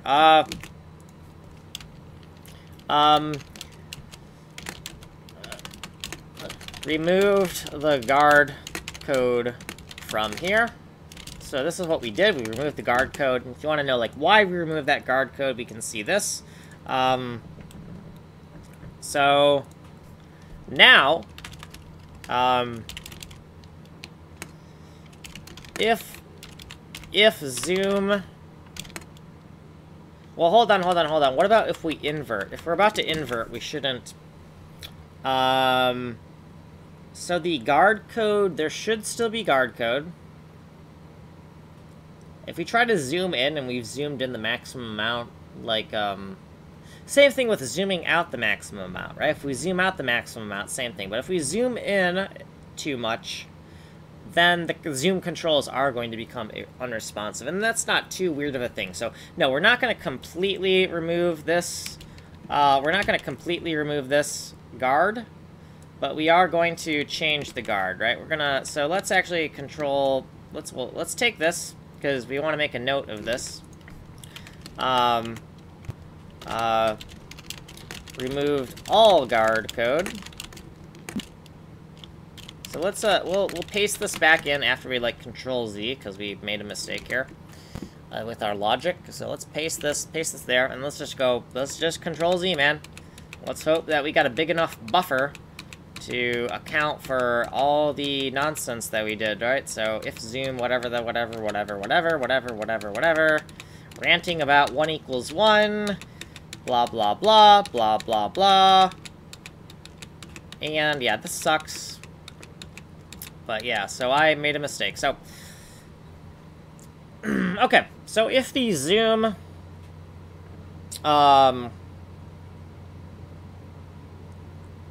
less than or equal to 512,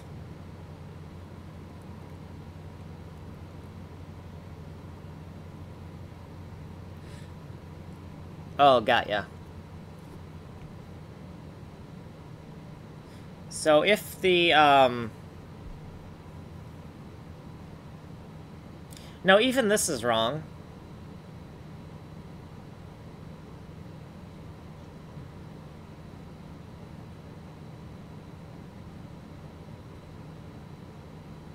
So really what we want to do is we just want to check for... No, I keep on changing my mind. So yeah, I get why we would do that and have unresponsive, but we can check for the inversion by just seeing that the rectangle is inverted, right? Our x0 and y1s will be, like, kind of, like, wrong. And at any time that we kind of discover that they're wrong, we'll just clamp them, right?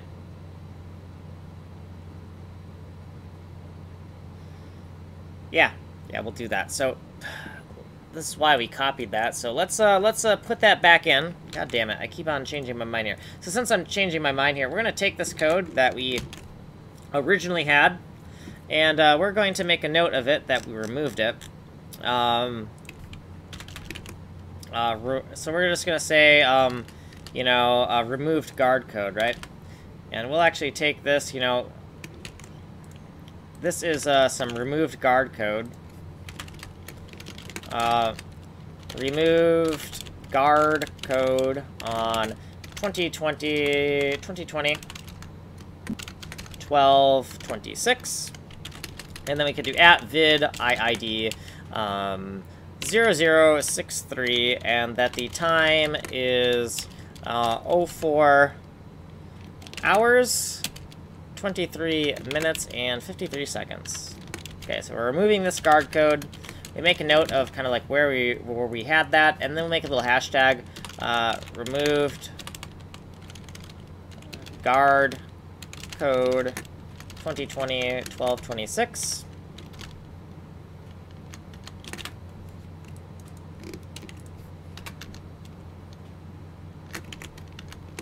And at some point, some of these commentaries might just be completely bogus, where it's like, I don't even know where that's from, right? That's fine. That's why you have an inversion control, right? So we'll just say, like, you know, we'll make this comment right here, removed guard code, and then just do this, hashtag it out, so we know it's this, like, extracted comment thing. And then we'll also kind of, like, keep some of these, where the hell did I, god damn it.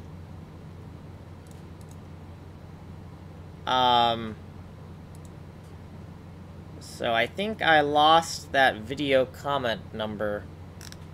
God fucking damn it, man. Didn't paste anywhere? Didn't paste anywhere.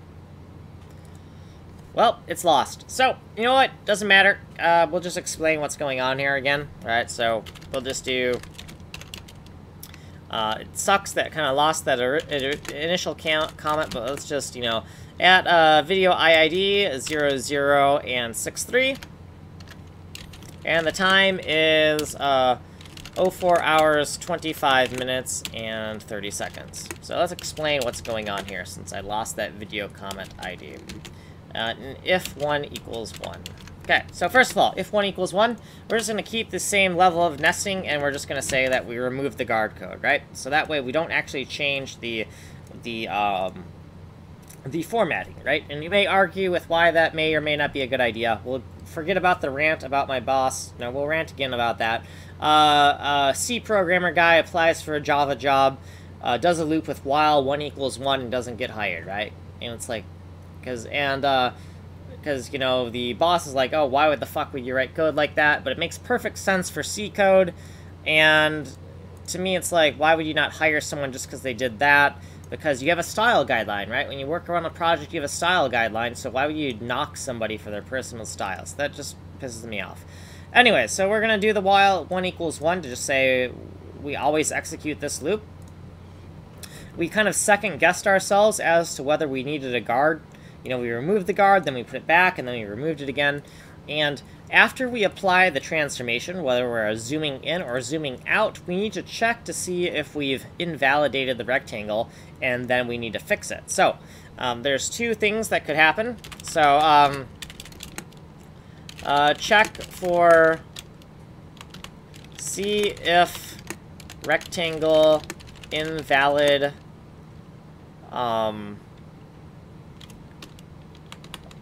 invalid size. Invalid config. Check for invalid rectangle. Check for invalid rectangle, right? Or, you know what? Did we wreck our rect? How about that? Yeah? Huh? Wreck our rect. Okay. Okay, so in here, there's two possibilities for wrecking the rectangle. One of them is... Let's do this. Did we wreck our rect inverted?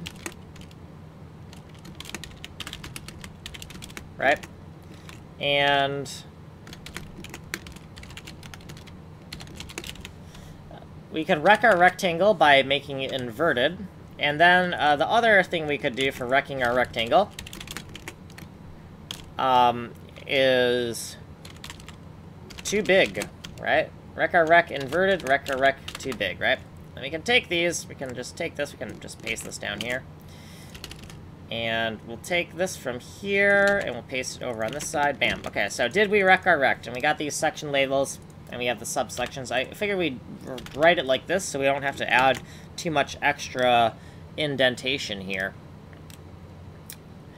Okay, so the first case is inversion. Now, inversion is pretty easy to spot. It just means that our x0, and it will be hard to spot if these aren't assigned integers. So let's make sure these are signed. We got these I32s. Are they the correct type def? Probably, because everything else has been done properly. Let's double check, make sure. Yeah, int32, okay. So, where we're checking for an inverted rectangle. Oh god, let's just search for the word rec, because I lost my spot here. Okay, so, if this value right here, if the upper bound is less than the lower bound, right? If the upper bound is less than the lower bound, then we've made a mistake. Or alternatively, we could write it like, maybe we want to always write our 0 variables first, and then the 1 variables next, right? 0, then 1. So we could say that if the lower bound is greater than the upper bound, right? And if the lower bound is greater than the upper bound, we need to do something about that. And we need to figure out where the rectangle coordinates actually need to be. Because at some point, those bounds, they crossed, right? And we have to figure out what that crossing point is, right? If we want to maintain, if we don't want to accidentally translate the rectangle somewhere, we want to figure out where that crossed, and we will just we'll just make the rectangle a 1x1 rectangle. But we need to know at what point it crossed, right? So we need to grow. We need to like undo some changes by just the right amount. Okay, so x0, right? The x0 is too large, right? X0 is too large, so we need to minus something from here, and then we need to add something to here, and then it needs to come out to them being the exact same coordinate, right? So that's the kind of calculation we need to do. And how can we do that? So we could set up a formula here. We could say that we could try to solve this algebraically, since we know kind of what that needs to be. So it's going to be, you know, x0 I32. Right, this is the bigger value right now. Minus our unknown, okay, is going to be equal to this value plus our unknown, right? We want to flip it around, right? This thing, this upper bound is now, the upper bound has been dragged way too far backwards, and so we need to pull it forward, right? And the lower bound has been pulled too forward, and we need to pull it backwards. Right? We gotta pull this rectangle back apart until these two values are equal to each other, right? So some type of, we're gonna minus from one and add to the other, and what we're gonna solve for is, we wanna solve for this case, right? Where when we apply this transformation to both sides, they equal the same number. And there should only be one solution for that. Like if we visualize it, we can see, oh yeah, there's only one solution where they both equal each other. And that will give us like a 1x1 rectangle, right? Because the points are concentric. How do we solve that? Well, first of all, you could remove those parentheses. And we're solving for u, correct? We're solving for u. We have a minus u. Okay, so we're solving for u. So we have x0 I32, and we minus x1 I32, right? We're going to minus it from this side, and then this side we're going to plus the u. We're going to add the u, right? So this now equals the u plus u, right? So we kind of, right, that's the formula we're solving for. So we take this, and we minus this, so we get both of these knowns on one side. And then we have these two u's here, so we're going to take this u, we want the u on the other side, we gotta plus it on both sides. We already have positive here, so now we have two u's, right? Okay, so now, to solve this, we know that this is 2u, right? So we could make a note, we could do 2u, this is 2 times u, right? So that means that what we have here is we have this thing right here. Okay?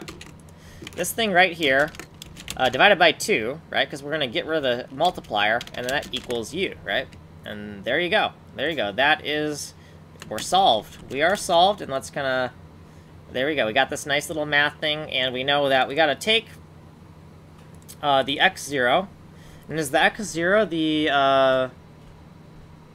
We're minusing u, so x0 is the greater thing. Okay, so that makes sense, because x0 is the greater thing, and then minus the smaller thing, and then you get some type of value, right? We basically take the delta, and then we divide the delta by 2, because we're going to add to both sides, and that's that, right?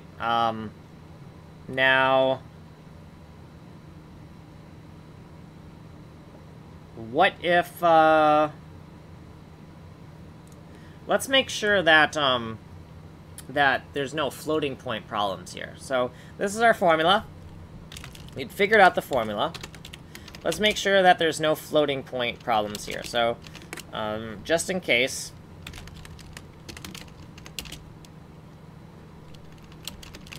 Okay.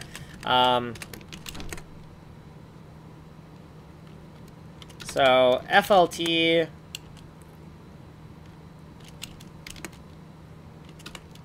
Let's say this is off. We'll call this U, CHK, and this is going to equal this right here.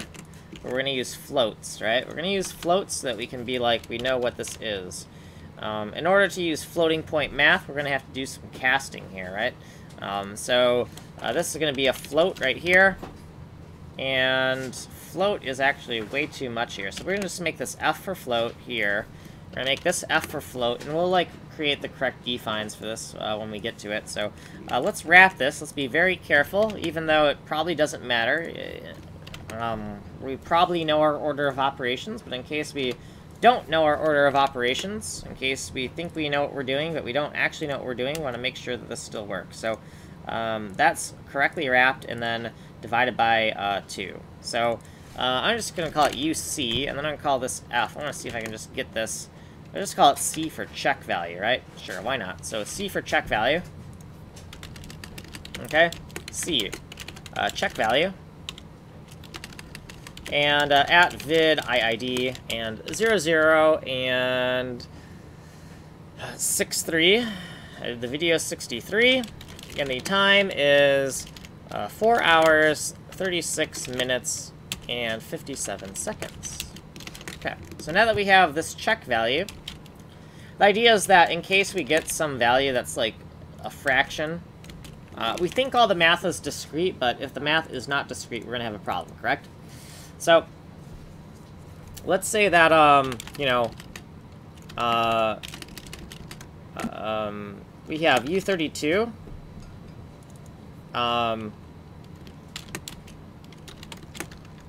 or it's I32. I32 int u equals, and the u value is just going to be this formula right here. We're going to just take this right here. Bam. Right? Same formula. It's just that, right, if we can take it and kind of move it and format it so we can kind of see that they're the same formula, we kind of move this right here, then move this right here. See that, hey, they're the same formula, right? Okay. And, we're just going to glue some defines up here. So, define f float, and then we're going to define I, and then I32. And then down here, we're going to do the same thing. We're going to undef that. Undef f, and then undef I, okay? And we'll, right, because it's just because we're running out of space here, right? So f, this is the check value. This is the actual value. We're solving for u, so I figured we might as well make it a u value, right? And since we are using a lowercase u, we might want to also put in our little formula here that we're solving. We want to make all these u's as well, right? Okay, so we have this u, the u value we're solving for. Why did I call it u? I don't know, honestly. Doesn't really matter. It's the, oh, unknown, duh, unknown. So, u equals unknown. right? We're solving for the unknown. Solve for the unknown. Okay. So, we solve for this unknown. And then we just want to make sure that, we want to assert that, if we do an int32 cast of C, we want to make sure that that int32 cast of C is equal to, and I want to make absolutely sure, so I'm going to wrap it more than it needs to be wrapped. We want to make absolutely sure that the int32 cast of C is equal to the int32 cast of F.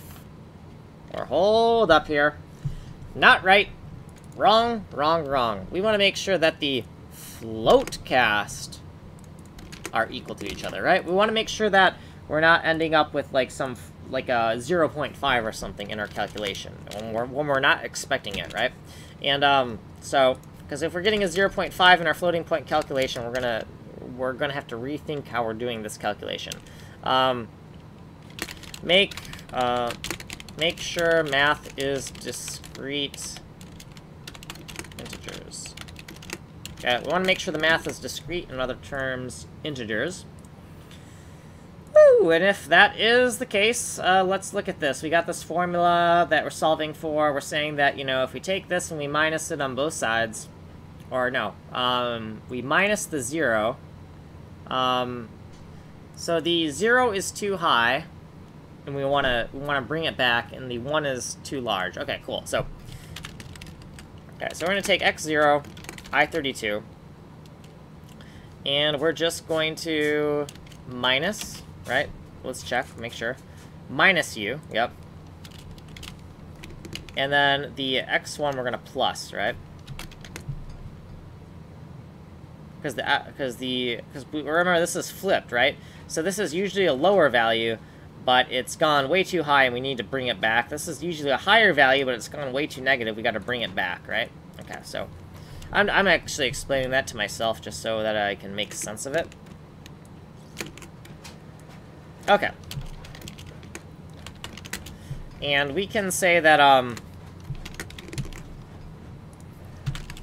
you know, uninvert the rectangle. Okay. Uninvert the rectangle. And then assert actually uninverted, right? And to assert that it's actually uninverted, we're not just expecting uninverted, we're actually expecting that it is going to be coincidental now. So we want to make sure that, we want to assert that x0 I32 is equal to x1 I32, right? Not just that, but should be coincidental.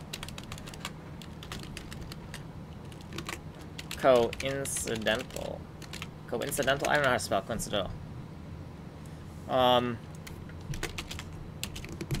Also should be coincidental. Okay, cool.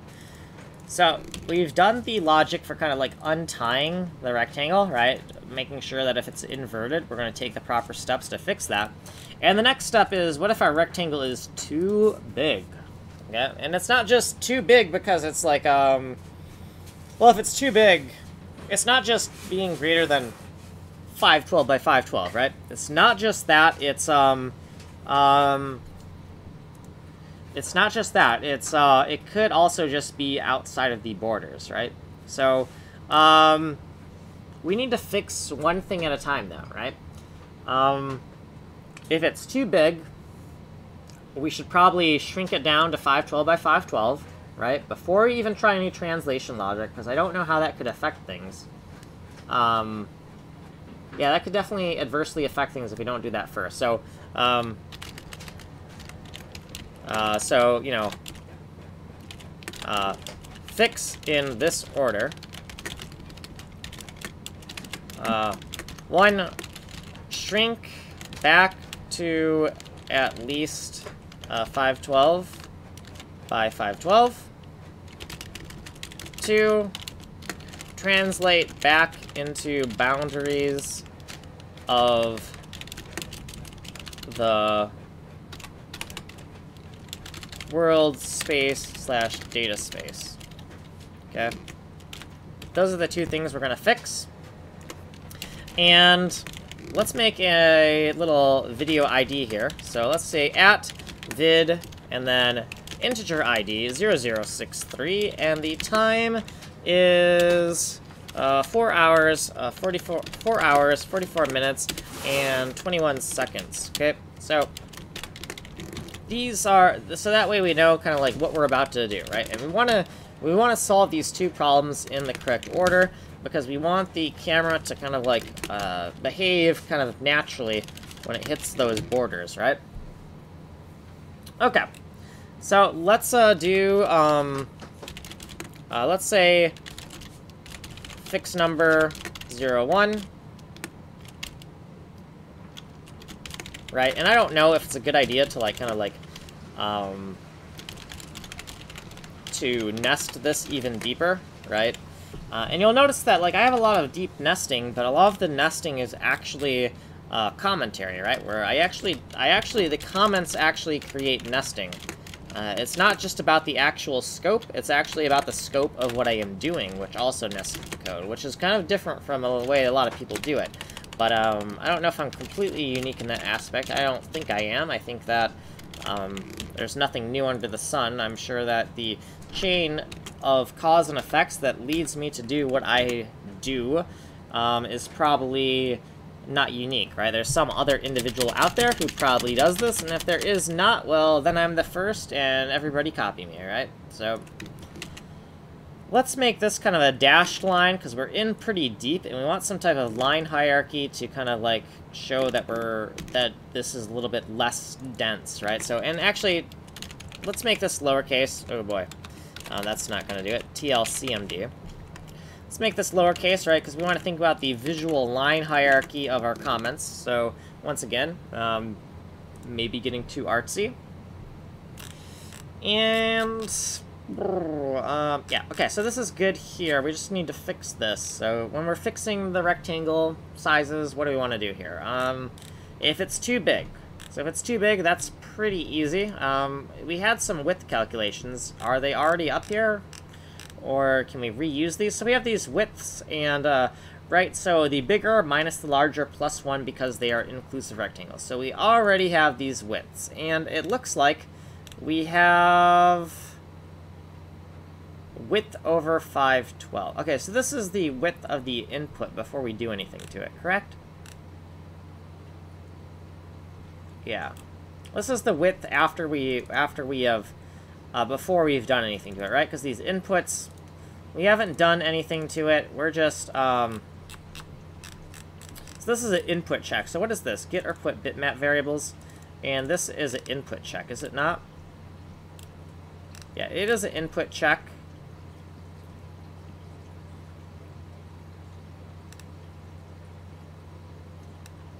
And we did a cast before we did that, didn't we?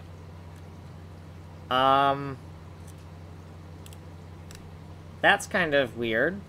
I get kind of why we did that. Sure. Let's put this at the top of the function so it's not, like, embedded into these sections. And, you know, we'll just say, you know, check size before, transform. So it's going to call it a transformation, and we're going to want to check the size before we transform it.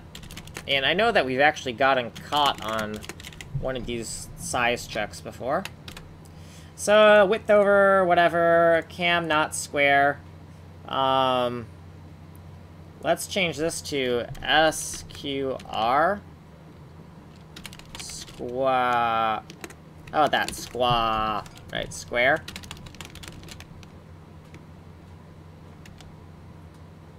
Yeah, let's just call it squaw.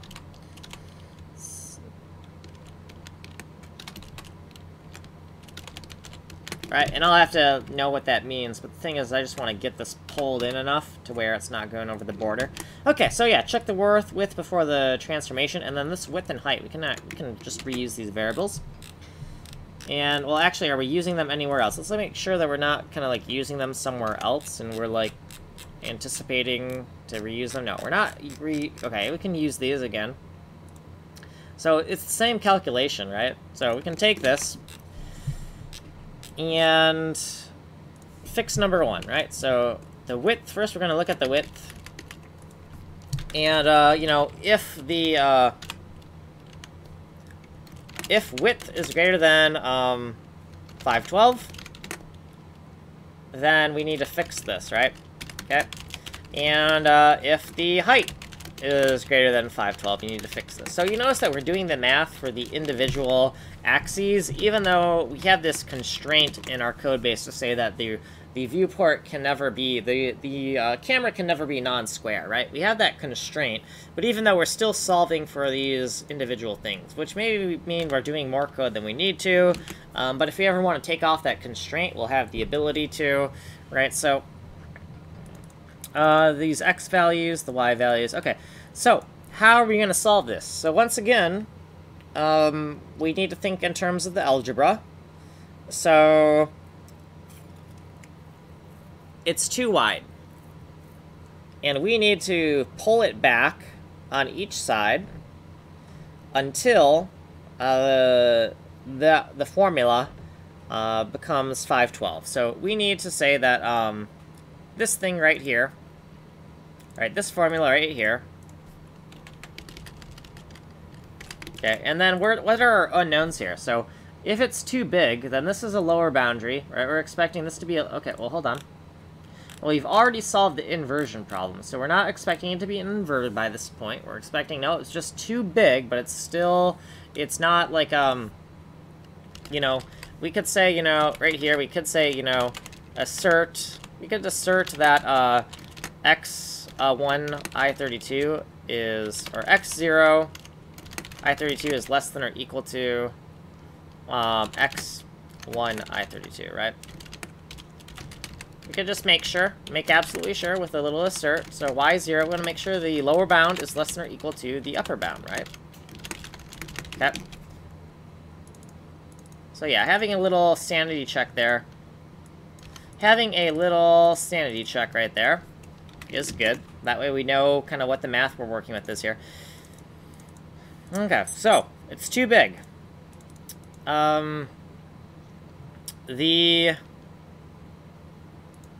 So we're expecting this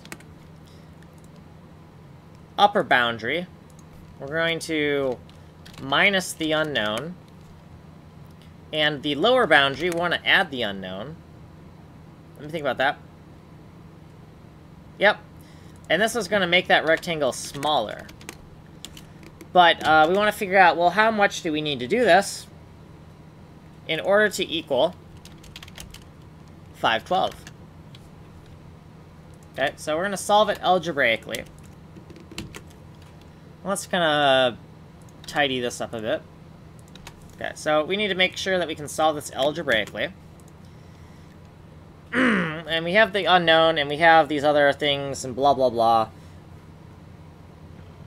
The question here is, what can we change immediately? What's the easiest thing to get rid of here? So we know that, well, first of all, we don't really need these things here, right? These are just me making things up. This +1 here, we can make that a -1.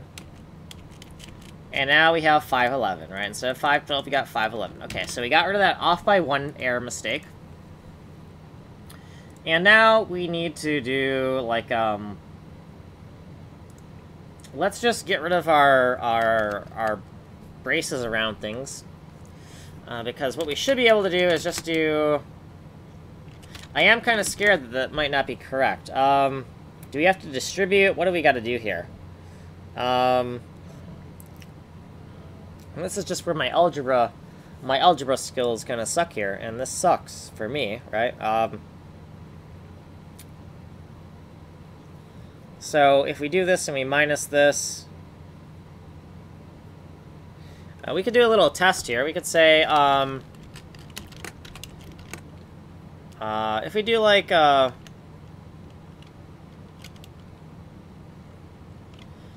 minus 1 minus, you know, 5 minus 1, right? That's not the same thing as, 4 minus 1 minus 5 minus 1, right? That's not the same thing. Oh, well, that's obviously not the same. These are not the equivalent. I do not believe. Let's check our math really quick in a calculator. So this first thing is equal to -1. And what about this thing? If we do it like this, what happens? What do we get?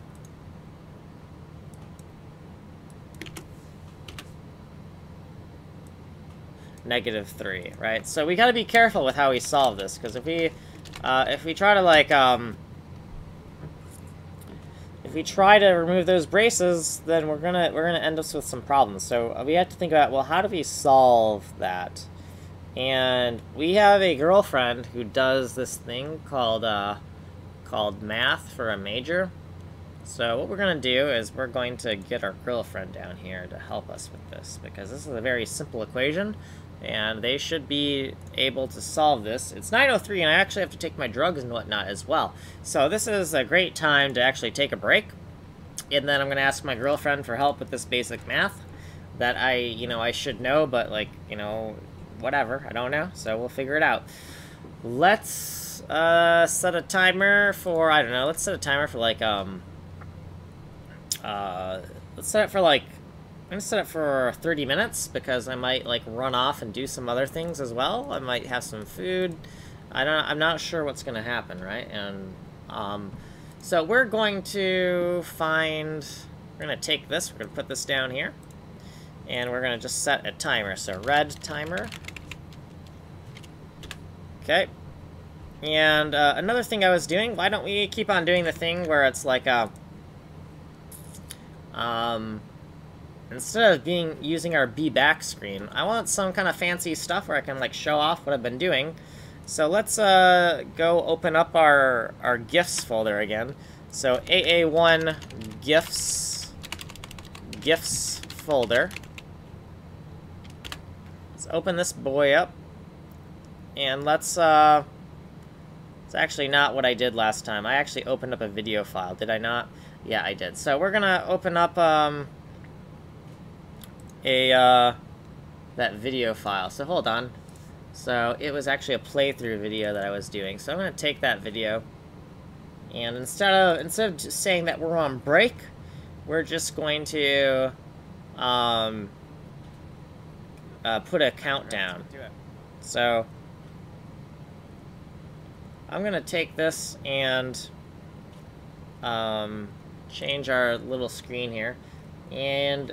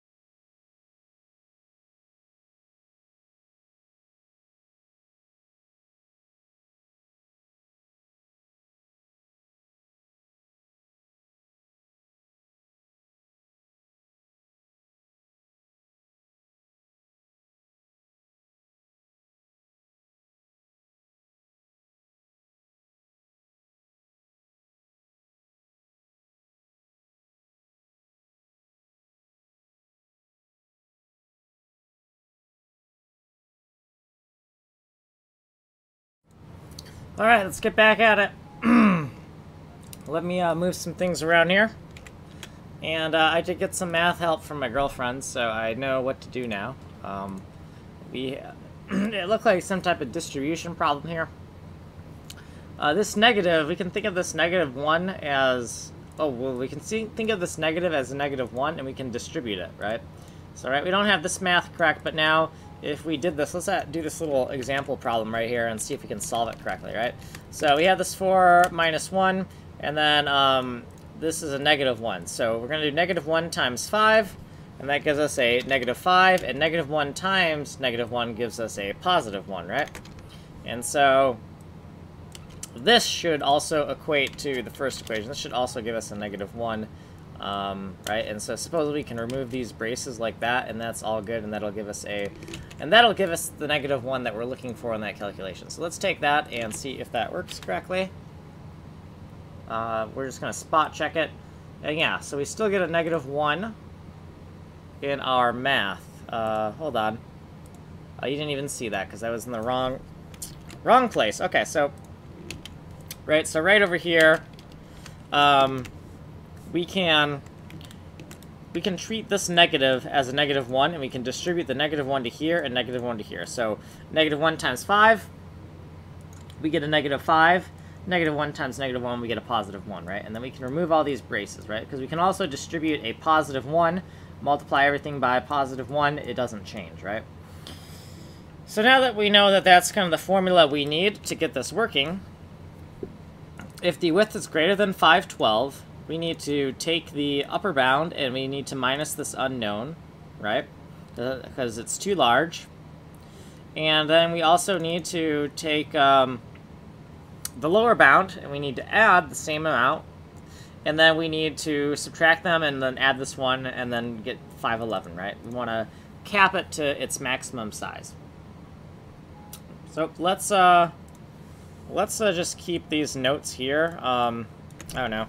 Let's make some notes. Distribute the -1, right? So that's kind of what we need to do.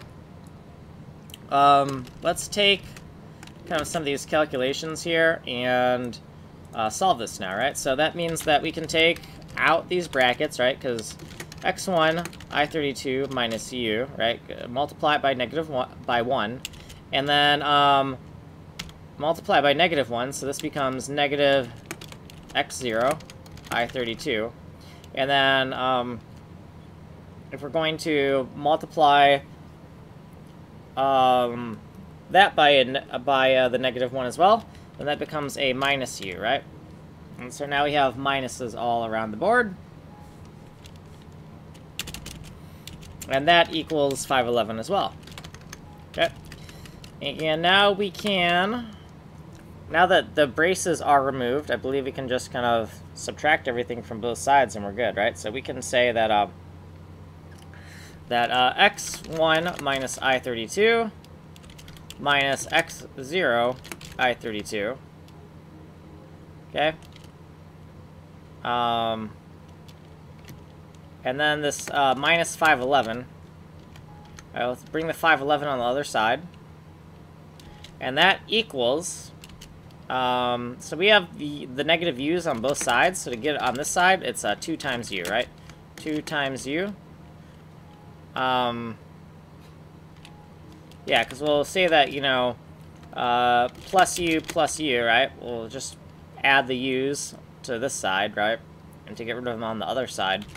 And that means that if we want to get just one u, we got to take x1 I32 minus x0 I32, and then minus 511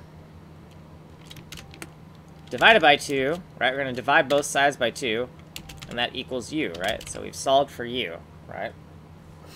So now that we kind of know what that math is,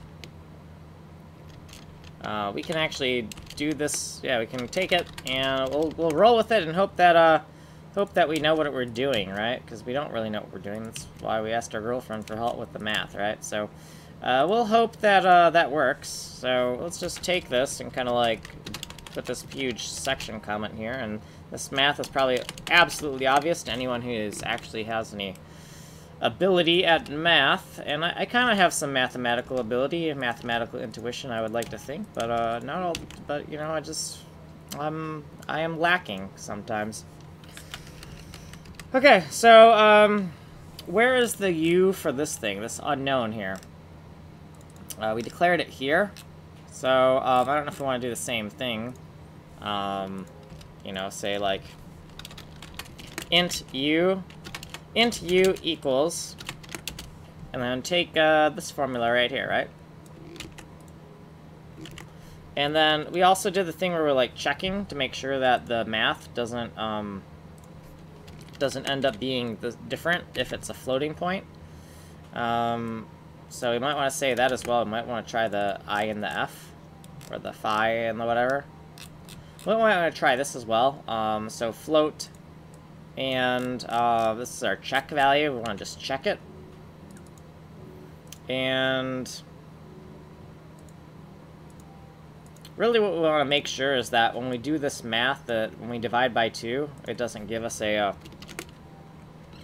it doesn't give us something that's fractional, right? So we can take this and divide it by 2.0. We're kind of running out of room here, even though we kind of like kept that pretty shorthand. So we'll just kind of do this, I guess, which is kind of ugly. But yeah, we just need to do this math and then divide by this and hope that the floating point values are the same. So assert that the float cast of the unknown is equal to the float cast of the float, right? Which really doesn't need, we really don't need to do, but whatever. I mean, that's the way we wrote it, so there we go. Okay, so with that, once we have the unknown value,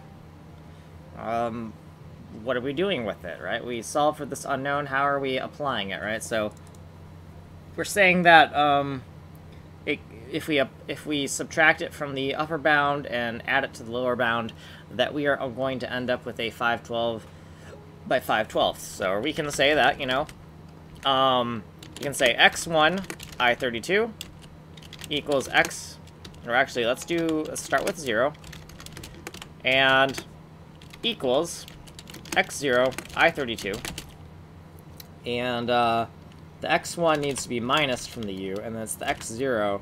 Oh, this is actually the x0. So the x0 plus u, and the x1 minus. Okay. So then the x1, we're going to do the same thing, except we're going to minus. Okay. And the last thing we can do is we can just make sure that, you know, we can assert that, x1 I32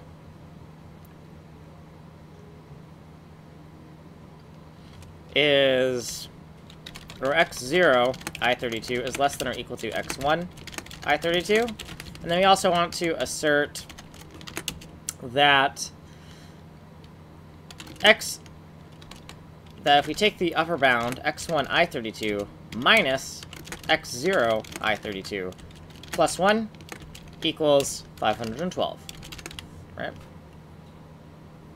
I don't know if we want to... Okay, so we have these two asserts to make sure that our math is correct, that we fixed this properly. So if we have made a mistake in our math because we don't know how to math, then we'll have that caught for us. Now, we see this width and this height. Okay, so that's fine. So we're looking at the width and the height, and we're just seeing that you see you have two things. So shrink back to at least 512 by 512. That's what we're doing here.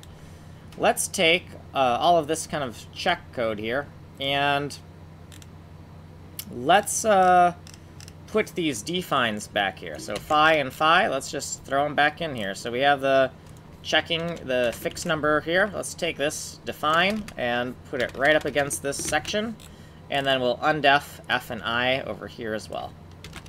So undef f, and then undef I. Okay, phi. I don't know why we're doing it, calling whatever.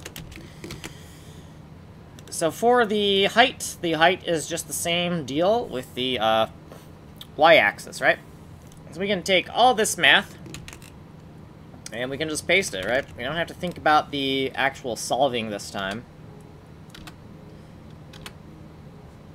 And anywhere we have these x's, we want to change them to y's, right? That's all we got to do. Anywhere we have these x's, let's just change them to y's, and then we'll have the right code, hopefully, right? Unless we made some stupid syntax mistake in the code, and now we're duplicating an error, and then we got to fix it in 2 places, and whatever. But you know what? We got to think about what is conducive to our focus. And this is conducive to our focus, not being distracted by syntax mistakes, right? We'll fix the syntax mistakes later. Let's just make absolutely sure that we're focused and we know what we're doing here. So that looks good to me, where we're going to say that, you know, we're minusing this. It's the same formulas. Yeah. The lower bound should be less than or equal to the upper bound, and all of that looks pretty good. What is our next thing? So number 2, what is that? Number 2? Number 2, translate back into boundaries of the world space / data space. Okay. So we want to make sure that, you know, if we have shrunk the rectangle back to the size that it needs to be, that 512 by 512, and it is still, it's still kind of like too big, then we need to fix that. And also, eventually we might need more rectangle code, right? Because we have this rectangle code and it has this specific boundary. We should probably, well, eventually we might have to refactor this code if we ever want a different boundary size. And instead of using 512, we'll have to use like different numbers, and that'll be annoying because we have this all hard-coded in here. But for now, I think it's fine to just hard-code it. But I am thinking of some cases where we would actually want a camera that's actually smaller than this. Yeah, I actually can think of a lot of cases where we want a camera smaller than this that's going to screw that up. So what we're going to do is, if we need to ever refactor this, we'll make an overloaded version that's hard-coded for these specific bounds, and then we'll, when we want to fix our test code, we'll use the version that has the 512 by 512 border stuff in it, and we'll just, we'll just kind of like wrap our code and make a more generic version that has flexible borders. But right now, being as explicit as possible to kind of solve the problems makes sense to us. So we can fill in these. Yeah, this is fine. Even though I am kind of scared that I'm being so specific and being so rigid, I think that having to refactor later is better than just being confused now, right? Okay. So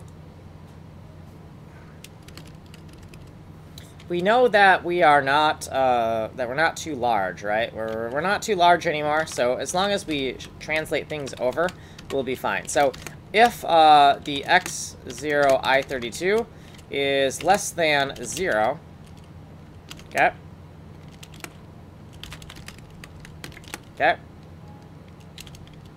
and then if y0 I32 is less than or equal to 0, is less than 0, okay, and then we'll do the yeah, because the lower bound code is going to be similar to on both axes, so we want to keep the similar code grouped together. If the x1 I32, right, because we are assuming that right now that things aren't out of order, right? Well, what if both bounds were out of order, were negative, right? With both bounds are negative, it's still going to get caught. So as long as the rectangle is in the proper order, then we only have to check the individual bounds, right? So if this is greater than 512 minus 1,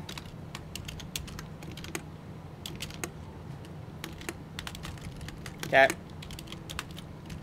And if, and also by writing it this way with the 512 minus 1, once we have to replace 512 with some type of constant, because we used 512 minus 1, it's going to be a lot easier.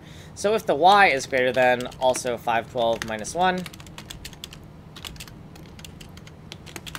then we'll do something else. So, let's make an assert here. Let's just assert again. Assert that, you know, I know we've done this a few times, but let's just make sure that that x0 I32 is less than or equal to the x1 I32. And the same thing for the y, right? We want to make sure the same thing for the y. Because this math is relying on such a condition to be true. Otherwise, the math does not work. Or we'll have some strange problem with it that I won't be able to find. Okay, so this is a lot more code than I thought I would have to write for messing with rectangles, but, well, here we are. Int 32s. Let's think about this. So, if we've gone negative, we actually already have a bounds enforcer kind of code somewhere. So let's, like, put a whole bunch of breakpoints here, and let's just look at enforce bounds. We should have something called enforce bounds, and I think it actually does exactly what we need to do. So we see this TAUTYPE rec inc enforce bounds, and if we look at this function, and we're using it for the translate, so this is inside the translate, and if we look at the enforce bounds code, back off the lower bound, back off the upper bound,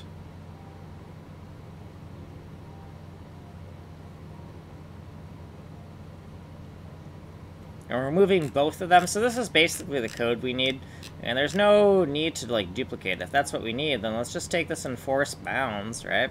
Let's just take it. And let's go back to where we were working, right? Let's go back to where we were kind of working, where we had all this stuff. And we'll just say, I don't know if we really need to wrap it like this, because enforce bounds is going to check all that, and maybe this is a little bit redundant, but let's throw it in here anyways. And these are by ref, so I guess we can keep that. And then we have the x is and whatever, so yeah, we kind of have, it's going to fix all of the bounds for us, is it not? Yeah, so rather than try to write this if that, whatever, you know, this is what it does on the tin. Let's just use it, right? So we see we already have the actual names we need already, so that's nice.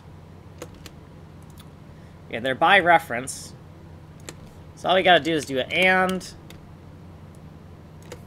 to get the addresses, and that's gonna affect it, right? Now, to make sure the math for this is correct, we can do some more asserts.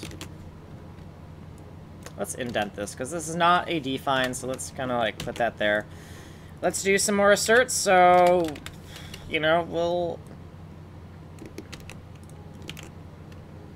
because I am kind of worried. Let's assert the same thing here, and then let's also, you know, assert that the x0 I32 is greater than or equal to 0. And the y0, same thing. And then for the y1, it's going to be less than or equal to 512 minus 1. Okay, so a crazy amount of asserts, but that's just because we're really paranoid. We're like, I don't know, man. I don't trust this function that I'm reusing. I mean, I wrote it, but I still don't trust it, you know? So, I think that's fine to do it that way. That's fine. Alright, so all these asserts because we're scared that we don't know what we're doing, right? Woo! Okay, so guard from zooming in or out too much, right? This is all this guard code where we're like, yeah, we're gonna test this function. Oh wait, it's not, you know, it's not behaving how we think it should behave. Okay, let's write all this code. Oh god, right? So that's kind of ridiculous. And I'm getting tired, so let's take this for a spin, try to get it running, and if we get stuck anywhere, I might just give up, because I'm just tired. It's like 10. Undeclared F. Yeah, because that's not supposed to be F. That's supposed to be a C. 255. So let's look at 255 for a second. So 255. That's not 255. 225. That makes more sense. Okay, so we got this C, and then we got this U value, right? We're just making sure that the floating point value comes to the same value as the integer value, in case we kind of like screwed up our math. We're expecting the math to be discrete, right? So if we don't get discrete numbers, then we're kind of worried, right? So come on and fuck. Okay. 275. Let's look at 275 here. Yeah, math is all fun and games until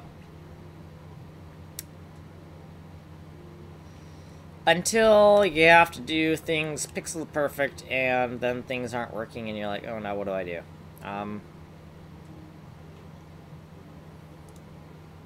So instead of this assert, we're gonna say that, you know, if, right, we're gonna change it a bit so that we have the ability to kind of like echo what's in here, or print what's in here and kind of see, well, what's in here, what's going on, why don't we have the values that we think we have, right? So let's just do air. I don't know if air is a current macro, but we'll make it one if it's not. Let's say FUFC 2020 12:26 and 10:01 p.m. Okay, that's what we'll call it. And we're gonna know immediately if this is a macro or not, because we're just gonna run it, and if it gives us a compile time warning, we'll know what's going on. Or compile error, right? Okay, so let's see what happens. Okay, so we got the problem. Let's print off what we have, right? So print F float. I don't print floats much. I believe it's just a F, yeah. Print F, and let's print off, let's say FU.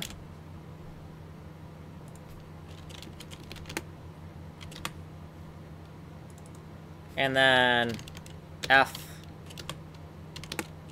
FU. And then for the FC, it's going to be FC like this, and FC. And then also we need a \n for a new line there. Okay, let's take a look at that and kind of see what we got. I'm going to guess we're going to have like a 0.5. Like if the math is like what I was worried about, we have a 0.5, and then we have to contemplate how that math works out if we truncate the value, right? Yeah, so we have like this 8,745, and then we have 8,745.5. And so we have to think about the implications of how this math works. And what do we do when we end up with this 0.5? So if we're ending up with a 0.5, I can see so what are we doing here? What's wrong with this? So the width is too large, right? The width is too large, and we're trying to pull it back, right? Number one, shrink back to at least 512 by 512. Okay, so we're trying to shrink back by 512 by 512, and it's too large. So what do we do? And why do we have this 0.5 thing going on? Well, that's because the rectangle could be an odd number of pixels, or it could be an even number of pixels, right? And if we're trying to shrink it, then we're not necessarily going to be able to get to exactly 512 by 512, right?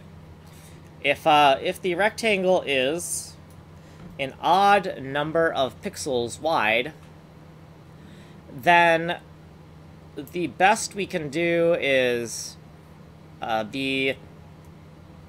if it's an odd number of pixels wide, and we're always subtracting 2 pixels, right? Because we're subtracting 1 pixel from one side, 1 pixel from the other side, the best we can hope for is a 511 by a 511 wide, right? Not a 512 wide. Okay. But that doesn't explain to me what I need to do with that floating point value, right? Do I need to, because what I need to do is I need to not, I can't subtract a 0.5. So am I going to subtract less, or am I going to subtract more? Well, it would probably make sense to subtract less, right? Because, or no, it actually makes sense to subtract more, right? Because we're trying to subtract it down, like if we see this, where we're doing the math, right? We're kind of pulling it in, right? So we actually want to pull it in by more rather than less, right?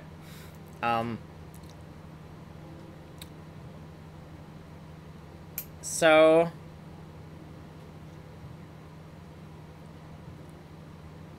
yeah, we just want to pull it in by more rather than less. And that's going to lead to our 511 rectangle rather than our 512 rectangle, right? And then we can't use this assert here. We can't use this assert here because it could be, well, this assert now needs to be changed to like greater than or equal to 512 or equal to 512 minus 1, you know? So we could change that. We could say that assert. I'm just going to do an if. If 0, and then just do or. If, 1... No, let's do this. If 1 and this. And then the same kind of thing here. This is going to be 512 minus 1 now.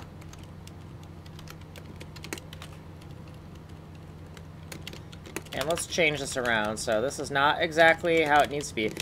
So if all this is true, if this is true, and if this is...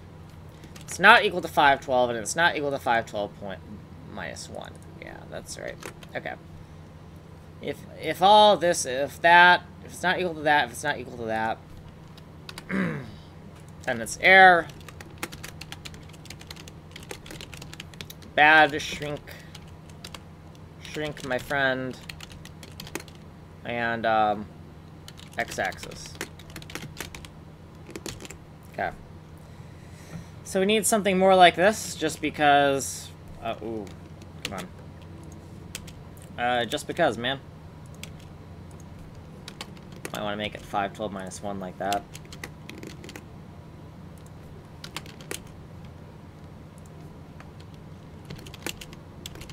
Sure, why not? I don't care.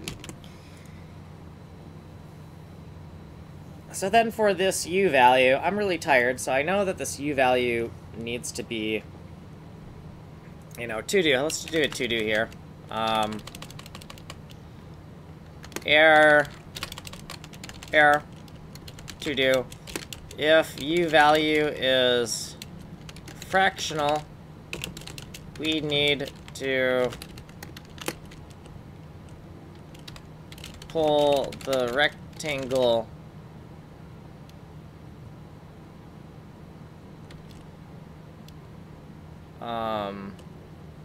in. We need to round up that value and pull the rectangle in to be a 511 instead of 512.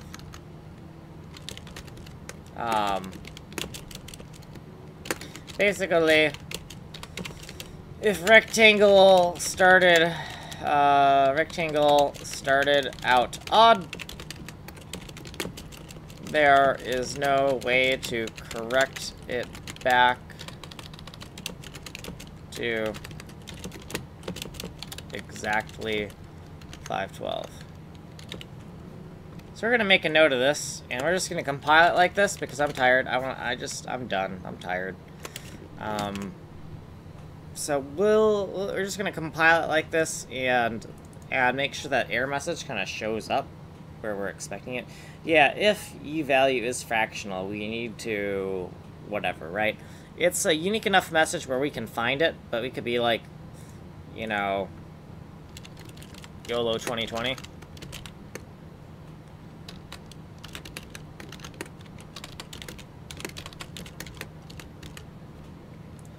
YOLO 2020. Let's try that. We got a YOLO 2020 in our codebase? I bet we don't. Let's try it.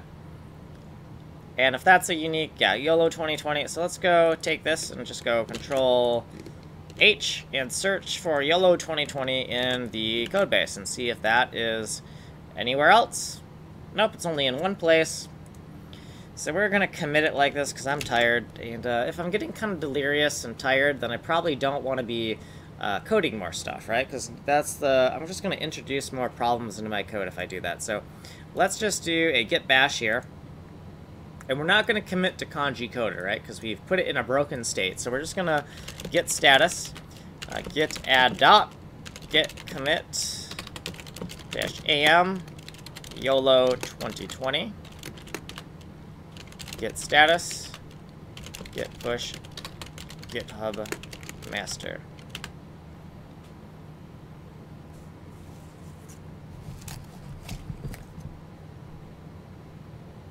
Okay, clear, git status. Okay, so yeah, that's, did we push it? Yeah, it's up to date. We'll try to figure that out later, because I'm tired. I get what we're doing. We've kind of been all over the place, but I'm tired. I gotta stop before I dig myself into a hole. I don't care that, yeah, we take a break, we solve the formula, and then, you know, after solving the formula, we were pretty much done, right? We're like, oh, nope, we're done. Like, yeah, I get that, and ideally, you do not want to leave your code in a broken state like this. Ideally, this is a horrible idea, but it's also a bad idea to keep on coding when you're tired. So we're just stuck in a place where there's no perfect decision to make. We're going to try to take the lesser of two evils and say, no, it's not in a state where it's completely unknown. Leaving it broken it's not too bad if you're going to come back to it the next day. But if you leave it broken and you come back to it a month later, then you're in some serious trouble. So if we are confident that we're going to come back to this tomorrow or the next day, then I think it's fine. I think it's fine to leave it broken like this. Put an error about exactly what we need to fix. And then we'll come back to it, I guess, on Monday, because tomorrow's our we can't work day. Yeah. And yeah, so let's get out of here. Let's get our agenda screen and see if it kind of makes sense still. Common backup and restore. That's already done. TAUTYPE unit test, that's actually what we're working on. So we can go into properties and we can just kind of remove this thing here. And common backup and restore, we actually did that. So we'll just keep a note that we did that. We won't delete it just yet. And we'll just make a note that, you know, this is what we're doing right here. We're doing that right there, okay? That looks good to me. Yeah, so video 63, Saturday. Alright, so we're out of here. I'll be back again later. I don't know if no one's watching stuff because it's Christmas or what's up with that. I guess everybody has a life, right? So that's cool. So I will see everybody around.